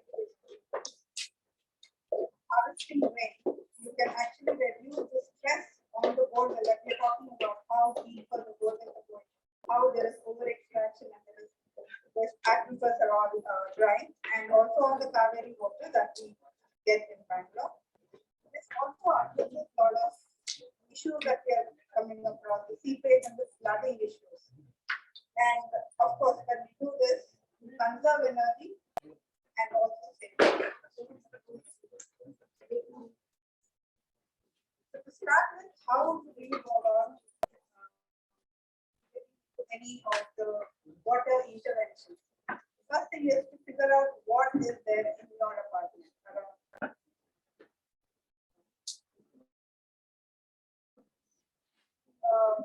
First is the occupancy and land. What is, how many apartments do you have in your apartment? How many flats do you have in your apartment? What is the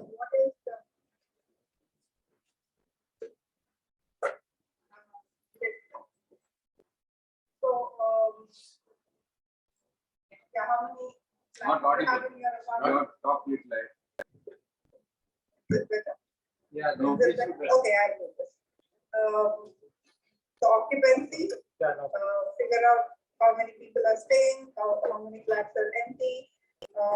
In terms of land use, what I mean here is the built-up area. What is the landscape area? What is the area that the roads have taken up? And the communication channel. All of these needs to be looked into. The other very important factor is, of course, the water supply infrastructure. That is, what are the kind of sources of water that you have in your apartment? Is it a borewell? Is it the Kaveri water? Is it it is in the periphery? Is it the panchayat supplying water? Is it the tanker water, which is one of the main things that people are using? Is it an open well water, which is something that's slowly coming back into the picture? So these are, identify the sources and what are the storages? How are you storing this water? The other very important one is also the treated wastewater that you have. What are the storage? Do you have some overhead tank? How many are you collecting water in different tanks of different quality of water?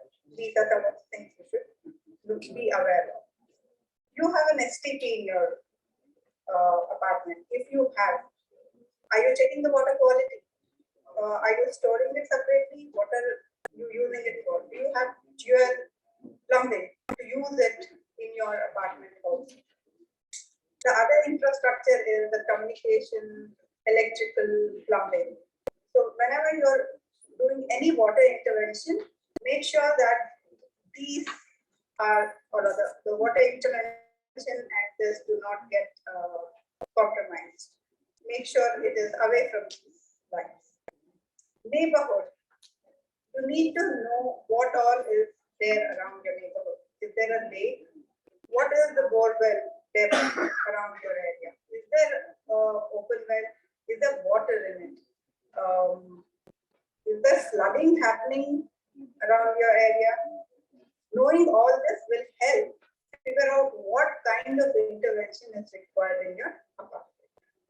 And of course, the water balance. What do I mean by water balance here is, what is the amount of water that you're using and how much of it are you putting it back into the ground? are you, I mean, when you look at that, you know whether you are sustainably using the water. Now, what can you do in your apartment complex for this? The few things that we will talk about is demand management, rainwater harvesting, under which there is rooftop and groundwater recharge, and wastewater management. As per the city is designed for 135 liters per person per day. That is what the water supply is supposed to be for. But of course, in the city, we are all using much more than what it is designed for, up to 250. We have come across where people are using up to 500 liters per day. So no wonder we are having water issues. So how can we manage the demand? So the first thing is start using aerators. I am sure a lot of people have mentioned it here. Turn off the water taps when you're not using it. Fix leaks. Metering individual apartments is very important, which has also become a law now. Also increased tariffs, volumetric tariffs will help people realize what is happening in terms of water usage. Make sure you arrest any overflow from the overhead tanks. If you don't have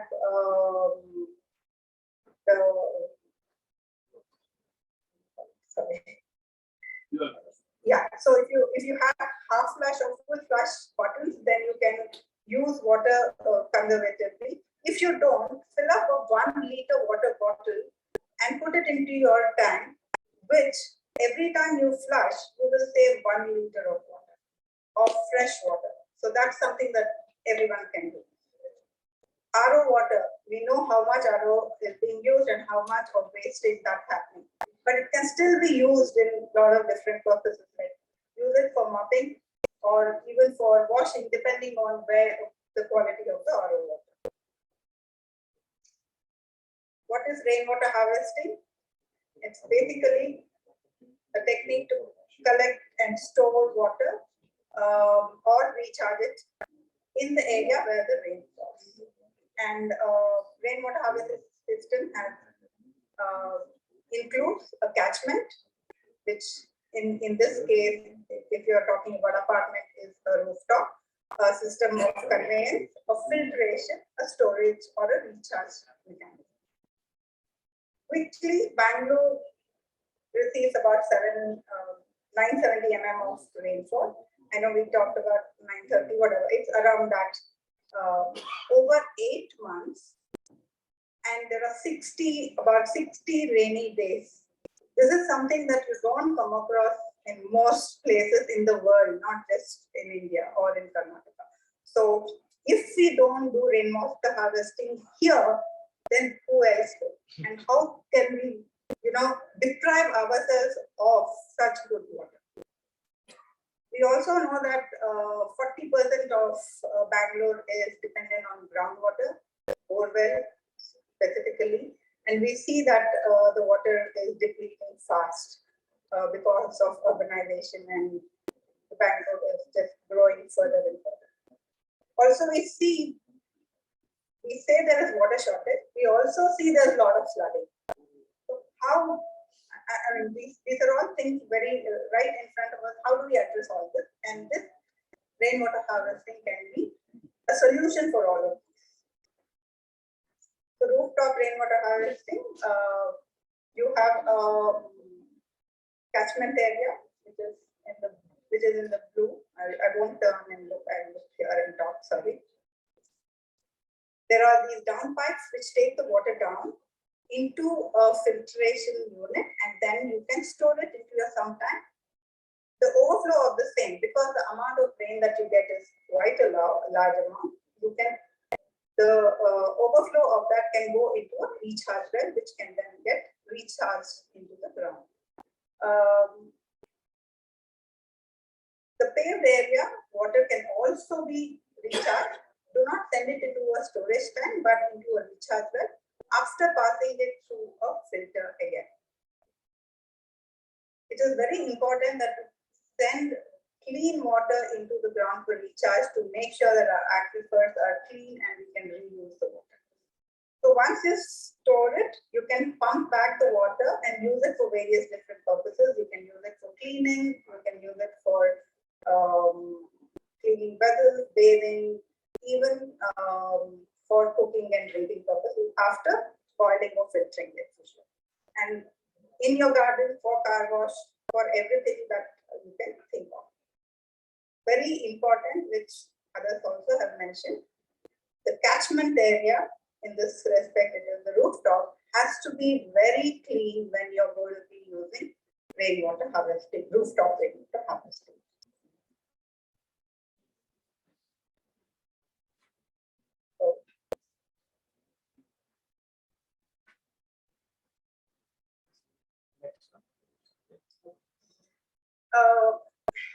Yeah, now groundwater recharge, we're talking about groundwater recharge. What does that mean? So if you have an open well and a bore well, you see it that both have water, you can extract water, right? Over extraction does this. There is no more water there for you to extract. So what can we do about that? That is what is happening currently, right? So if you put a recharge well of say 3 feet by 20 feet, 3 feet diameter and 20 feet depth, and recharge with your rooftop rainwater after passing it through a filter, this is what starts happening. The aquifer starts getting recharged. I don't know how to show it. The blue area where that water is, I'm assuming everybody understands this. And when you do this over a period of time, you see that your borewell, if the aquifer is connected, your borewell and your dug well both get recharged. How do you, how are recharge wells done?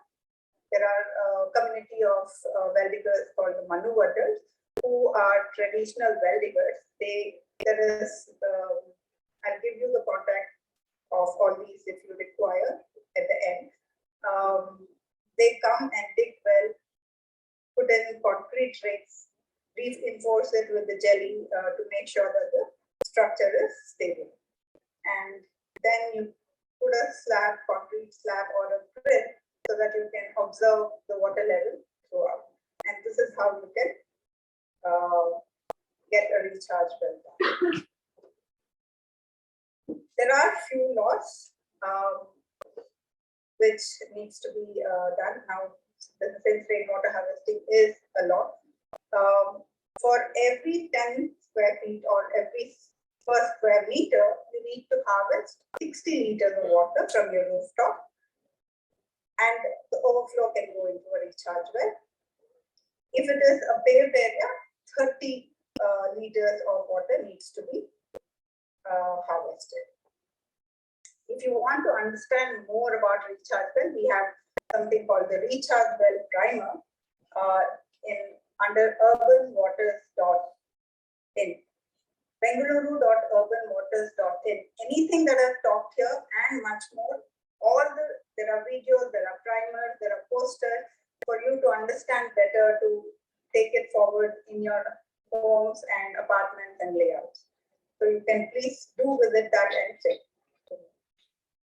There are a couple more additions that happen to the rule where aerators are. Internal metering is important. Every flat needs to have an internal metering. Though BWSSB will not come and check that, but it becomes a rule that you need to have it. And also the automatic level control on your overhead tank. These are two important things that's required. So these are all the things that needs to be done. But how are we sure that this actually works? We have not just 1, 2, 3. We have many case studies which even BAF has talked about, and we have recorded and put it in our urban waters. You can actually link our urban waters to BAF, where people can actually look at the case studies. One one of the first places is Rainbow Drive. This is a 400 plots where there are 360 recharge wells dug. They went through a major crisis where all the bore wells went dry. They were depending on tanker water, and there was a lot of flooding, and they were not using their sticky. When they put all of this together, now they are water positive to the extent they have so much more water even after drawing.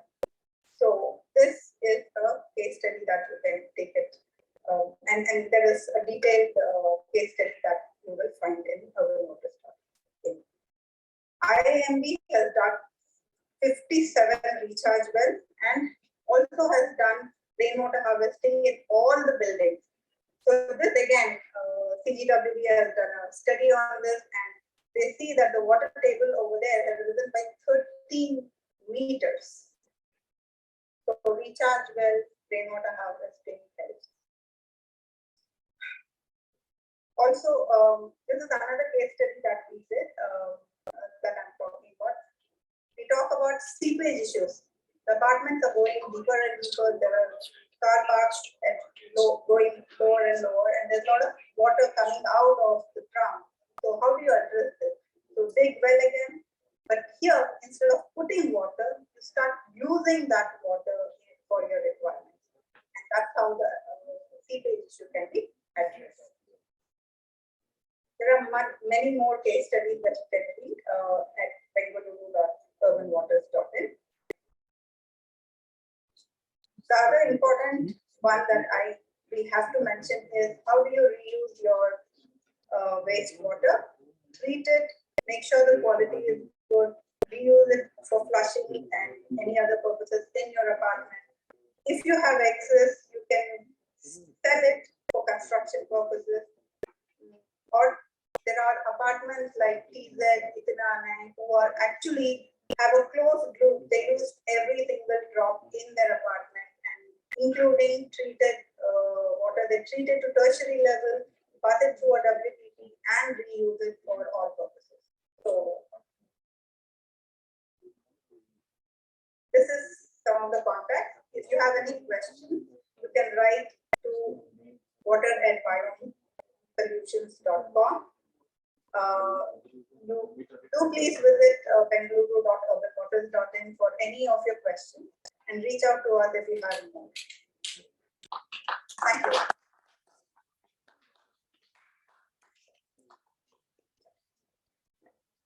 Move the one slide before that. Biome. You want to take that biome? Okay.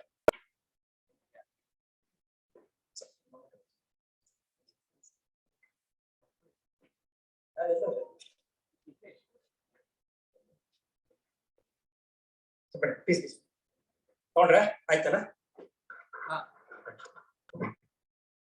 ತಮಗೆಲ್ಲ ಗೊತ್ತಿರೋ ಹಾಗೆ ವಿಶ್ವನಾಥರು ಮತ್ತೆ ಅವ್ರ ತಂಡ ಸದಸ್ಯರು ಬಯೋಮ trust ಇಂದ ಸಾಕಷ್ಟು ಕೆಲಸ ಮಾಡಿದ್ದಾರೆ ನಮ್ಮ ಬೆಂಗಳೂರು ನಗರದ ಸುತ್ತಮುತ್ತ ಪ್ರದೇಶದಲ್ಲಿ. ಸೊ ಅವರ ಒಂದು ಅನುಭವವನ್ನು ಮತ್ತೆ ಅವರ ಒಂದು ಎಕ್ಸ್ಪೀರಿಯನ್ಸ್ ತಮ್ಮೆಲ್ಲರ ಜೊತೆಗೆ ಶೇರ್ ಮಾಡ್ಕೊಂಡಿದ್ದಾರೆ. ಅವರಿಗೆ ನಮ್ಮ ಬೆಂಗಳೂರು ಜಲಮಂಡಳಿ ವತಿಯಿಂದ ಮತ್ತೆ ನಮ್ಮ KSST ಮತ್ತೆ ನಮ್ಮ ನಿಮ್ಮೆಲ್ಲ ಪರವಾಗಿ ಒಂದು ಸ್ಮರಣಿಕೆಯನ್ನು ಕೊಟ್ಬಿಟ್ಟು ಚೀಫ್ ಇಂಜಿನಿಯರ್ ಅವರನ್ನ ಸತ್ಕಾರ ಮಾಡಿ ಕೇಳ್ಕೊತಾ ಇದ್ದೀನಿ. ಸುರೇಶ್ ಅವರು ದಯಮಾಡಿ.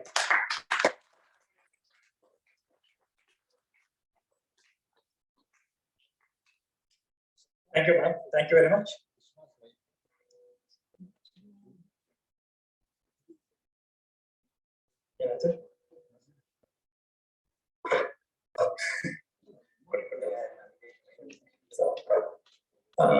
ಮುಂದಿನ ಪ್ರೆಸೆಂಟೇಷನ್ ಇಂಡಿಯನ್ ಪ್ಲಂಬಿಂಗ್ ಅಸೋಸಿಯೇಷನ್ ಇಂದ ಶ್ರೀ ಪ್ರಸನ್ನ ಕುಮಾರ್ ಅವರು ತಮ್ಮ ಸುದೀರ್ಘ 20 ವರ್ಷಗಳ ಅನುಭವವನ್ನು ತಮ್ಮ ಮುಂದೆ ಹಂಚಿಕೊಳ್ಳಿಕ್ಕೆ ಬರ್ತಾ ಇದ್ದಾರೆ. ದಯಮಾಡಿ ಅವರನ್ನ ವೇದಿಕೆಗೆ ಸ್ವಾಗತ ಮಾಡೋಣ.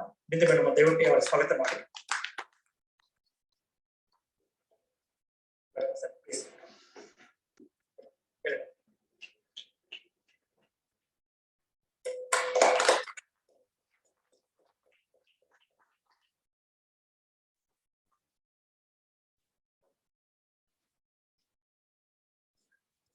Please take over.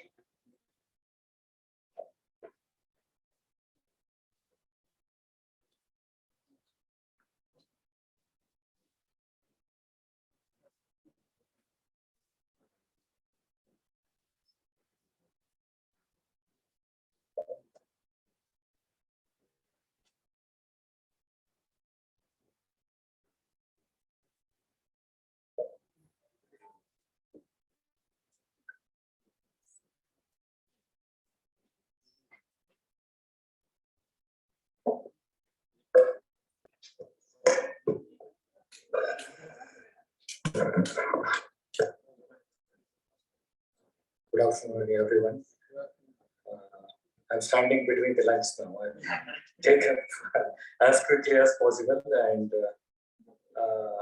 see, all these speakers have spoken on the source side of the water supply. That is very appropriate for today's World Water Day 2022. And World Water Day started in 1993. In the same time, Indian Plumbing Association has started in 1993. We also have called 11th March, we are calling as World Plumbing Day. It is very appropriate. Good things are happening on the month of March and also year ending. So we need to start a good start. Here, the caption of the World Water Days, as we know already, many have spoken, creating the awareness on towards the scarcity of water, whereas Plumbing Association on World Plumbing Day, we are creating the awareness on protecting and through the plumbing installation, we are protecting the health of nation. And we are the health workers, plumbers, as we call ourselves as health workers of nation. That's where we started. So Indian Plumbing Association is the apex body, it's professional. As I said, it's established in 1993. We developed a lot of codes and standards. Even though we have in Indian standard, but we acquired some of the informations which are not currently available in Indian standard from international officials, plumbing and mechanical officials US. And we are redefining the plumbing standard to take the health aspect into account. For us, from long days, plumbing was looking very, very simple. Very simple. Anybody can do it. It's a do-it-yourself kind of a thing. But the notion, the many apartments getting leakage and many things has happened. So, in my opinion, you can do plumbing first time right. After that is a puncture. I'm just applying the puncture to that, the plumbing which is not done right. So, and we are Indian Plumbing Association closely working with many of the construction industry association like Indian Institute of Designers, Architect Association, IGBC, CREDA and NARADCO, and World Plumbing Council. Incidentally, our past president was World Plumbing Council president. He was from India and he was from Bangalore.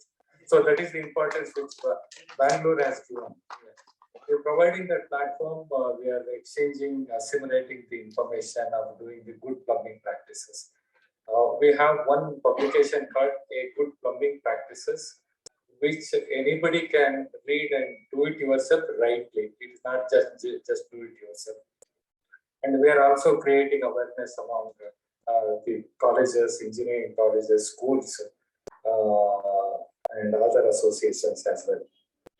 So this picture, which I always liked it, the 5 articles of the economy of the water, WATER, the watershed development, we heard from many of the speakers here. A is the advocacy. This is where little awareness is required from plumbing towards water. Without water, there is no plumbing at all. So that is the importance of plumbing and water, which is moving together. And transformation of water bodies, that is T stands for transformation. Many of us are working on that as an NGO or governmental organization. So E is the efficient use of water, where IPA is playing a major role to see that efficient use of water is being done in our apartment or wherever, whatever the establishment which we are doing. And the rainwater harvesting, today we heard quietly about the rainwater harvesting. So I couldn't help but notice that the shape of the palm is also like a water drop. Yeah, it's a water drop. That is exactly the Rotary has created this one.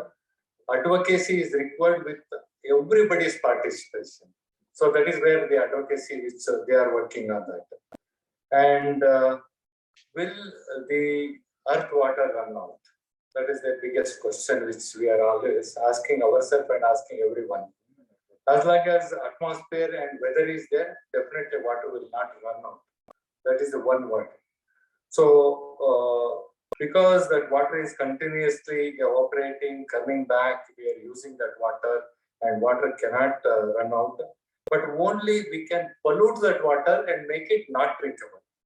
And second thing is our population is exploding exponentially. The limited source become the scarcity. Otherwise, water cannot go out of the earth. That is the known thing which we are always discussing in a wider forum. So this we all know the about 0.007% of water is available. That is 0.7% of water is available for 7.9 billion population of the world.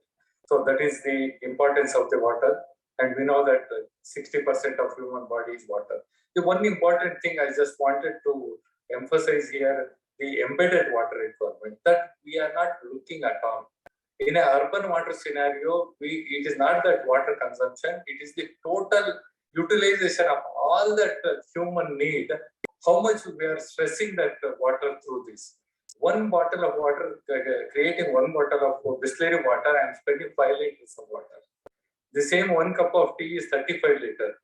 So the orange, to grow an orange is about 50 liters of water. And then down the line you go, one t-shirt, there is a cotton t-shirt which consumes about 2,900 liters of water which we are spending. This we call as embedded water or the virtual water which is inherent in that product. So you need to be more sensitized about the water.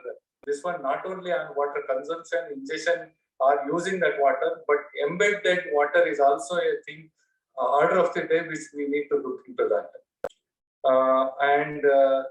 Surprisingly, 1 kg of chocolate, which is taking about 24,000 liters of water, we should know what is that we need to eat now. And be vegetarian. This one may be the mantra now, which is to reduce stress on the water. In the world water usage, we know that 70% is on irrigation. I have a point to show this slide. And residential is almost including all that our residential, the schools, hospital, everything put together I have noted here. Industry may be purely an industry which is having water guzzling industries is 20%. So already Suma madam has shown some of our water usage. This one from bathing we are using from 50 to 60 liters of water. On an average in the Bangalore apartment we have seen 135 to 155 with the available records which we have seen. The stray things in a villa development and all, it is even touched to 250 and above. Even code is also permitting up to 200 in different developments. Hotel, for information, which is taking about 450 to 1,050 liters of water per night of usage in a hotel. So those are the water guzzling things where we require really set our eye to control that water requirement through different means of water saving devices. Here, this the picture shows we need to redefine our water utilization standard. What you see is the blue color on the right hand side is the potable water not required. It is all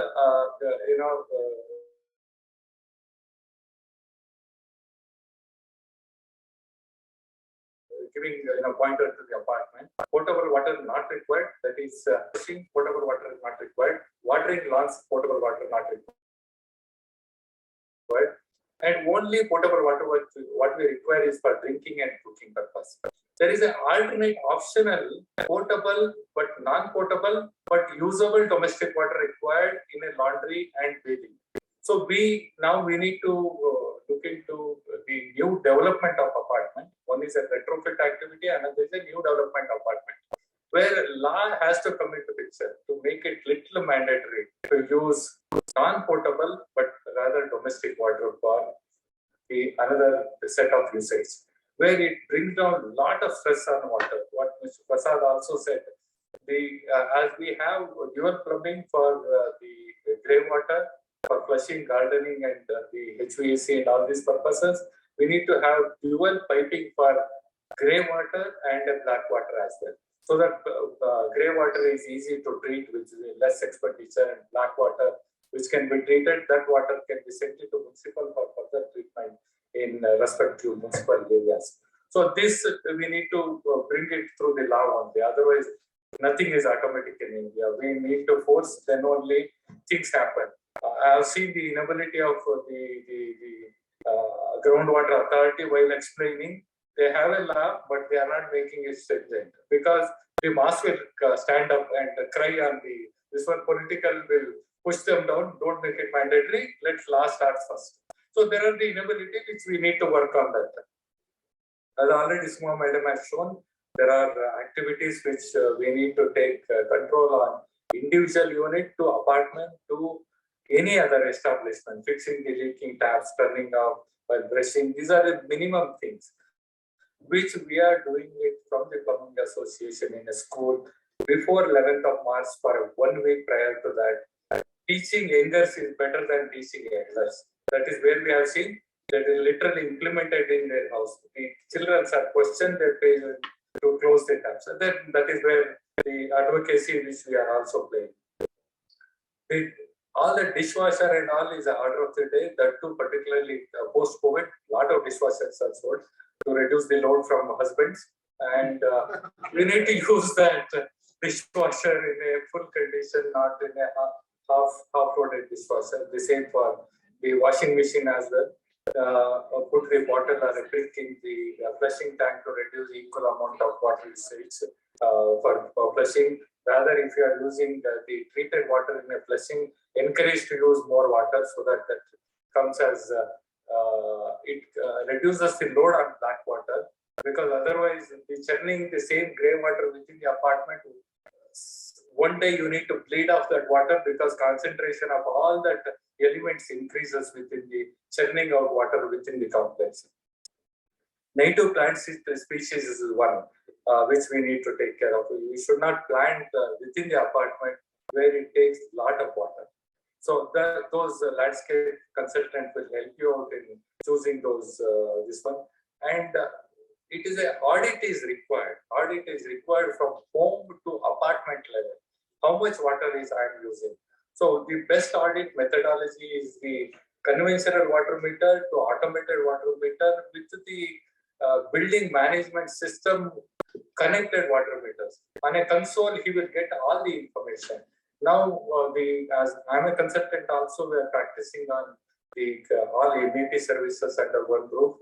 We are advocating these for the new upcoming apartments as well. So on a palm top or a mobile, the user can see how much water he is used day to day. So the conscious resident will always think of not using excessive water. Delhi Jal Board also created some first 10,000 liters of water is free. After that is chargeable. After 20,000 is really heavily chargeable.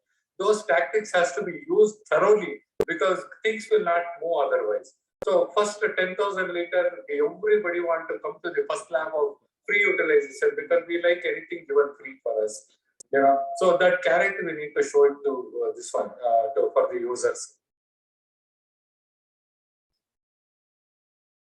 So efficient taps and fixtures fittings, which we are advocating. Many of the upcoming apartment they are using that.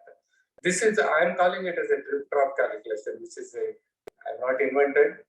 I think it is appropriate word to use that. First time I have coined this word as drip drop calculation. So 1 drop per second. This gives a eye opener for all your apartment. If you put it in your notice board or place it below your mailers, send it to them. What is that? The 1 drop water went to them. So one day, if it is a 1 drop per second is leaking, 21 liters of water is being wasted. So annually, it is a 1 tanker of water that fellow is imposing on the apartment. Okay, the same 2 drop is about 2-3 tankers of water. So these are the little things which we need to educate our residents within the apartments. So another is efficient the building. This one always we need to talk about reduce, reuse, recycle. So first I started with use, misuse and abuse, which we are directly converting back to reduce, reuse and recycle the water. So install the meter is a mandatory, that upcoming apartment which we are always advocating. The existing apartment also, depending upon the type of the pipeline, the meters can be installed, which can read through RFID without any manual intervention going to the apartment.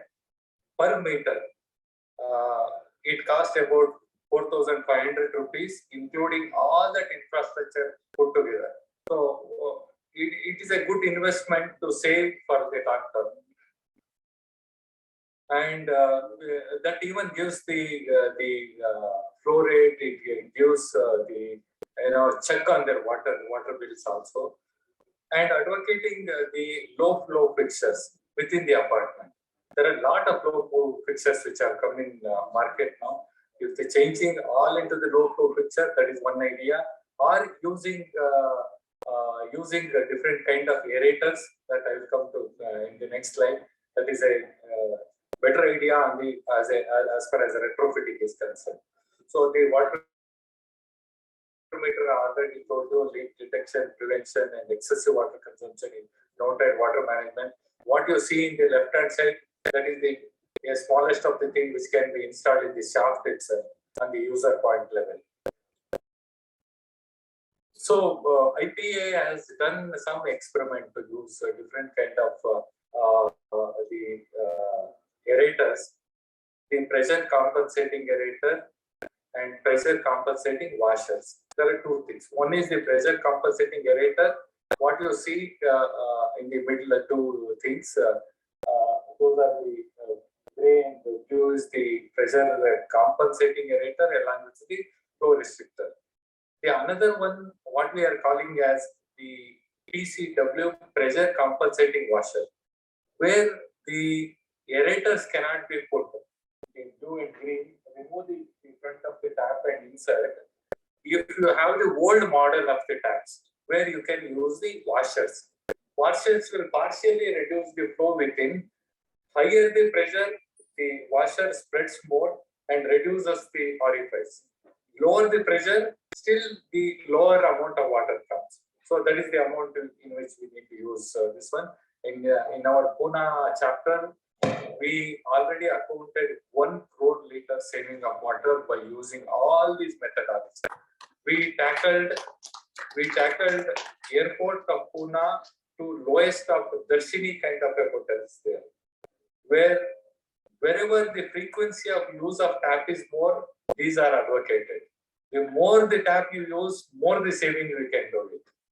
I am not advocating for the standalone houses, individual built houses where they don't have even pressure at all.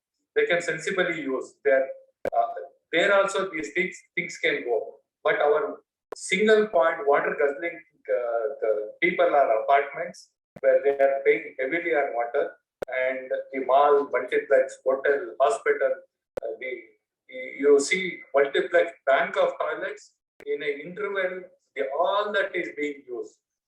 That is all accounting to millions of liters of water, which any law which is advocating, making mandatory to use of all these pressure compensating aerator will save burden on PWSSB or any water authority. So sensor taps is another idea along with the flow restrictors. Push tap is another idea where in a schools we are recommending push, use and go. It is a little comparatively less cost element in a schools with children. Otherwise, sometimes they leave the tap and go. So all this can be avoided. Even in our clubhouses in an apartment, all this can be used so to save on the water. So these are the areas where the water meter, which already I highlighted, can be made use of. This gives millions of liters of saving of water. And there are very small things, the foot operated taps. As long as you are standing and pressing the knob of the foot operation, the tap works. Once you go, there is no necessity of looking back at the tap whether water is going or not.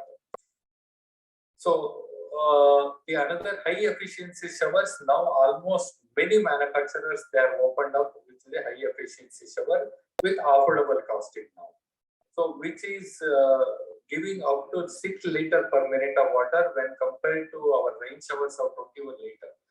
These also should be made mandatory without pointing at any particular company. This is my standard of using this one, without which our sanitary inspector in the apartment should certify that, see, these are as per water saving equipments are installed, then OC, it is recommended for giving OCs. Of course, many apartment doesn't have the OC, that is the yeah. There are another different things, the gravity flush and the flushometer. Flushometer is flush valve, gravity flush is either the concealed flush tank. Now we have 2 liter, 4 liter combination. Earlier it was 3 liter, 6 liter combination. This also we need to push through some codes and standard, make it mandatory, then real saving can be done. I am only talking about demand side of this. Source and all, sir is sitting here to take care of the source. And somebody asked, what is the out-of-box thinking? Out-of-box thinking is whatever your hand wash water has to come to your flushing. That is the out-of-box thinking. These gadgets are already available now. So our thinking should go in a direction of saving of water. You can invent many things there. Sewage treatment plant, I will not elaborate too much on this. It is a mandatory by law now using. Now Satish sir has expressed in this one, they require the education for operators of this one, that we need to see that how Indian Plumbing Association can arrange the operator training program that we will try to undertake with our chairman, Mr. B.K. Prasad intervention, and we'll do something to your association, sir. So another is, these are the good things of the plumbing. A lot of good ventilation should be there, the fresh air, the testing methodology, equipment should be even tested monthly, quarterly, and annual maintenance should be advocated within this one. Nothing is automatic, everything require maintenance. And another question has come, how do we do? I have an apartment of 20 units, 30 units, 40 units. Earlier, STP was not mandatory. How to do this? We have the box STP, it is coming up to 160 kV, 120 kV, 60, 80 different models can be used as plug-and-play STPs, which are working very efficiently, that can be made use of. So it is water is money, that is what we are talking. We save every drop of water, save the mankind, and live long. Thank you very much.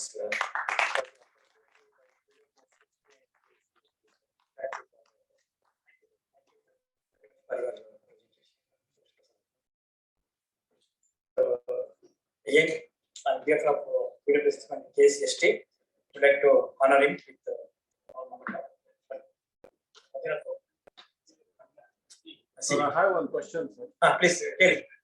See, there's a lot of questions that is answering, but is there any proper authority who will give a technical solution to all these things? Technical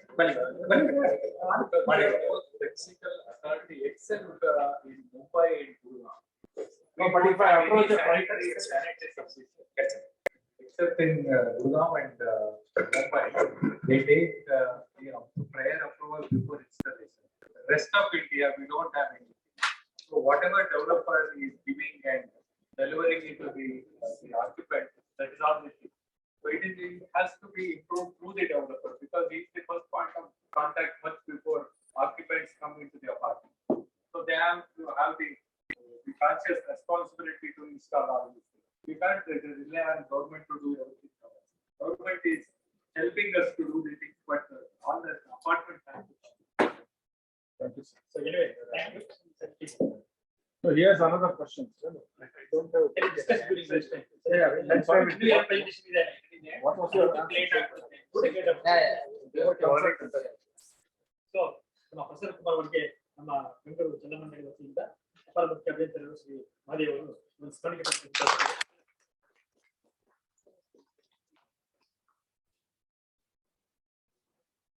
Thank you. ದಯಮಾಡಿ ಕ್ಷಮೆ ಇರಲಿ. ಯಾಕೆಂದ್ರೆ ಹಿಂದಿನ presentation ಇದೆ BWCC ಮತ್ತೆ ನಮ್ಮ KCS ವತಿಯಿಂದ ನಾವು ಸಮಯ ತಗೊಳ್ಳಲ್ಲ. ನಾವೆಲ್ಲ ಒಪ್ಪಿಗೆ ಕೊಟ್ರೆ ಹಪ್ಪಡೆ ನೀಡಿದೆ ಇನ್ನೊಂದು 10 ನಿಮಿಷ ಮುಗಿಸ್ಬೋದಾ? ಯಾಕಂದ್ರೆ ನಾವು ಲಂಚ್ ಬ್ರೇಕ್ ಮಾಡ್ಕೊಂಡು ವಾಪಸ್ ಬರೋದು ಕಷ್ಟ ಅನ್ಸುತ್ತೆ. ಅರ್ಥ ಕಷ್ಟ ಆಯ್ತಲ್ವಾ? ಸೊ ಜಸ್ಟ್ ತುಂಬಾ ಸಮಯ ತಗೊಳ್ಳಕ್ಕೆ ಸಮಯ ಬೇಕಾಗುತ್ತೆ.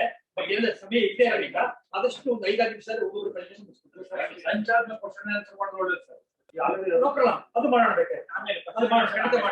ಪ್ಲಸ್ ಡೆಮೋನ್ಸ್ಟ್ರೇಷನ್ ಇರುತ್ತೆ. ನಿಮ್ಗೆ ಯಾರ್ಯಾರು ಇಂಟ್ರೆಸ್ಟ್ ಇದೆಯೋ, ಯಾರ್ಯಾರು ನಮ್ಮ 26 ಡಿಫ್ರೆಂಟ್ ರೈನ್ ವಾಟರ್ ಹಾರ್ವೆಸ್ಟಿಂಗ್ ಮಾದರಿಗಳಿದೆಯಲ್ಲ ಅದನ್ನ ನಮ್ಮ ಟೀಮ್ ಇಂಜಿನಿಯರ್ಸ್ ತೋರ್ಸ್ಕೊಂಡು ಎಕ್ಸ್ಪ್ಲೇನ್ ಮಾಡ್ಕೊಂಡು ಬರ್ತಾರೆ. ಯಾರು ಇಂಟ್ರೆಸ್ಟ್ ಅದರ ಜೊತೆ ಸ್ಟೇ ಬ್ಯಾಕ್ ಲಂಚ್ ಆಲ್ಸೋ ನಮ್ಮ ಇಂಟರಾಕ್ಟಿವ್ ಸೆಷನ್ ಮಾಡೋಣ. ಮಾಡ್ಬೋದಲ್ವಾ? ಮಾಡಿ ಸರ್, ಮಾಡಿ sir. So presentation can be take up now or ಈಗ ಮಾಡೋಣ. So within short time ಮಾಡೋಣ.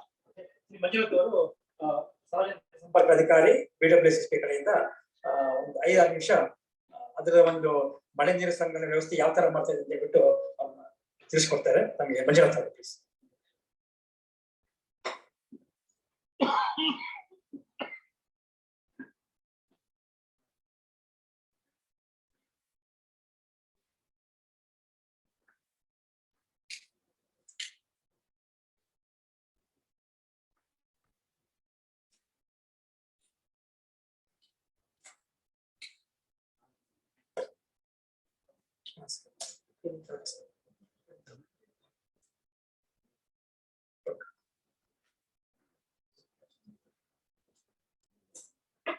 ಎಲ್ರಿಗೂ ನಮಸ್ಕಾರ.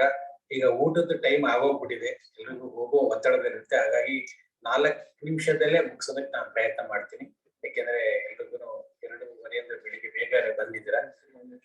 ಈ ಸಂದರ್ಭದಲ್ಲಿ ನಾನು ಯಾವ್ದೋ ಒಂದು ಇದನ್ನ ಜಿಯೋ ಶಿವದುರ್ಗದವ್ರನ್ನ ಒಂದು ಹೇಳಿ ಪ್ರಾರಂಭ ಮಾಡೋಣ ಅಂತ ಅನ್ಕೊಂಡಿದ್ದೀನಿ. ಏನಪ್ಪಾ ಇದು ರೈನ್ ವಾಟರ್ ಹಾರ್ವೆಸ್ಟಿಂಗ್ ಬಂದಿದ್ದೀವಿ, ಯಾವ್ದೋ ಕಾರಣ ಹೇಳ್ತಾ ಇರ್ತಾರೆ, ತಿಳ್ಕೊಬೇಡಿ. ಎಲ್ಲೋ ಹುಡುಕಿದೆ ಕಾಣದ ದೇವರ ಕಲ್ಲು ಮಣ್ಣಿನ ಗುಡಿಯೊಳಗೆ, ಇಲ್ಲೇ ಇರುವ ಪ್ರೀತಿ ಸ್ನೇಹಗಳ ಕಾಣದಾದೆನೋ ನಮ್ಮೊಳಗೆ. ಯಾತಕ್ಕೆ ಇದನ್ನ ಹೇಳ್ತಾ ಇದೀನಿ ಅಂತ ಹೇಳಿದ್ರೆ, ನಮ್ಮ ಒಳಗಡೆ ಇರುವಂತ ಸ್ನೇಹ ಅಂತ ಹೇಳಿದ್ರೆ ಅಕ್ಕಪಕ್ಕದವ್ರು ಇರ್ಬೋದು, ಅವ್ರು ನಮ್ಮನ್ನ ಪ್ರೀತಿ ಮಾಡ್ತಾ ಇರ್ತಾರೆ, ಸ್ನೇಹ ಮಾಡ್ತಾ ಇದಾರೆ. ಅವ್ರನ್ನ ನಾವು ಏನ್ ಮಾಡ್ತೀವಿ ಅಂತ ಹೇಳಿದ್ರೆ ಅಸಡ್ಡೆ ಮಾಡ್ತೀವಿ. ಯಾರೋ ನಮ್ಮನ್ನ ಮಾತಾಡಿಸ್ಲಿ ಅಂತ ಬಯಸ್ತೀವಿ. ಅದು ನಮ್ಮ ಒಳಗಡೆ ಇರುತ್ತೆ, ಸದಾಕಾಲ ನಮ್ಮೊಳಗೆ ಇರುತ್ತೆ. ಹಾಗಾಗಿ ನಮ್ಮನ್ನ ಯಾರು ಬಯಸ್ತಾರೋದನ್ನ ಮಾಡಿ. ಯಾತಕ್ಕೆ ಇದನ್ನ ಸಂದರ್ಭದಲ್ಲಿ ಇರ್ತಾ ಇದೀನಿ ಅಂತ ಹೇಳಿದ್ರೆ, ಜೀವನ ಮಾಡೋದಕ್ಕೆ ಪಂಚಭೂತಗಳು ಬಹಳ ಮುಖ್ಯ. ಅದರಲ್ಲಿ ನೀರು ಬಹಳ ಮುಖ್ಯ. ಅಂದ್ರೆ ನೀರು ಸದಾ ನಾವು ಬೇಕಿದ್ರು ಸಹ ಅದಕ್ಕೆ ನಾವು ಪ್ರೀತಿ ಸ್ನೇಹನ ಕೊಡ್ತಾ ಇದೀವ, ಆ ರೀತಿಯಿಂದ ನೋಡ್ತಾ ಇದೀವ ಅಂತ. ಅದನ್ನ ನೋಡಿದಾಗ ಆಟೋಮೆಟಿಕ್ ಆಗಿ ನಾವ್ ಏನ್ ಮಾಡ್ಬೋದು ಅಂತ ಅಂದ್ಬಿಟ್ಟು ಆಲೋಚನೆ ಮಾಡಕ್ ಶುರು ಮಾಡ್ತೀವಿ. ಆದ್ರೆ ಯಾವುದು ನಮ್ಗೆ ಏನೂ ಇಲ್ದೇನೆ ಪುಕ್ಕಟೆ ಮೀನ್ಸ್ ಅಂದ್ರೆ ಬಹಳ ಸುಲಭದಲ್ಲಿ ಸಿಗುತ್ತೋ ಅದಕ್ಕೆ ನಾವು ಅದಕ್ಕೆ ವ್ಯಾಲ್ಯೂ ಕೊಡಲ್ಲ. ಆದ್ರೆ ಅದು ಬಹಳ ಪ್ರಾಮುಖ್ಯತೆ ಇರುತ್ತೆ. ಹಾಗಾಗಿ ಆ ಒಂದು GS ಇಲ್ಲಿಗೆ ಸೂಕ್ತ ಅಂತ ಹೇಳ್ಬಿಟ್ಟು ನಾನು ಹೇಳೋದಕ್ಕೆ ಇಷ್ಟಪಡ್ತಾ ಇದ್ದೀನಿ. ನಮ್ಮ BWCC ಬಗ್ಗೆ ಒಂದು ಸುಮ್ಮನೆ ಜಸ್ಟ್ ಬ್ರೀಫ್ ಹೇಳ್ಬಿಡ್ತೀನಿ ನಾನು. ಯಾಕೆಂದ್ರೆ ಬೆಂಗಳೂರಿಗೆ ಪೈಪ್ಡ್ ವಾಟರ್ ಸಪ್ಲೈ 1896 ಬಂತು ಹೆಸರುಘಟ್ಟದಿಂದ. 1933 ನಾವು ಇದರಿಂದ ಚಾಮರಾಜನಗರದಿಂದ ತಗೊಂಡ್ವಿ, ತಿಪ್ಕೊಂಡಳ್ಳಿಯಿಂದ. ಅದಾದ್ಮೇಲೆ ನಾವು ಕಾವೇರಿಯಿಂದ ಸುಮಾರು 90 ಕಿಲೋಮೀಟರ್ ದೂರದಿಂದ ತಗೊಂಡ್ ಬರ್ತಾ ಇದ್ವಿ. ಸುಮಾರು ನಾವು 1500 ಅಡಿ ಎತ್ತರಕ್ಕೆ ಅದನ್ನ ಪಂಪ್ ಮಾಡಿ ನಾವು ನೀರನ್ನ ತರಿಸ್ತಾ ಇದ್ವಿ. ಯಾಕೆಂದ್ರೆ ಇದು ಪ್ರತಿಯೊಬ್ಬರಿಗೂ ಗೊತ್ತಿರಬೇಕು ಅಂತ. ಆಮೇಲೆ ನಾನು ಈ ಸಂದರ್ಭದಲ್ಲಿ ನಾನು ಏನೋ ಒಂದು ರಿಕ್ವೆಸ್ಟ್ ಮಾಡ್ಕೊತೀನಿ ಅಂತ ಹೇಳಿದ್ರೆ, ನಿಮ್ಮ ಅಪಾರ್ಟ್ಮೆಂಟ್ ಅಸೋಸಿಯೇಷನ್ ಇಂದ ದಯಮಾಡಿ ಒಂದನ್ನು ಬಸ್ ಮಾಡ್ಕೊಂಡೋಗಿ ತೊರೆಕಾಡಿನಲ್ಲಿಗೆ ಟ್ರೀಟ್ಮೆಂಟ್ ಪ್ಲಾಂಟ್ ನೋಡ್ಕೊಂಡು ಬನ್ನಿ. ಯಾತಕ್ಕೆ ಇದನ್ನ ಹೇಳ್ತಾ ಇದೀನಿ ಅಂತ ಹೇಳಿದ್ರೆ, ಅಲ್ಲಿ ಹೋದಾಗ ಎಷ್ಟು ಅಲ್ಲಿ ನಾವು ಯಾವ ರೀತಿ ಶುದ್ಧಿ ಮಾಡಿ ತರ್ತೀವಿ, ಎಷ್ಟು HP ಪಂಪ್ ಇದೆ, ನಾವಿಲ್ಲಿ ತರೋದಕ್ಕೆ ಎಷ್ಟು ಕಷ್ಟ ಆಗುತ್ತೆ ಅನ್ನೋದನ್ನ ಒಂದ್ ಸ್ವಲ್ಪ ನಮ್ಗೆ ಅರ್ಥ ಆದ್ರೆ ಅನುಕೂಲ ಆಗುತ್ತೆ ಅಂತ ನಾನು ನಿಮ್ಮಲ್ಲಿ ಅದೊಂದು ಕಳಕಳಿಯ ಪ್ರಾರ್ಥನೆ. ನೀವು ಆ ರೀತಿ ಇದ್ರೆ ನಮ್ಮ ಡಿಪಾರ್ಟ್ಮೆಂಟ್ಗೆ ಒಂದು ಲೆಟರ್ ಕೊಟ್ರೆ ನಾವು ಯಾವುದೇ ರೀತಿ ಚಾರ್ಜ್ ಮಾಡದೆ ನಿಮ್ದಲ್ಲಿ ಅನುಮತಿ ಕೊಡಿಸ್ತೀವಿ. ದಯವಿಟ್ಟು ಅಲ್ಲಿಗೆ ಹೋಗಿ ಬನ್ನಿ ಅಂತ ನಾನು ಕೇಳ್ಕೊಂತೀನಿ. ಇದನ್ನ ನಾವು ಕಾವೇರಿ ವಾಟರ್ನ 10 ವರ್ಷಕ್ಕೆ ಒಂದ್ಸಾರಿ ನಾವು ತಗೊಂಡ್ ಬಂದ್ವಿ. ಇವಾಗ 1450 MLD ನೀರು ನಮ್ಗೆ ಪ್ರತಿ ದಿವಸ ನಮ್ಗೆ ಬರ್ತಾ ಇದೆ. ನಿನ್ನೆ ರಾತ್ರಿ ನಮ್ಗೆ ಹಾರೋಳಿನಲ್ಲಿ ಸ್ವಲ್ಪ ಅಡಚಣೆ ಉಂಟಾಗಿದ್ದಕ್ಕೆ ಸುಮಾರು ನಮ್ಗೆ 100-150 MLD ನೀರು ಕಡಿಮೆ ಆಯ್ತು. ಆದ್ರೆ ಎಷ್ಟೋ ಪ್ರದೇಶಗಳಿಗೆ ನೀರು ತೊಂದರೆ ಆಗಿದೆ. ರಾತ್ರಿ ಸಂಜೆ 6:30 ಬೆಳಿಗ್ಗೆ ಮಧ್ಯಾಹ್ನ ಬೆಳಗಿನ ಜಾವ 3 ಗಂಟೆವರೆಗೆ ನೀರು ತೊಂದರೆ ಆಗಿತ್ತು. ಅಂದ್ರೆ 1 ಗಂಟೆ ನೀರ್ ಪವರ್ ಹೋದ್ರೂ ಅಷ್ಟೇ ಕಷ್ಟ ಇದೆ. ಹಾಗಾಗಿ ಅದನ್ನ ಹೊರ್ತುಕೊಂಡು ನಾವು ಅದ್ರ ಬಳಕೆ ಮಾಡೋದು ಅನುಕೂಲ ಆಗುತ್ತೆ. ಯಾಕಂದ್ರೆ ಹಿಂದಿನ ಪ್ರೆಸೆಂಟೇಷನ್ ನಿಜವಾದ ನಾನು ಬಹಳ ಖುಷಿ ಪಡ್ತೀನಿ. ಯಾಕೆಂದ್ರೆ ನಾವು ಎಷ್ಟು ಬಹಳ ಸಣ್ಣ ಮಟ್ಟದಲ್ಲಿ ನಾವು ಅದನ್ನ ಉಪಯೋಗ ಪಡ್ಕೊಳಕ್ಕಾಗತ್ತೆ ಅಂತ. BWSS ಬಗ್ಗೆ ನಾನು ಓವರ್ವ್ಯೂ ಹೇಳಿದರೆ ನಾವು ಈ ವಾಟರ್ ಸಪ್ಲೈನಲ್ಲಿ ಅದಕ್ಕೆ ಸುಮ್ಮನೆ ನಮಗೆ ಬಹಳ ಸುಲಭ ಅನ್ಸುತ್ತೆ. 1500-450 ml ನಾವು ಇದು ಮಾಡ್ತಾ ಇದ್ದೀವಿ. ಒಟ್ಟು ಒಂದು ಅಪ್ರಾಕ್ಸಿಮೇಟ್ ನಿಯರ್ಲಿ 1.3 crores ಇದ್ದಾರೆ. ಒಟ್ಟು ನಮ್ಗೆ 10,44,000 ಕನೆಕ್ಷನ್ಸ್ ನಮ್ಗೆ BWSS ನಲ್ಲಿ ಮೀಟರ್ಡ್ ಕನೆಕ್ಷನ್ಸ್ ಇದೆ. ಇವನ್ ನಾವು ಅಪಾರ್ಟ್ಮೆಂಟ್ ಒಂದೇ ಕನೆಕ್ಷನ್ ಲೆಕ್ಕದಲ್ಲಿ ತಗೊಳ್ತೀವಿ. ಅದು ಬಹಳ ಮುಖ್ಯ ಅಂದ್ರೆ ಅದನ್ನ ಮೇಂಟೈನ್ ಮಾಡ್ತಾ ಇದ್ವಿ. ಜೊತೆಗೆ 11,680 ಕಿಲೋಮೀಟರ್ ಲೆಂತ್ ಇದೆ ವಾಟರ್ ಸಪ್ಲೈ ಲೈನ್ ಬೆಂಗಳೂರಿನಲ್ಲಿ. 11,000 ಅಂತಂದ್ರೆ ಆ 10 ಲಕ್ಷ ಕನೆಕ್ಷನ್ ಕೊಡ್ಬೇಕಾದ್ರೆ 11,000 ಕಿಲೋಮೀಟರ್ ಉದ್ದ ಪೈಪ್ ಲೈನ್ ನಾವು ಹಾಕಿದೀವಿ. ಜೊತೆಗೆ ಆ ಪೈಪ್ ಡಯಾಮೀಟರ್ 4 ಇಂಚಿಂದ ಹಿಡಿದು ಸುಮಾರು 6 ಅಡಿವರೆಗೂ ಬರ್ತದೆ. ಅದು ಬಹಳ ಮುಖ್ಯ. ಆಮೇಲೆ ಜಿಎಲ್ ಲಾಸ್ ಸುಮಾರು ನಮ್ಗೆ ಒಂದು 86 ಇದೆ. ಆಮೇಲೆ ನಂಬರ್ ಆಫ್ ಓವರ್ ಟ್ಯಾಂಕ್ಸ್ 32 ಇದೆ. ಬೂಸ್ಟ್ ಪಂಪಿಂಗ್ ಮಾಡ್ತಾ ಇದೆ. ಕೆಲವು ಕಡೆ ಗ್ರಾವಿಟಿ ಹೋಗಲ್ಲ, ಹಾಗಾಗಿ 62 ಬೂಸ್ಟ್ ಪಂಪಿಂಗ್ ಸ್ಟೇಷನ್ಸ್ ಇದೆ. ವಾಟರ್ ಟ್ಯಾಂಕರ್ಸ್ 68 ನಾವು ಇಟ್ಕೊಂಡಿದೀವಿ. ಜೊತೆಗೆ ನಾವು ಪ್ರತಿ ತಿಂಗಳು 42,200 ml ಕೊಡ್ತಾ ಇದೀವಿ. ಆಮೇಲೆ ಪರ್ ಕ್ಯಾಪಿಟಲ್ ಆವರೇಜ್ ನಾವು ಕ್ಯಾಲ್ಕುಲೇಟ್ ಮಾಡ್ತಾ 120 LPCD ಅಷ್ಟು ನಾವು ನೀರನ್ನ ಸಪ್ಲೈ ಮಾಡ್ತಾ ಇದೀವಿ. ಆದ್ರೆ ಅವ್ರು ಏನಾದ್ರು ಡಿವೈಸ್ ಅನ್ನೆಲ್ಲ ಅದನ್ನ ಉಪಯೋಗಿಸ್ಕೊಂಡು ನಾವು ಇದು ಮಾಡಿದ್ರೆ ನಮ್ಗೆ ಅನ್ಸುತ್ತೆ 100-90 ತಂದ್ಬಿಟ್ಟು ನಾವು ಉಪಯೋಗ ಮಾಡ್ಕೋಬಹುದು. ಅವಾಗ ಏನಂತಂದ್ರೆ ಯಾರು ನೀರು ಹೋಗಲ್ಲ ಅವ್ರು ಹೋಗುತ್ತೆ. ನೀವು ಸಿವೇಜ್ ತಗೊಂಡು ಸಹ ಸಿವೇಜ್ ಸಿಸ್ಟಮ್ ನಲ್ಲಿ ನಮ್ಗೆ 170 ಗೆಟಿಂಗ್ ಮಿಷಿನ್ಸ್ ಇದೆ. ಆದ್ರೆ ಬಹಳ ಮುಖ್ಯವಾಗಿ ನೀವು ನೋಡ್ಬೇಕಾಗಿರೋದು ನಂಬರ್ ಆಫ್ ಮ್ಯಾನುವಲ್ಸ್. ಸುಮಾರು 3 ಲಕ್ಷ ಮ್ಯಾನುವಲ್ಗಳಿದೆ. 3 ಲಕ್ಷ ಮ್ಯಾನುವಲ್ಗೆ ನಾವೇನೋ ಹೇಳ್ತೀವಿ ಮ್ಯಾನುವಲ್ ಅಂದ್ರೆ ನಾವು ಸರಿ ಮಾಡಿಲ್ಲ ಅಂತೆಲ್ಲ. ಈಗೆಲ್ಲ ರಸ್ತೆ ಲೆವೆಲ್ಗೆ ಎಲ್ಲದನ್ನು ಮಾಡುವಂತ ಇದನ್ನ ನಾವು ಮಾಡ್ಕೊಡ್ತಾ ಇದ್ವಿ. ಜೊತೆಗೆ ಸುಮಾರು 10,162 ಕಿಲೋಮೀಟರ್ ಲೈನ್ ಸ್ಯಾನಿಟರಿ ಲೈನ್ ಇದೆ. ಅದನ್ನ ನಾವು ಸುಮಾರು 33 STPಗಳಿಗೆ ತಗೊಳ್ತಾ ಇದೀವಿ. ಏನ್ ಸಿವೇಜ್ ಜನರೇಷನ್ ಆಗುತ್ತೆ ಅದನ್ನ ನಾನು ನಿಜವಾಗ್ಲೂ ಬಹಳ ಹೆಮ್ಮೆಯಿಂದ ಹೇಳ್ಕೋಬೇಕಾಗುತ್ತೆ. ಎಷ್ಟು ಸಿವೇಜ್ ಜನರೇಷನ್ ಆಗುತ್ತೆ ಬೆಂಗಳೂರಿನಲ್ಲಿ ಅದಕ್ಕಿಂತ ಇನ್ನು 100 MLD ನಾವು ಸಿವೇಜ್ ನ ಟ್ರೀಟ್ ಮಾಡುವಂತ ಕೆಪಾಸಿಟಿ ನಮ್ಮ ಬೆಂಗಳೂರಿನಲ್ಲಿದೆ. 34 STPಗಳನ್ನ ನಾವು ರೆಡಿ ಮಾಡಿದೀವಿ. ಈಗ 110 ವಿಲೇಜಸ್ ಸಹ ಬಂದು ಅದಕ್ಕೆ ಸೇರ್ಪಡ್ತಾ ಇದೆ. ಅದು ಬಹಳ ಮುಖ್ಯವಾಗಿ ನಿಮ್ಗೆ ಹೇಳುವಂತದಕ್ಕೆ. ಅದಕ್ಕೆ ನಿಮ್ಗೆ ಲಾಸ್ಟ್ 1,400 MLD ಜನರೇಷನ್ ಇದೆ. ಬಟ್ ನಮ್ ಕೆಪಾಸಿಟಿ ಅದು 1,523.3. ಇದು ರೈನ್ ವಾಟರ್ ಹಾರ್ವೆಸ್ಟಿಂಗ್ ಬಗ್ಗೆ ಪುನಃ ನಾನು ಹೇಳೋದಕ್ಕೆ ಅದನ್ನ ನಾನು ಇಷ್ಟಪಡಲ್ಲ. ಇದನ್ನ ರೈನ್ ವಾಟರ್ ಹಾರ್ವೆಸ್ಟಿಂಗ್ ಅದೇನು ಅಂತಾನು ನಾವು ಹೇಳಿದ್ವಿ. ಬಟ್ ಇದ್ರಲ್ಲಿ ಬಹಳ ಮುಖ್ಯವಾಗಿ ನಾನು ಏನ್ ಹೇಳಕ್ಕೆ ಇಷ್ಟಪಡ್ತೀನಿ ಅಂತ ಹೇಳಿದ್ರೆ roof top rain water harvesting ನಲ್ಲಿ 60 ಲೀಟರ್ನ ಸ್ಕ್ವೇರ್ ಮೀಟರ್ ಅಂದ್ರೆ 1 ಸ್ಕ್ವೇರ್ ಮೀಟರ್ಗೆ 60 ಲೀಟರ್ನಷ್ಟನ್ನ ನಾವು ಅಂದ್ರೆ ರಿಚಾರ್ಜ್ ಇರ್ಬೋದು ಇಲ್ಲ ಸ್ಟೋರೇಜ್ ಇರ್ಬೋದು ಆ ರೀತಿ ಕ್ಯಾಲ್ಕುಲೇಷನ್ ಮಾಡ್ಕೊಂಡು ನಾವು ಉಪಯೋಗಿಸ್ಬೇಕಾಗುತ್ತೆ. ಪೇವ್ಡ್ ಏರಿಯಾಕ್ಕೆ ಅದನ್ನ ಈಗ ಪೇವ್ಡ್ ಅನ್ಪೇವ್ಡ್ ಎರಡನ್ನೂ ತಗೊಳ್ತಾ ಇದ್ವಿ. ರೀಸೆಂಟ್ ಇದಕ್ಕೆ 30 ಲೀಟರ್ ಅಷ್ಟನ್ನು ಮಾಡಬೇಕು. ಅಂದ್ರೆ ಈಗ 30-40 ಸೈಟ್ ನಲ್ಲಿ ಒಂದು ಮನೆ ಕಟ್ಟಿದ್ರೆ ಅಪ್ರಾಕ್ಸಿಮೇಟ್ ಆಗಿ 6,000 ಲೀಟರ್ ನೀರು ಅಷ್ಟನ್ನ ಅವನು ಇಲ್ಲ ಹಿಂಗಿಸ್ಬೇಕು, ಇಲ್ಲ ಅಂತ ಹೇಳಿದ್ರೆ ಅದನ್ನ ಸ್ಟೋರ್ ಮಾಡಿ ಉಪಯೋಗಿಸ್ಬೇಕು. ಅದು ನಮ್ಮ ಕಾನೂನು ಹೇಳುವಂಥದ್ದು. ಅದು ಬಹಳ ಮುಖ್ಯವಾಗಿ.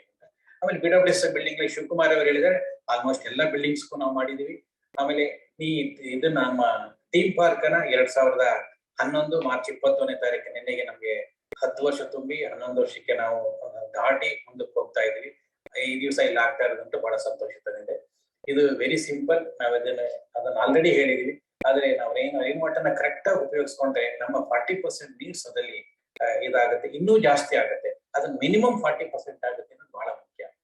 ಈಗ ಮೊದಲು ನಾವು ಇದನ್ನ ಮಾಡಿದಾಗ ಅಂದ್ರೆ ರೈನ್ ವಾಟರ್ ಹಾರ್ವೆಸ್ಟಿಂಗ್ ಕಂಪಲ್ಸರಿ ಮಾಡಿದಾಗ ಜನಗಳ ರೀಚ್ ಆಗೋದಕ್ಕೆ ನಾವು ಸುಮಾರು ಸ್ಕೂಲ್ಗಳಿಗೆ ಕಾಲೇಜಸ್ಗಳಿಗೆ ಎಲ್ಲದನ್ನು ಹೋದ್ವಿ. ಒಂದೊಂದು ಏರಿಯಾಕ್ಕೆ ಹೋಗಿ ಏನ್ ರಾಮಶೇಷ್ ಅವರು ಎಲ್ಲ ಬಂದಿದ್ರಲ್ಲ ಅವ್ರನ್ನ ಕರ್ಕೊಂಡೋಗಿ ನಾವ್ ಹೇಳಿದ್ರೆ ಬೇಡ ಅಂತ ಹೇಳಿ ಅದನ್ನ ನಾವು ಪ್ರತಿಯೊಂದು ಇದಕ್ಕೂ ತಲುಪಿಸೋದಕ್ಕೆ ಸಾಧ್ಯ ಆಯ್ತು.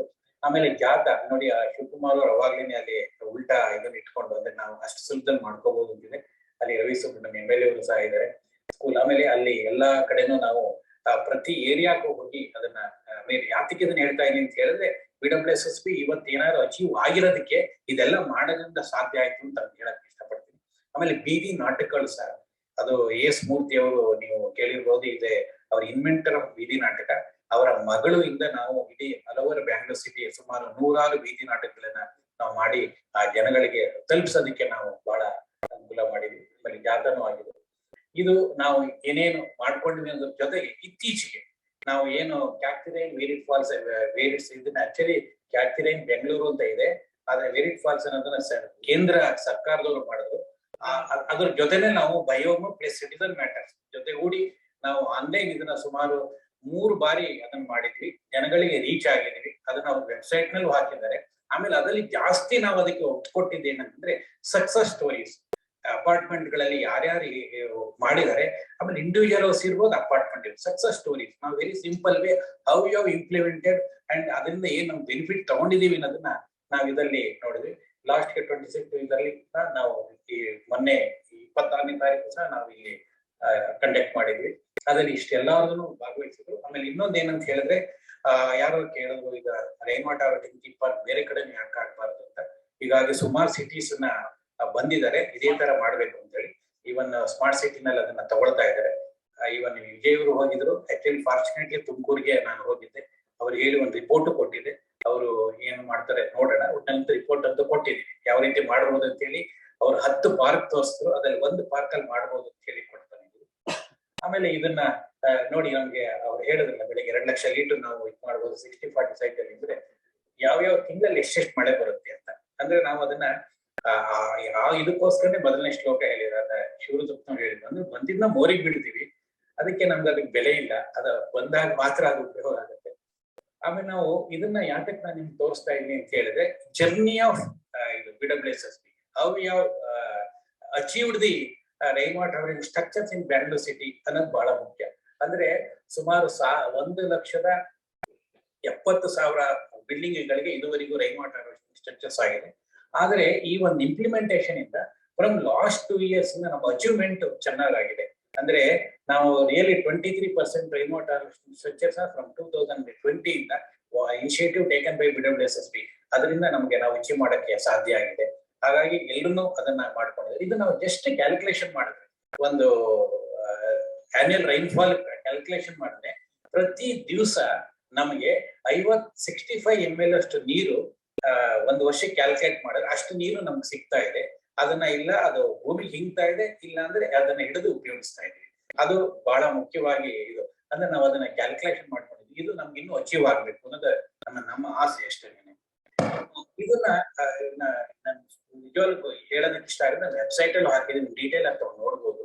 ಅಂದ್ರೆ 2009 ಅಲ್ಲಿ ನಾವು ಏನು 72 ಅಂದ್ರೆ 72 ಆಕ್ಟ್ ಅಲ್ಲಿ ಏನ್ ಹೇಳುತ್ತೆ ಅಂತಂದ್ರೆ, ಏನು ಮಳೆ ನೀರು ಬೀಳುತ್ತೆ ಅದನ್ನ ನೀವು ಹೊರಗಡೆ ಬಿಡಿ, ನಮ್ಮ ಡ್ರೈನ್ಗೆ ಬಿಡಬೇಡಿ ಅನ್ನೋದು ಆಕ್ಟ್ ಹೇಳುತ್ತೆ. ಅಂದ್ರೆ ನಮ್ಮ ಸಿವೇಜ್ ಸಿಸ್ಟಮ್ ಬಿಡಬೇಡಿ ಅಂತ.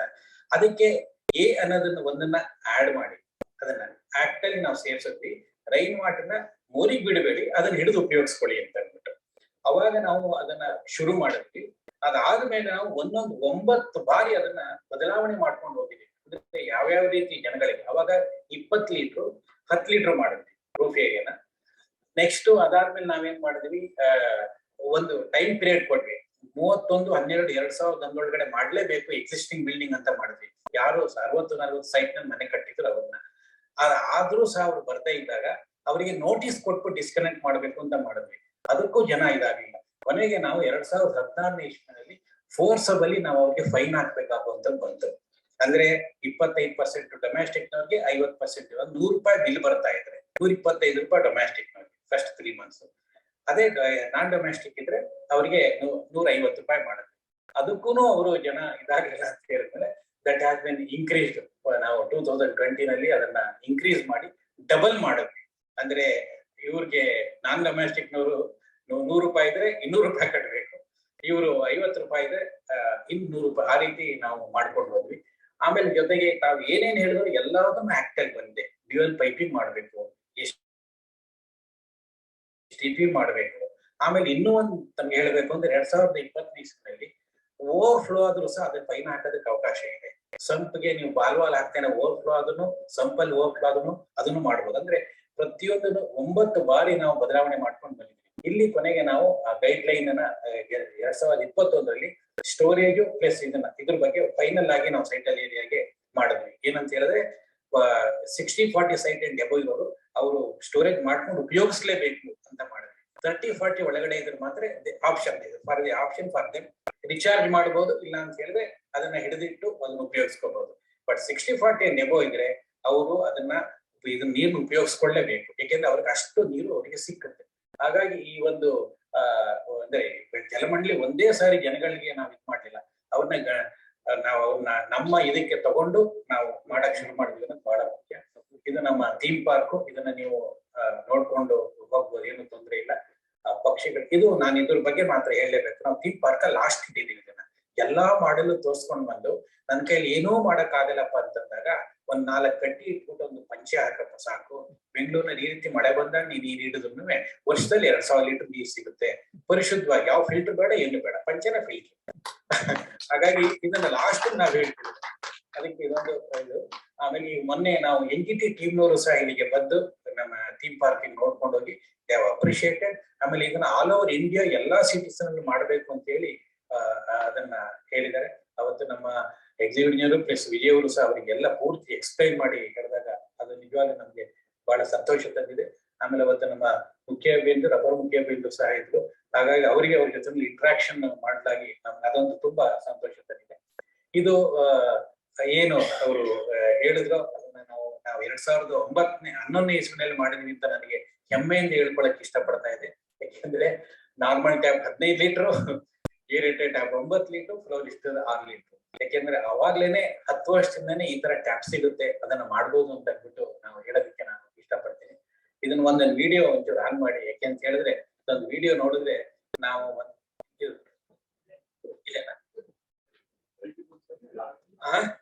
Sir 8 minutes ಆಗ್ಬೇಕಾ?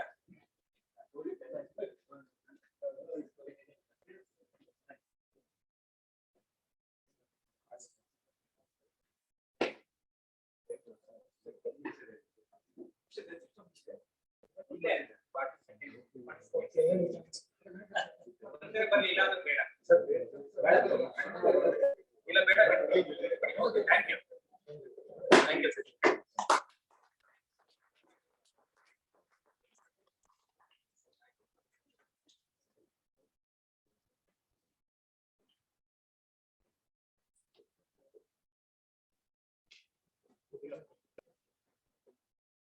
Thank you Manjunath. Manjunath ಅವರು ಈ ನಮ್ಮ ಅವರು ತುಂಬಾ ಅದರಿಂದ ಇಲ್ಲಿ fancy class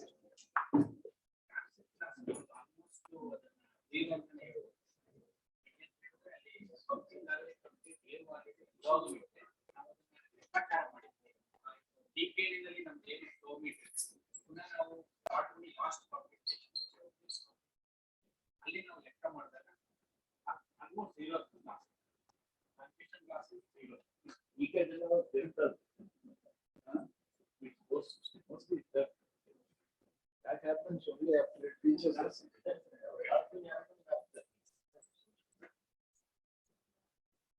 So, how much is non-residue water?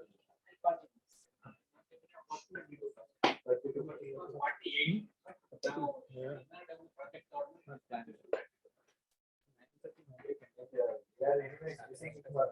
Super subsidized. Super subsidized. 90 rupees per KLR, but we are supplying for 8 rupees. ಲೆಕ್ಕ ಹಾಕಿದ್ರೆ 900 ರೂಪಾಯಿ ಮಿನಿಮಮ್ ನಮಗೆ ಪ್ರತಿ ತಿಂಗಳಿಗೆ Sodhi rate capital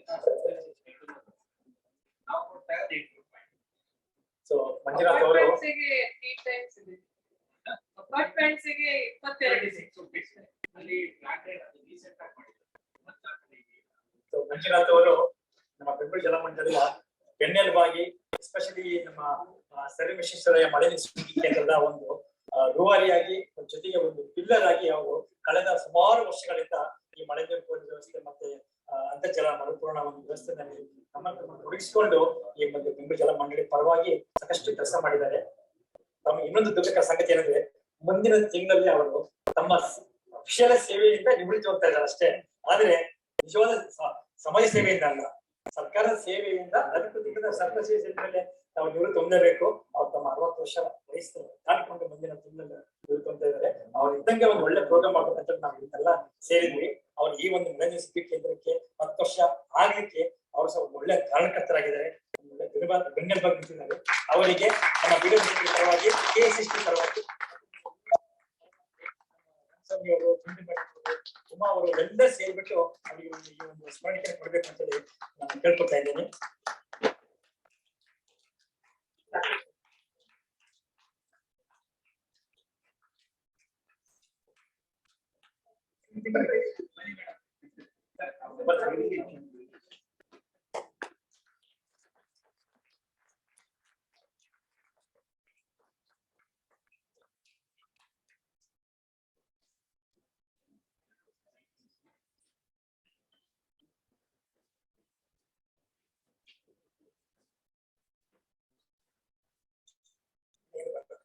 so introduction ಅಲ್ಲಿ ಏನು ಬೇಡ, ದಯಮಾಡಿ ತಾವೆಲ್ಲ. ಯಾಕೆಂದ್ರೆ ನಾವಿವತ್ತು ಈ ತಗೊಂಡಿರೋ ಒಂದು ಇದು ನನ್ನ ಪರಿಚಯ ನಮ್ಗೆಲ್ಲ ಇದೆ. ಯಾಕೆಂದ್ರೆ ಇವತ್ತು ಇರೋ ಥೀಮ್ ಏನಿದೆ ಗ್ರೌಂಡ್ ವಾಟರ್ ಅಂತರ್ಜಲ ಅಂತ ಹೇಳಿ, ಈ ಅಂತರ್ಜಲ ಮರುಪೂರ್ಣ ಮಾಡ್ಲಿಕ್ಕೆ, ಅಂತರ್ಜಲ ಹೆಚ್ಚಿಸಲಿಕ್ಕೆ, ಅಂತರ್ಜಲ ಜಾಸ್ತಿ ಮಾಡ್ಲಿಕ್ಕೆ ನಮ್ಮ ಪೂರ್ವಜರು ಸಾಕಷ್ಟು ಶ್ರಮ ಹಾಕಿದ್ದಾರೆ. ಆ ಒಂದು ಉದ್ದೇಶದಿಂದ ಇವತ್ತಿನ ಒಂದು ಥೀಮಿಗೆ ಆಪ್ಟ್ ಆಗಿ ನಾನು ಈ ಒಂದು ಪ್ರೆಸೆಂಟೇಷನ್ ಮಾಡ್ತಾ ಇದ್ದೀನಿ. ದಯಮಾಡಿ ಒಂದು 10 ನಿಮಿಷ ಒಳಗೆ ಆದಷ್ಟು ಪ್ರಯತ್ನ ಮಾಡ್ತೀನಿ. ಮಲ್ಟಿಪರ್ಸ್ ಆಗಿ ಮಾಡಕ್ ಪ್ರಯತ್ನ, ಯಾಕಂದ್ರೆ ನಾನು ಆಕ್ಚುಲಿ ಅರ್ಧ ಮುಕ್ಕಾಲು ಗಂಟೆ ಬೇಕೇ ಬೇಕು. ಆಲ್ರೆಡಿ ಸುಮಾರು ಪ್ರೆಸೆಂಟೇಷನ್ ನೀವೆಲ್ಲ ನೋಡಿದ್ರ, BF ಇರ್ಬೋದು ಅಥವಾ ನಮ್ಮ IP ಅವರ ಎಲ್ಲ ಮೆಂಬರ್ಸ್ ನೋಡಿದಿರ.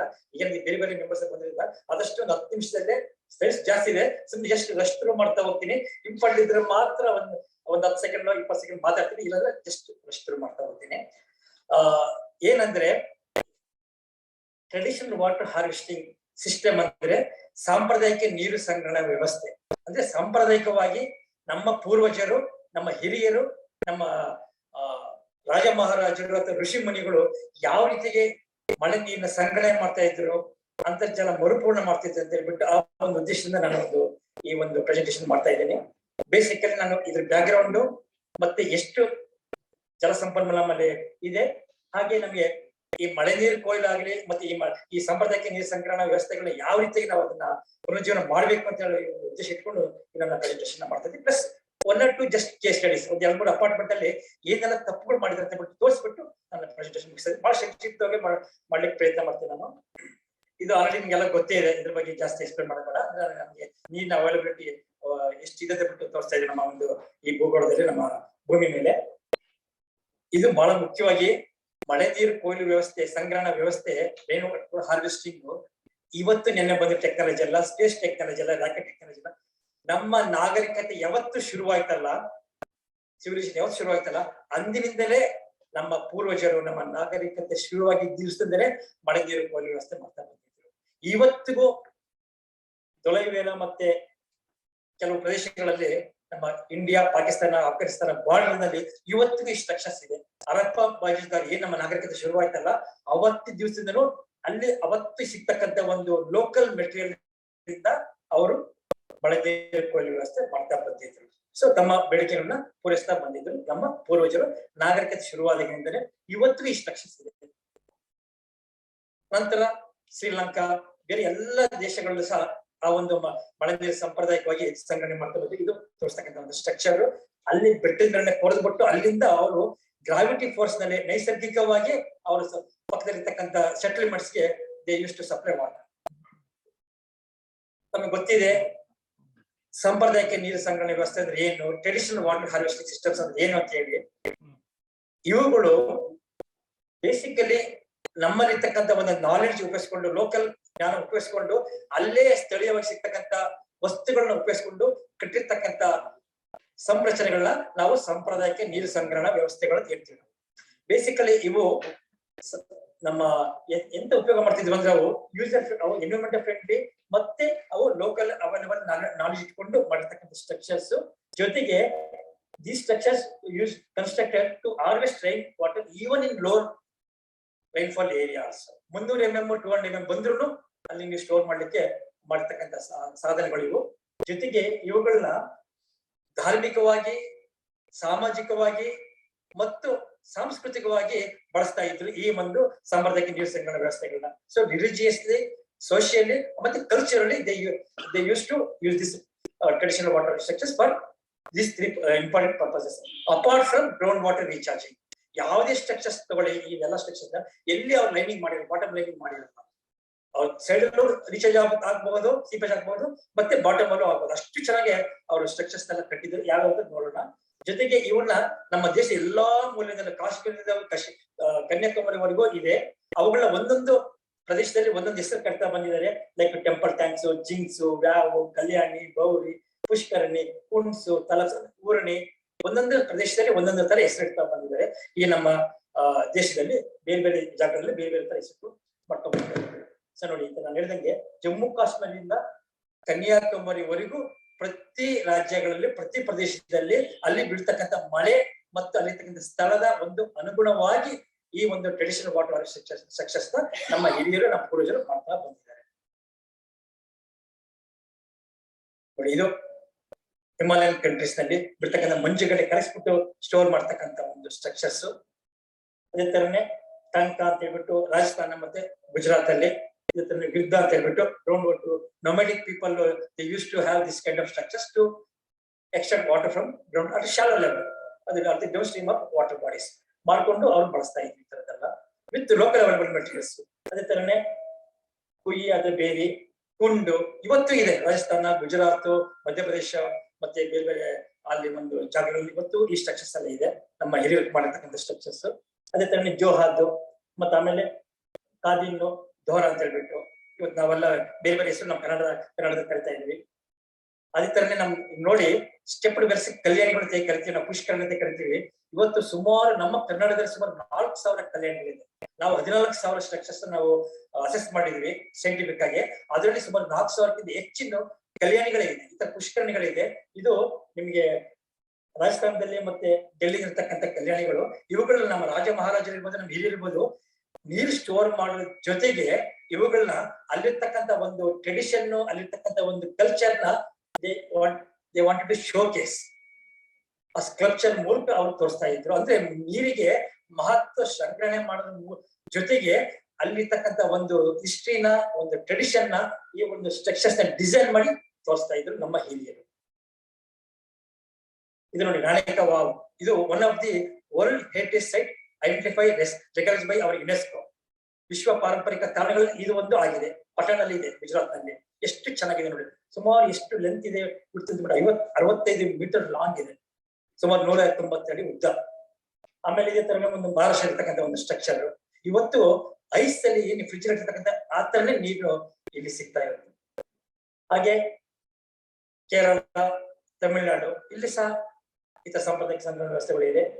ನಮ್ಮ ರಾಜ್ಯಕ್ಕೆ ಬರೋದಾದ್ರೆ 4 ತರ ನಾವು ಐಡೆಂಟಿಫೈ ಮಾಡಿದೀವಿ ಇಲ್ಲಿ.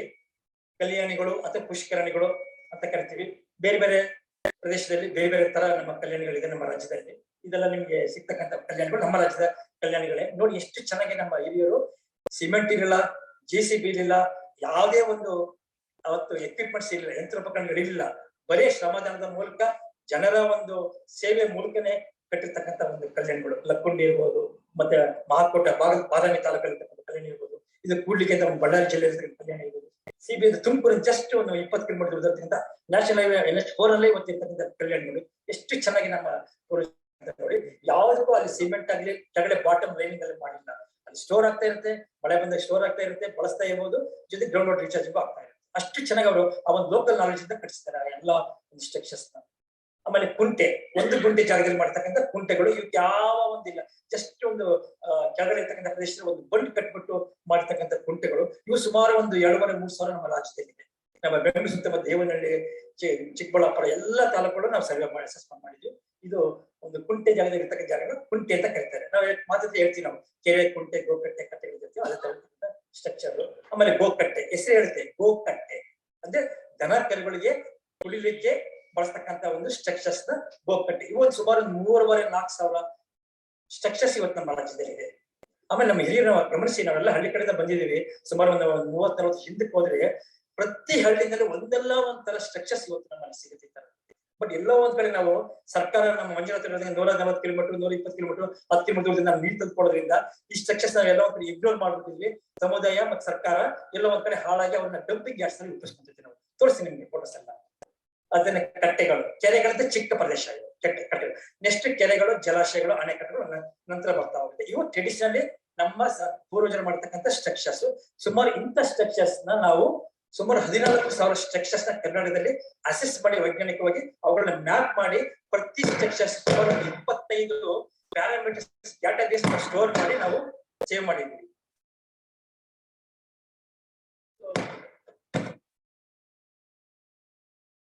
ಹಾಗೆ ನಮ್ಮ ಪೂರ್ವಜರು ಸಕ್ಸಸ್ ಜೊತೆಗೆ ಅವಾಗ ಶಾಲಾ ವೇಲ್ಸ್ ತೆರೆದ ಬಾವಿಗಳು ಅಂತ ಹೇಳ್ತೀವಿ ನಾವು, ಓಪನ್ ವೆಲ್ಸ್ ನ ಮಾಡ್ತಾ ಬಂದು ಅಲ್ಲಿಂದ ನಾವು ಗ್ರೌಂಡ್ ವಾಟರ್ ತಗೊಂಡು ನಾವು ಅದನ್ನ ಡೊಮೆಸ್ಟಿಕ್ ಪರ್ಪಸ್ಗೆ ಮತ್ತೆ ಇರಿಗೇಷನ್ ಪರ್ಪಸ್ಗೆ ನಾವು ಬಳಸ್ತಾ ಬಂದ್ವಿ. ಹಾಗೆ ಬಹಳ ಇಂಪಾರ್ಟೆನ್ಸ್ ಕೊಡ್ತಾ ಇದ್ವಿ ನಾವು ಹಿಂದೆ.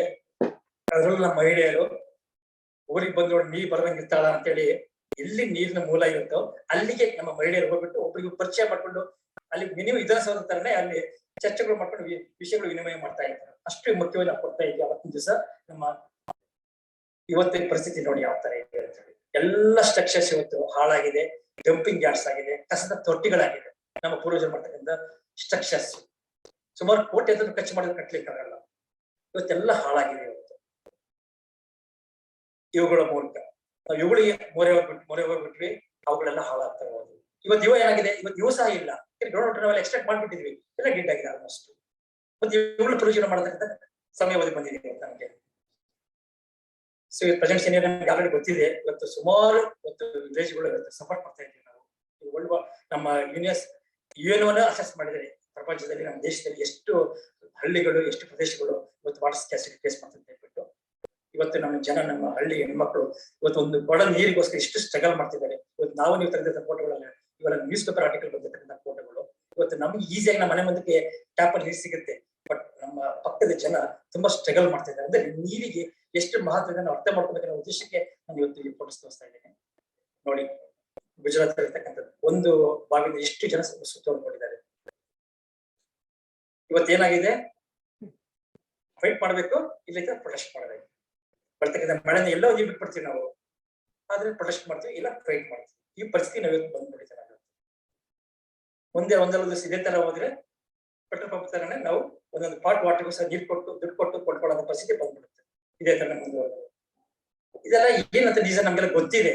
ಬಿಕಾಸ್ ನಾವು ಪಾಪ್ಯುಲೇಷನ್ ಇನ್ಕ್ರೀಸ್ ಆಗಿದೆ, ಕಾಡ್ ಕಡಿಮೆ ಆಗಿದೆ, ಆಮೇಲೆ ಡಿಫಾರೆಸ್ಟೇಷನ್ ಆಗಿದೆ, ಎಲೆಕ್ಟ್ರಿಕ್ ರೈನ್ಫಾಲ್ ಆಗ್ತಾ ಇದೆ, ಗ್ರೌಂಡ್ ವಾಟರ್ ಎಕ್ಸ್ಪ್ಲಾಂಟೇಷನ್ ಮಾಡ್ಬಿಟ್ಟಿದ್ವಿ, ಕ್ಲೈಮೇಟ್ ಚೇಂಜ್, ಗ್ಲೋಬಲ್ ವಾರ್ಮಿಂಗ್ ಆಗ್ತಾ ಇದೆ. ನಾವು ಆಲ್ರೆಡಿ ಫೀಲ್ ಮಾಡ್ತಾ ಇದ್ದೀವಿ. ನಾವು ಯಾವ್ದೋ ಕಾಲದಲ್ಲಿ ಮಳೆ ಬರುತ್ತೆ, ಯಾವ್ದೋ ಕಾಲದಲ್ಲಿ ಚಳಿ ಇರುತ್ತೆ, ನೋಡ್ತಾ ಇದೀವಿ. ಇದೆಲ್ಲ ನಾವು ಫೇಸ್ ಮಾಡ್ತಾ ಇದೀವಿ. ಇದನ್ನೆಲ್ಲ ಇದಕ್ಕೆ ಒಂದ್ ಕಾಲದಲ್ಲಿ ಕೆಂಪೇಗೌಡ ಕಟ್ಟಿದ ಬೆಂಗಳೂರಲ್ಲಿ 262 ವಾಟರ್ ಬಾಡಿ ಸಿಗುತ್ತೆ. ಬೆಂಗಳೂರಲ್ಲಿ ಎಷ್ಟು ಉಳಿದಿದೆ? ಬರೀ 82 ಇದೆ. ಏನ್ ಮಾಡ್ಕೊಂಡಿದೀವಲ್ಲ, ನಮ್ಮ ಎಲ್ಲ ಬೇರೆ ಬೇರೆ ಉದ್ದೇಶಕ್ಕೆಲ್ಲ ಬಳಸ್ಕೊಂಡ್ಬಿಟ್ಟಿದ್ವಿ.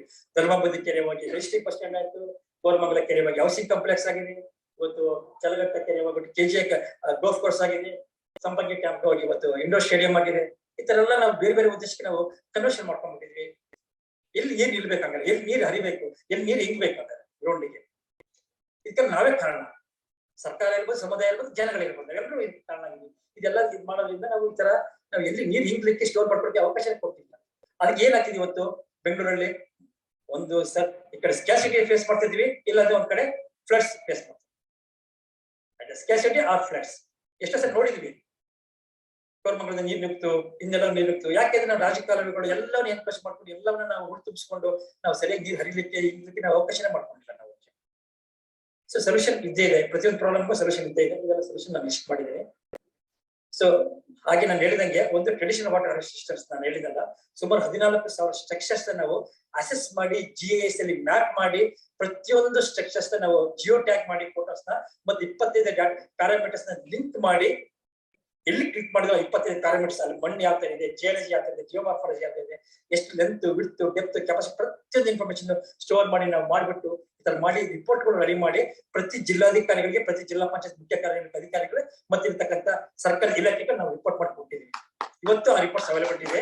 ಪ್ರತಿಯೊಂದು ಸ್ಟ್ರಕ್ಚರ್ಸ್ ಏನ್ ಮಾಡಬೇಕು ಆ ಸ್ಟ್ರಕ್ಚರ್ಗೆ ಯೂಸ್ ಮಾಡಕ್ಕೆ ನೀವು ಲಕ್ಷಾಂತರ ಖರ್ಚು ಮಾಡಬೇಕಾಗಿದೆ, ಬರೀ 1,000 ರೂಪಾಯಿ ಖರ್ಚು ಮಾಡೋದು ಸರ್. ಅದು ಇನ್ಲೆಟ್ ಯಾವ ತರ ಇದೆ, ಔಟ್ಲೆಟ್ ಯಾವ ತರ ಇದೆ, ಎಲ್ಲದೂ ನಾವು ಅದರಲ್ಲಿ ಡಾಟಾ ಸ್ಟೋರ್ ಮಾಡಿ ಅಸೆಸ್ ಮಾಡಿ ಈ ತರ ಮಾಡಿಬಿಟ್ಟು ನಾವು ಪ್ರತಿ ಸ್ಟ್ರಕ್ಚರ್ಸ್ ಕ್ಲಿಕ್ ಮಾಡಿದ ತಕ್ಷಣ ಇನ್ಫಾರ್ಮೇಶನ್ ಬರುತ್ತೆ, ಫೋಟೋಗ್ರಫಿ ಬರುತ್ತೆ. ಈ ಸ್ಟೇಟಸ್ ಗೊತ್ತಾಗುತ್ತೆ. ಪ್ರತಿ ಜಿಲ್ಲೆಗೂ ಮಾಡಿದ್ವಿ, ಪ್ರತಿ ಗ್ರಾಮ ಪಂಚಾಯತ್ಗೂ ಮಾಡಿದ್ವಿ. ಸುಮಾರು 14,000 ಸ್ಟ್ರಕ್ಚರ್ಸ್ಗೆ ನಾವು ಮಾಡಿ ಇದನ್ನ ನಾವು ಸರ್ಕಾರಕ್ಕೆ ಸಬ್ಮಿಟ್ ಮಾಡಿದ್ವಿ ಕಳೆದ ಒಂದು ವರ್ಷದ ಈಚೆಗೆ. ಈಗ ಫಾರ್ಚುನೇಟ್ಲಿ ಸರ್ಕಾರ ಮುಂದೆ ಬಂದಿದೆ. ಕ್ಯಾಚ್ ದಿ ರೈನ್ ಅಂತ ಏನು ಲಾಸ್ಟ್ ವರ್ಲ್ಡ್ ವಾಟರ್ ಡೇ ದಿವಸ ನಮ್ಮ ಪ್ರಧಾನಮಂತ್ರಿಗಳು ಏನ್ ಕರೆ ಕೊಟ್ಟರು, wherever it falls rain catch the rain ಅಂತ ಮಾಡಿಲ್ಲ. ಅವತ್ತಿನ ಜಲಶಕ್ತಿ ಅಭಿಯಾನ ಅಂತ ಬಿಟ್ಟು ಪ್ರೋಗ್ರಾಮ್ಸ್ ಶುರು ಮಾಡಿದ ನಮ್ಮ ಸರ್ಕಾರದಿಂದ, ಕೆಲ ಸರ್ಕಾರದಿಂದ.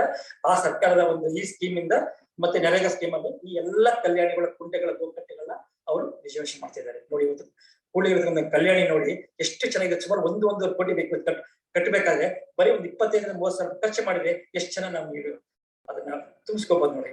ನೀರಿದೆ. ಇವತ್ತು ನಾವು ಹೋದಾಗ ನಾವು ವಿಸಿಟ್ ಮಾಡಿದ್ರೆ ನೀರಿತ್ತು, ಬಟ್ ಯಾವ ತರ ಇಟ್ಕೊಂಡಿದ್ದೀವಿ ನೋಡಿ. ಆಮೇಲೆ ಎಷ್ಟು ಚೆನ್ನಾಗಿದೆ ನೋಡಿ. ಪ್ರತಿ ಕಲ್ಯಾಣಿ ಚಿಕ್ಕ ಬಾವಿ ಇರ್ತಿತ್ತು. ನಮ್ಮ ಪೂರ್ವಜರು ಎಷ್ಟು ಬುದ್ಧಿವಂತರ ಅಂದ್ರೆ ಅವರು ವೆಲ್ಲಿಂದ ಕಲ್ಯಾಣಿ ಒಳಗಡೆ ಒಂದು ಚಿಕ್ಕ ಬಾವಿ ಮಾಡಿದ್ರು. ಅಂದ್ರೆ ನಿಮ್ಗೆ ಸಮ್ಮರ್ ಸಹ ನೀರ್ ಇರ್ಬೇಕು, ಆ ಗ್ರೌಂಡ್ ವಾಟರ್ ಲೆವೆಲ್ ತಕ್ಕಂತೆ ನೀರ್ ಇರ್ಬೇಕು ಅನ್ನೋ ಉದ್ದೇಶಕ್ಕೆ ಅವ್ರು ಮಾಡ್ತಾ ಇದ್ರು. ಇವತ್ತು ಎಲ್ಲ ಕಲ್ಯಾಣಿಗಳು ಅದಿದೆ. ಪ್ಲಸ್ ನೀರು ಎಷ್ಟು ಲಿಫ್ಟ್ ಏತ ನೀರಾವರಿ ಮಾಡ್ತಾ ಇದ್ರು, ಎತ್ತುಗಳ ಕಟ್ಟಬೇಕು ವಿತೌಟ್ ಎನಿ ಮೆಷಿನ್ ನೋಡಿ. ಅಲ್ಲಿ ಆ ಒಂದು ಸ್ಟ್ರಕ್ಚರ್ ಇದೆ ಈಗಲೂ. ಅದು ಇರಿಗೇಷನ್ ಡೊಮೆಸ್ಟಿಕ್ ಪರ್ಪಸ್ ಬಳಸ್ತಾ ಇದ್ರು. ಇದು ನಮ್ಮ ಬಾಗ್ಲೂರು ಇಲ್ಲ ಸಿಟಿನಲ್ಲಿರ್ತಕ್ಕಂಥ ಕಲ್ಯಾಣಿ ಆಲ್ರೆಡಿ ಕಾಲವಾಗಿ ಎನ್ಕ್ರೋಚ್ಮೆಂಟ್ ಆಗಿದೆ. ಆಟೋಗಳೆಲ್ಲ ನಿಂತ್ಕೊಂಡಿರುತ್ತೆ, ಎಲ್ಲ ಕಸ ಕಡ್ಡಿ ಎಲ್ಲ ಡಂಪಿಂಗ್ ಅಂತ ಮಾಡ್ತಿದ್ರೆ. ಇಲ್ಲೇ ಬಾಗ್ಲೂರು ಇರ್ತಕ್ಕಂಥ ಒಂದು ಜಸ್ಟ್ ಈ ಕಲ್ಯಾಣಿ ನೋಡಿ ಯಾವ ತರ ಇದೆ. ನಮ್ಮ ಸಿಟಿ ಬೆಂಗಳೂರು ಸಿಟಿ ಇರ್ತಕ್ಕಂಥ ಕಲ್ಯಾಣಿ. ಇದು ದೇವನಹಳ್ಳಿ ತಾಲೂಕು ಇರ್ತಕ್ಕಂಥ ಒಂದು ಕಲ್ಯಾಣಿ. ದೇವಸ್ಥಾನ ಮುಂದ್ಗಡೆ ಇದೆ. ದೇವಸ್ಥಾನದ ಕಸ ಕಟ್ಟಿಕೊಂಡು ಅಲ್ಲೇ ಹಾಕ್ತಾರೆ. ಆ ನೀರನ್ನ ಮುಂಚೆ ಬಳಸಬೇಕಾಗಿತ್ತು ದೇವಸ್ಥಾನ ಉದ್ದೇಶಕ್ಕೆ, ಜಲಾಭಿಷೇಕಕ್ಕೆ ಮತ್ತೆ ಇದಕ್ಕೆಲ್ಲ. ಬಟ್ ಅದನ್ನ ರಿವರ್ಸ್ ಮಾಡ್ತಾರೆ ನಮ್ಮ ದೇವಸ್ಥಾನ. ಇದು ನೋಡಿ ಒಂದು ಚಿತ್ರದುರ್ಗ ಜಿಲ್ಲೆಯಲ್ಲಿ ಇರ್ತಕ್ಕಂಥ ಒಂದು ಕಲ್ಯಾಣಿ. ನನಗೆ ಗೊತ್ತಿದೆ ಈ ಕಲ್ಯಾಣಿ, ನಮ್ಮ ಅಕ್ಕನ ಕೊಟ್ಟಿದ್ದ ಊರಿದು. ಇಲ್ಲಿ ಆ ನೀರು ತಂದ್ಬಿಟ್ಟು ಬೇಳೆ ಚೆನ್ನಾಗಿ ಬೇಯಿತು ಅಂತ ಹೇಳ್ಬಿಟ್ಟು ಇವತ್ತು ನೋಡಿ ಯಾವ ಸ್ಥಿತಿ ಇದೆ. ಪಂಚಾಯತ್ ಆಫೀಸ್ ಹಿಂದ್ಗಡೆನೆ ಇದೆ ಈ ಕಲ್ಯಾಣಿ. ಆಮೇಲೆ ಆ ಕಲ್ಲುಗಳು ನೋಡಿ ಜಸ್ಟ್ ಸುಮಾರು 150 ವರ್ಷದ ಮುಂಚೆ ಕಟ್ಟಿರ್ತಕ್ಕಂಥ ಒಂದು ಕಲ್ಯಾಣಿ ಇದು. ಚಿತ್ರದುರ್ಗ ಜಿಲ್ಲೆಯಲ್ಲಿ ಪೂರ್ಣಿಮೆ ಅಂತ ಒಂದು ಊರಿರ್ತಕ್ಕಂಥ ಇದು ಚಂದ್ರಾಯಪಟ್ಟಣ ತಾಲೂಕಲ್ಲಿ ಹೊಂದಿರ್ತಕ್ಕಂಥ ಕಲ್ಯಾಣಿ. ಜನ ಈ ನೀರು ಬಳಸ್ಕೋಬೇಕಾಯ್ತು, ತಮ್ಮ ಒಂದು ಮನೆ ಬಾತ್ರೂಮ್ ನೀರ್ನ ಇದಕ್ಕೆ ಬಿಡ್ತಾ ಇದ್ದಾರೆ ಅವರು. ಇಲ್ಲಿ ಸುತ್ತಮುತ್ತಲಿನ ಮನೆಗಳು. ಸೊ ಇದನ್ನ ನಾವು ನೋಡಿದ್ವಿ ಸುಮಾರು 90% ಆ ಒಂದು 13,000 ಸ್ಟ್ರಕ್ಚರ್ಸ್ ನಾವು ನೋಡಿದ್ರೆ. ಇದೆಲ್ಲ ನಾವು ಅಸೆಸ್ ಮಾಡಿ ಸಮ್ಮರಿ ಅಬ್ಸರ್ವೇಷನ್ ಎಷ್ಟು % ಹಾಳಾಗಿದೆ, ಎಷ್ಟು % ಇನ್ಕ್ರೋಚ್ ಆಗಿದೆ, ಎಷ್ಟು % ಸಿಲ್ಟ್ ತುಂಬಿಕೊಂಡಿದೆ, ಎಷ್ಟು % ಇಂಜೆಕ್ಟ್ ಬ್ಲಾಕ್ ಆಗಿದೆ, ಎಷ್ಟು % ಔಟ್ಲೆಟ್ಸ್ ಇಲ್ಲ, ಅದೆಲ್ಲ ನಾವು ಅಸೆಸ್ ಮಾಡ್ಬಿಟ್ಟು ನಮ್ಮ ರಿಪೋರ್ಟ್ ಅಲ್ಲಿ ಕೊಟ್ಟಿದ್ವಿ. ಪ್ರತಿ ಸ್ಟ್ರಕ್ಚರ್ಗೆ ನಮ್ಗೆ ಇನ್ಫಾರ್ಮೇಶನ್ ಅದು ಭೌಗೋಳಿಕ ಮಾಹಿತಿ ವ್ಯವಸ್ಥೆ ಮೂಲಕ GIS ಮೂಲಕ ನಾವು ಮಾಡಿದ್ವಿ ವಿತ್ ಜಿಯೋಗ್ರಫಿಕ್ ಕೋಆರ್ಡಿನೇಟ್ಸ್ ಮೂಲಕ. ಇದು ಮಾಡಿದ ಮೇಲೆ ಈಗ ಒಂದು ಸ್ಕೀಮ್ಗಳಲ್ಲಿ ಇಲ್ಲಿ ಒಂದು ಬೆಂಗಳೂರು ಈಸ್ಟ್ ತಾಲೂಕು ಕೇರ್ಪುರ ಪಕ್ಕದ ಇರ್ತಕ್ಕಂಥ ಒಂದು ಕಲ್ಯಾಣಿ ಅವತ್ತು ನಾವು ವಿಸಿಟ್ ಪಡೆಯುತ್ತಾರೆ ಇತ್ತು. ಈಗ ಆ ಒಂದು ನಾನು ಹೇಳಿದ ಜಲಶಕ್ತಿ ಅಭಿಯಾನ ಅಥವಾ ಇದ್ರ ಮೂಲಕ ತಗೊಂಡ್ ಮಾಡ್ತಿದ್ದೆ. ಯಾಕೆ ನಿಮ್ಗೆ ಹೇಳ್ತಿದ್ರೆ ಅಂದ್ರೆ ನೀವು ಅಪಾರ್ಟ್ಮೆಂಟ್ಸ್ ಓನರ್ಸ್ ಇರ್ಬೋದು ಅಥವಾ ನಮ್ಮ ಇಂಡಿಪೆಂಡೆಂಟ್ ಅಸೋಸಿಯೇಷನ್ ಯಾವುದೇ ನಮ್ಮ ಸಂಘ ಸಂಸ್ಥೆಗಳು ಕೈ ಜೋಡಿಸಿದ ಸರ್ಕಾರ ಜೊತೆಗೆ ಖಂಡಿತ ಇರ್ತಕ್ಕಂಥ ಸ್ಟ್ರಕ್ಚರ್ಸ್ ನಾವು ರಿಜರ್ವೇಷನ್ ಮಾಡೋದ್ರಿಂದ ನಾವು ಖಂಡಿತವಾಗ್ಲು ಇದನ್ನ ನಾವು ಗ್ರೌಂಡ್ ವಾಟರ್ ಇಂಪ್ರೂವ್ ಮಾಡ್ಬೋದು, ಸ್ಟೋರೇಜ್ ಮಾಡ್ಕೊಂಡು ಎನ್ಎಸ್ ಮಾಡ್ಬೋದು. ನಮ್ಮ ಸುರೇಶ್ ಪೈ ಅವರು ಸುಮಾರು ಈ ತರದಲ್ಲಿ ಮಾಡ್ತಾ ಇದ್ದಾರೆ. ಅಟ್ಟೂರು ಇರ್ತಕ್ಕಂಥ ಒಂದು ಕಲ್ಯಾಣಿ ತಗೊಂಡು ಮಾಡೋಣ ಅಂತ ಹೇಳ್ತಿದ್ದಾರೆ. ಸೊ ಎಲ್ಲ ಕೈ ಜೋಡಿಸ್ಬೋದು, ಖಂಡಿತ ನಾವು ಪ್ರಯತ್ನ ಮಾಡೋಣ. ಆಮೇಲೆ ನೋಡಿ ಈ ಸ್ಟ್ರಕ್ಚರ್ ನೋಡಿ ಎಷ್ಟು ಚೆನ್ನಾಗಿದೆ, ಯಾವ ಶೇಪ್ ಅಲ್ಲಿ ಇದೆ ನೋಡಿ. ಇದು ನಮ್ಮ ಇದು ಚಿಕ್ಕಬಳ್ಳಾಪುರದಿಂದ 6 ಕಿಲೋಮೀಟರ್ ದೂರ ಇರ್ತಕ್ಕಂಥ ಒಂದು ಕಲ್ಯಾಣಿ ಎಂತ ಪೊಸಿಷನ್ ಇತ್ತು, ಎಷ್ಟು ಚೆನ್ನಾಗಿ ಸ್ಟ್ರಕ್ಚರ್ ಕಟ್ಟಿದ್ದಾರೆ ನೋಡಿ ನಮ್ಮ ಪೂರ್ವಜರು. ಇವತ್ತು ನಮ್ಮ ಗ್ರಾಮ ಪಂಚಾಯತ್ ವತಿಯಿಂದ ಈ ತರ ಅಟ್ಲೀಸ್ಟ್ ಇಂಪ್ರೂವ್ಮೆಂಟ್ ಮಾಡಿದ್ದಾರೆ ಈಗ ಒಂದು ಈ ಸ್ಕೀಮ್ ಅಲ್ಲಿ. ಆ ಸ್ಟ್ರಕ್ಚರ್ ಶೇಪ್ ನೋಡಿ ಎಷ್ಟು ಚೆನ್ನಾಗಿ ಮಾಡಿದ್ದಾರೆ, ಪಟ್ಟಗನ ಶೇಪ್ ಅಲ್ಲಿ. ಇದು ನಮ್ಮ ಆನೆಕಲ್ ಹೌಸ್ಕೂರ್ ಅಂತ ಒಂದಿದೆಯಲ್ಲ, ಅಲ್ಲಿರ್ತಕ್ಕಂಥ ಒಂದು ಕಲ್ಯಾಣಿ. ಸುತ್ತ ನಾವು ನಮ್ಮ ಒಂದು ಸಜೆಷನ್ ಮೂಲಕ ವಾಕಿಂಗ್ ಪಾತ್ಸ್, ಸೀಟಿಂಗ್ ಬೆಂಚಸ್, ಮರಗಳು ನೆಡೋದ್ರಿಂದ ಎವಾಪರೇಷನ್ ಕಡಿಮೆ ಮಾಡಬಹುದು, ಮತ್ತೆ ಪರ್ಕ್ಯುಲೇಷನ್ ಜಾಸ್ತಿ ಇಂಪ್ರೂವ್ ಮಾಡ್ಕೋಬಹುದು. ಜೊತೆಗೆ ಗುಬ್ಬಚ್ಚಿಗಳು ಬೇರೆ ಬೇರೆ ಹಕ್ಕಿಗಳಿಗೆ ಕೂತ್ಕೊಳ್ಳಿಕ್ಕೆ ಅವಕಾಶ ಮಾಡ್ಕೊಳ್ಬಹುದು. ವಾಕ್ ಮಾಡ್ತಾ ಇರ್ತಾರೆ. ಒಂದು ಪ್ರವಾಸಿ ತಾಣ ತರ ನಾವು ಡೆವಲಪ್ ಮಾಡ್ತೀವಿ. ಇವನ್ನೆಲ್ಲ ನಮ್ಮ ರಿಪೋರ್ಟ್ ಅಲ್ಲಿ ನಾವು ಹಾಕೊಂಡಿದ್ದೀವಿ. ಎಲ್ಲೆಲ್ಲಿ ಊರ ಹತ್ರ ಇರ್ತಕ್ಕಂಥ ಕಲ್ಯಾಣಿಗಳನ್ನ ಈ ತರ ಅಭಿವೃದ್ಧಿ ಮಾಡೋದ್ರಿಂದ ಒಂದು ಪ್ರವಾಸಿ ತಾಣವಾಗಿ ನಾವು ಅಭಿವೃದ್ಧಿ ಮಾಡೋಣ. ಯಾವ್ದೋ ಬೆಂಗಳೂರಿಗೆ ಯಾಕೆ ಬಂದು ನೋಡಕ್ ನಿಮ್ಮ ಊರಲ್ಲೇ ನೋಡ್ಕೊಳ್ಳಿ ಅಂತ ನನ್ನ ಉದ್ದೇಶದಿಂದ ನಾವು ಈ ತರ ಮಾಡಿದ್ವಿ. ಸೊ ಅಲ್ಲಿ ನಿಮ್ಗೆಲ್ಲ ಗೊತ್ತಿದೆ, ಇದೆಲ್ಲ ಸಿಂಪಲ್ ಆಗಿ ಮಾಡ್ತಕ್ಕಂಥ ರೈನ್ ವಾಟರ್ ಹಾರ್ವೆಸ್ಟಿಂಗ್. ಈ ತರದ ನಮ್ಗೆ ಎಲ್ಲ ಇರ್ತಕ್ಕಂಥ ಪಾರ್ಕ್ಗಳನ್ನ ನಾವು ಆದಷ್ಟು ನಮ್ಮ BBMP ಅವರಿಗೆ ನಾವು ಈ ತರ ಡಿಸೈನ್ ಮಾಡಿ ಕೊಟ್ಟಿದ್ವಿ. ಮಳೆಯಲ್ಲಿ ಅಲ್ಲಿ ಬಿಡ್ತಕ್ಕಂಥ ಮಳೆ ನೀರನ್ನ ಅಲ್ಲೇ ಹಿಂಗಿಸ್ಲಿಕ್ಕೆ ಮತ್ತೆ ಸ್ಟೋರ್ ಮಾಡ್ಕೊಂಡು ಅಲ್ಲಿರ್ತಕ್ಕಂಥ ಗಿಡಗಳಿಗೆ ಗಾರ್ಡನಿಂಗ್ ಮಾಡ್ಲಿಕ್ಕೆ ಈ ತರದೆಲ್ಲ ನಾವು ಸ್ಟೋರೇಜ್ ಸ್ಟ್ರಕ್ಚರ್ಸ್ ಮತ್ತೆ ಈ ತರ ಗ್ರೌಂಡ್ ವಾಟರ್ ರಿಚಾರ್ಜ್ ಸ್ಟ್ರಕ್ಚರ್ಸ್ ನಾವು ಡಿಸೈನ್ ಮಾಡ್ಕೊಂಡಿದ್ವಿ. ಸುಮಾರು 600ಕ್ಕಿಂತ ಹೆಚ್ಚಿನ ಪಾರ್ಕ್ಗಳು ಆಲ್ರೆಡಿ ನಮ್ಮ BBMP ತಗೊಂಡಿದ್ದಾರೆ. ಮತ್ತೆ ಆಮೇಲೆ ರೋಡ್ ಪಕ್ಕದ ಇರ್ತಕ್ಕಂಥ ಡ್ರೈನೇಜಸ್, ಹೈವೇ ಪಕ್ಕದಲ್ಲಿ ಇರ್ಬೋದು, ನ್ಯಾಷನಲ್ ಹೈವೇ ಇರ್ಬೋದು, ಎಲ್ಲದರಲ್ಲೂ ಈ ತರ ಒಂದು ಗ್ರೌಂಡ್ ವಾಟರ್ ಟ್ರೆಂಚಸ್ ನಾವು ಮಾಡ್ಕೊಂಡು ನೀರು ಹಿಡಿಸಲಿಕ್ಕೆ ಪ್ರಯತ್ನ ಮಾಡ್ಬೋದು. ಬಟ್ ಏನಪ್ಪಾ ಅಂದ್ರೆ ಡೆಪ್ತ್ ನಿಮ್ಮ ಮನೆಗಳ ಪಕ್ಕದಲ್ಲಿ ಸ್ಟ್ರಕ್ಚರ್ಸ್ ಪಕ್ಕದಲ್ಲಿ ಇದ್ರೆ ಡೆಪ್ತ್ ನ ಯಾವತ್ತಿಗೂ 2 ಅಡಿ 3 ಅಡಿ ಮಾತ್ರ ಮಾಡಬಾರ್ದು. ಡೆಪ್ತ್ ಆದಷ್ಟು ನಮ್ಮ ಅಲ್ಲಿ ಫೌಂಡೇಶನ್ ಇರ್ತಲ್ಲ ಅದನ್ನ ಕೆಳಮಟ್ಟಕ್ಕೆ ಮಾಡ್ಬೋದು. ಅವಾಗ ಗ್ರೌಂಡ್ ವಾಟರ್ ರೀಚಾರ್ಜ್ ಚೆನ್ನಾಗುತ್ತೆ. ಜೊತೆಗೆ ನಿಮ್ಮ ಬಿಲ್ಡಿಂಗ್ ಫೌಂಡೇಶನ್ಗೆ ನಿಮ್ಮ ಪಾಯಕ್ಕೆ ತೊಂದರೆ ಆಗಲ್ಲ. ಅದು ಬಹಳ ಮುಖ್ಯವಾಗಿರುತ್ತೆ. ಯಾಕೆಂದ್ರೆ ಕೆಲವು ಅಪಾರ್ಟ್ಮೆಂಟ್ಸ್ ಅಲ್ಲಿ ನಮ್ಮ ಕೆಲವು ಪ್ಲಂಬಿಂಗ್ ಕಾಂಟ್ರಾಕ್ಟ್ಸ್ ಮಿಸ್ಗೈಡ್ ಮಾಡಿದ್ರೆ ತೋರಿಸ್ತೀನಿ ಅದನ್ನ. ಇದನ್ನ ನೋಡಿ, ಸಿಮೆಂಟ್ ರಿಂಗ್ ಮಿನಿಮಮ್ 9 ಮೀಟರ್ ಮಾಡಿದ್ರೆ ಫಸ್ಟ್ ಗ್ರೌಂಡ್ ವಾಟರ್ ರೀಚಾರ್ಜಿಂಗ್ ಆಗುತ್ತೆ. ಈ ತರ ಮಾಡಿದ್ರೆ ಒಂದು ಸಿಲ್ ಟ್ರ್ಯಾಪ್ ಮಾಡಿ ಯಾವತ್ತು ಗ್ರೌಂಡ್ ವಾಟರ್ ರೀಚಾರ್ಜ್ ಮಾಡೋಕೆ ನಾವು ಮಲಿನ ಮಾಡಬಾರ್ದು, ಅದನ್ನ ಪೊಲ್ಯೂಟ್ ಮಾಡಬಾರ್ದು. ಒಂದು ಸಿಲ್ ಟ್ರ್ಯಾಪ್ ಅಥವಾ ಒಂದು ಪಕ್ಕದಲ್ಲಿ ಒಂದು ಸಿಲ್ಟ್ರಪ್ ಅಥವಾ ಒಂದು ಫಿಲ್ಟರ್ ಸಿಸ್ಟಮ್ ಮಾಡಿಬಿಟ್ಟು ಅದನ್ನ ರೀಚಾರ್ಜ್ ಮಾಡ್ಲಿಕ್ಕೆ ಬಿಟ್ರೆ filtered water and ground water recharge ಆಗ್ತಾ ಹೋಗುತ್ತೆ.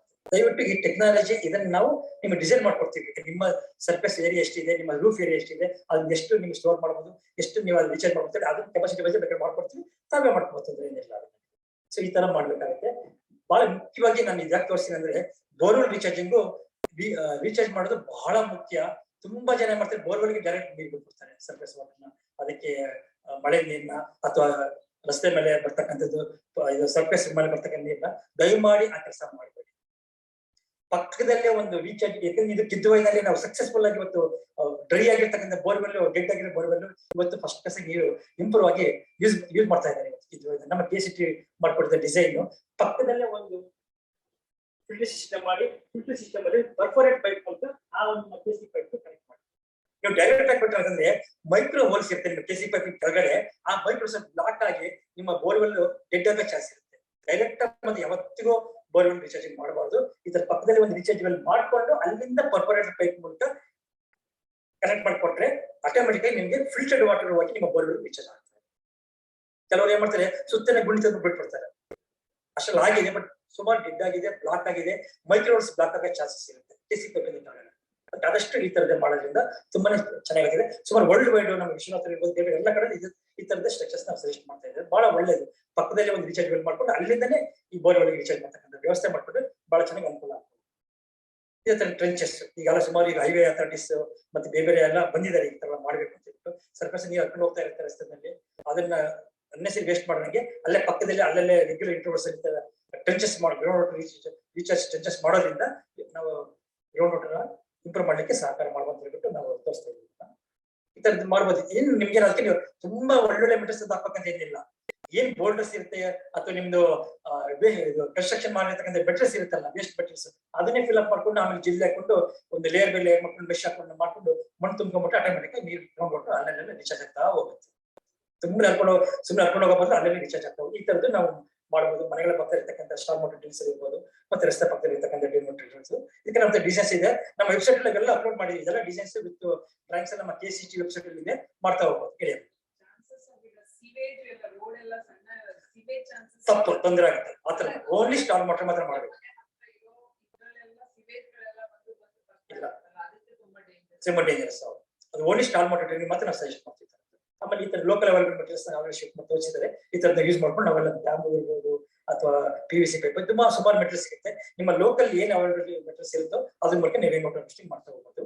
ಸ್ಕೂಲಲ್ಲಿ ಆಗಲೇ ಶಿಫ್ಟ್ ಮಾಡಿ ಮಾಡಿದ್ದಾರೆ. ಸೊ ನಿಮ್ಗೆ ಆಲ್ರೆಡಿ ಗೊತ್ತಿದೆ, ಬಟ್ ಇನ್ನೂ ತಿಳ್ಕೊಳ್ಳಿ.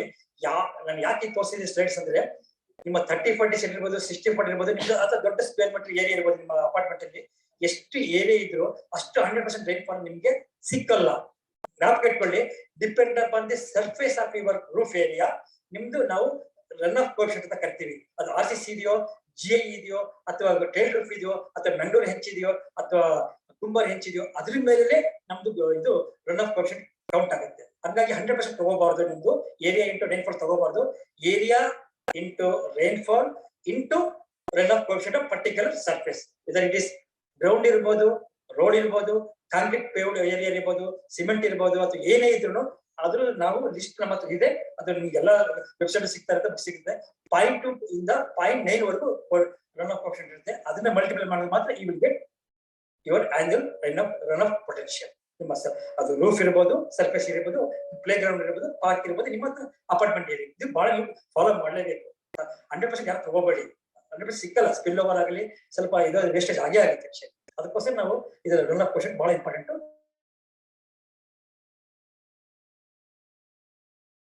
Depend upon the surface area your roof R any surface. So ಇದು ಅಲ್ಲಿ ವಿತೌಟ್ ಫಿಲ್ಟ್ರೇಷನ್ ಅವರು ಸ್ಟೋರೇಜ್ ಟ್ಯಾಂಕಿ ಮಾಡ್ಕೊಂಡಿದ್ದಾರೆ. ವಿತೌಟ್ ಫಿಲ್ಟ್ರೇಷನ್ ಅವರು ಗ್ರೌಂಡ್ ರೀಚಾರ್ಜಿಂಗ್ ಮಾಡ್ತಿದ್ದಾರೆ. ಅದು ಬಹಳ ಮಿಸ್ಟೇಕ್ ಆಗಿದೆ. ಆಮೇಲೆ ನೋಡಿ ಈ ತರ ಮಾಡ್ಕೊಂಡಿದ್ದಾರೆ. ಸರಿಯಾಗಿ ಡಯಾಮೀಟರ್ ಇಲ್ಲ, ಸರಿಯಾಗಿ ಡೆಪ್ತ್ ಇಲ್ಲ. ಟರ್ಮೌಂಟ್ ಬಿಗರ್ ಟರ್ಮೌಂಟ್ ಅಪಾರ್ಟ್ಮೆಂಟ್ಸ್ ಈ ತರ ದಯವಿಟ್ಟು ಈ ತರ ಬೇಡ. ಸಫಿಷಿಯಂಟ್ ಡಯಾಮೀಟರ್ ಇಲ್ಲಿ, ಸಫಿಷಿಯಂಟ್ ಡೆಪ್ತ್ ಇಲ್ಲಿ, ಕರೆಕ್ಟ್ ಗ್ರೌಂಡ್ ವಾಟರ್ ರೀಚಾರ್ಜ್ ಆಗ್ತಾ ಇರುತ್ತೆ with proper filtration R proper silt ಮಾಡೋದ್ರಿಂದ ಖಂಡಿತವಾಗ್ಲೂ ನಾವು ಅಂತರ್ಜಲಕ್ಕೆ ನಾವು ಒಳ್ಳೆ ನೀರೇ ಕಳಿಸ್ತಾ ಇದ್ದೀವಿ. ಈ ತರ ತಪ್ಪುಗಳು ದಯವಿಟ್ಟು ಮಾಡ್ಬಿಟ್ಟು ನಾನು ತೋರಿಸ್ತೀನಿ. ಅದೇ ತರನೇ ಒಂದು ಆದರ್ಶ ಅಪಾರ್ಟ್ಮೆಂಟ್ಸ್ ನಾನು ನೋಡಿದ್ವಿ.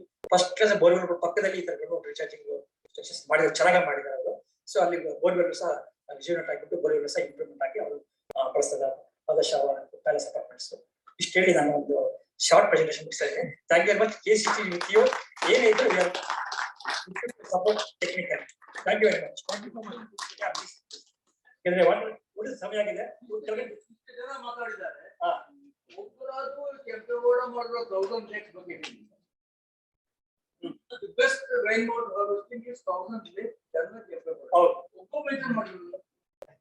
ಅಲ್ಲ ನಾವು ಹೇಳ್ತೀವಲ್ಲ ಅದು 13 ವರ್ಷ ಕೆಂಪೇಗೌಡ ಬಂದು ಹೋಗ್ತಿದ್ರು.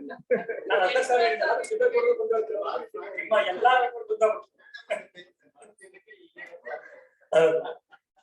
Anyway thank you very much. So ಮತ್ತೆ ಊಟದ ಟೈಮಲ್ಲಿ ಬಗ್ಗೆ ಡಿಸ್ಕಸ್ ಮಾಡೋಣ ಸಾಧ್ಯವಾದ್ರೆ. ಆಮೇಲೆ ಇನ್ನೊಂದು ಪ್ಲಾನ್ ಮಾಡ್ಕೊಂಡಿದ್ವಿ, ಇಲ್ಲಿ 26 different techniques of rain water harvesting ಮತ್ತು ಗ್ರೌಂಡ್ ವಾಟರ್ ಮಾಡೆಲ್ಸ್ ಮಾಡಿದ್ವಿ. ದಯಮಾಡಿ ಯಾವ ಮೆಂಬರ್ಸ್ ಯಾರಿಗೂ ಇದ್ರ ಬಗ್ಗೆ ಐಡಿಯಾ ಇಲ್ವಾ, ನಮ್ಮ ಇಂಜಿನಿಯರ್ಸ್ ಜೊತೆಗೆ ಇರ್ತಾರೆ. ನಿಮ್ಗೆ ಊಟ ಆದ್ಮೇಲೆ ಎಕ್ಸ್ಪ್ಲೇನ್ ಮಾಡ್ತಾ ಹೋಗ್ತಾರೆ. ನೋಡ್ಕೊಂಡ್ ಬಂದ್ಮೇಲೆ ಸ್ವಲ್ಪ ಇಂಟ್ರಾಕ್ಷನ್ ಮಾಡೋಣ ಅಂದ್ರೆ ಒಂದು 10 ನಿಮಿಷ ಮಾಡೋಣ. BWS ನಾವು ಮತ್ತೆ IBA ಮತ್ತೆ ಇವೆಲ್ಲ ಆಫೀಸ್ ನಮ್ಮ ಸ್ಟೇಟ್ ಗೌರ್ಮೆಂಟ್ ದಯಮಾಡಿ ಇದ್ರು ಖಂಡಿತವೂ ನಾವು ನಮ್ಮ ಟೆಕ್ನಿಕಲ್ ಏನ್ ಬೇಕಾದ್ರೆ ಶೇರ್ ಮಾಡೋಣ. ನಿಮ್ಮ ಕುತೂಹಲನ ಬಗೆಹರಿಸೋಣ. After lunch we'll come back here, right? If you want. Yes, sir. Oh, sure. Now we are ready. They want questions. Some questions. Now even midnight to ready there. Sir, ಈ ಸ್ವಲ್ಪ ಸಬಕ್ recharge ಅತ್ಯುತ್ತಮವಾದ ಇದನ್ನ ನಮಗೆ presentation ನೀಡಿದ್ದಾರೆ. ಅವರಿಗೆ ನಮ್ಮ ಜಲಮಂಡಳಿ ವತಿಯಿಂದ ಒಂದು ದಶಮಾನೋತ್ಸವದ ಇದನ್ನ ಹಾಗಾಗಿ ಅವರಿಗೆ ತಲುಪಿಸ್ತಾ ಇದ್ವಿ. ನಮ್ಮ ಜೊತೆಗೆ ದಯವಿಟ್ಟು ನಿಮ್ಮಲ್ಲಿ ಕ್ಷಮೆ ಇರಲಿ, ಊಟಕ್ಕೆ ಸುಮಾರು 3/4 ಗಂಟೆ ತಡ ಆಗಿದೆ. ಹಾಗಾಗಿ ಅದನ್ನ ಸಹಿಸ್ಕೊಂಡು ನಿಧಾನವಾಗಿ ಊಟ ಮಾಡಿ.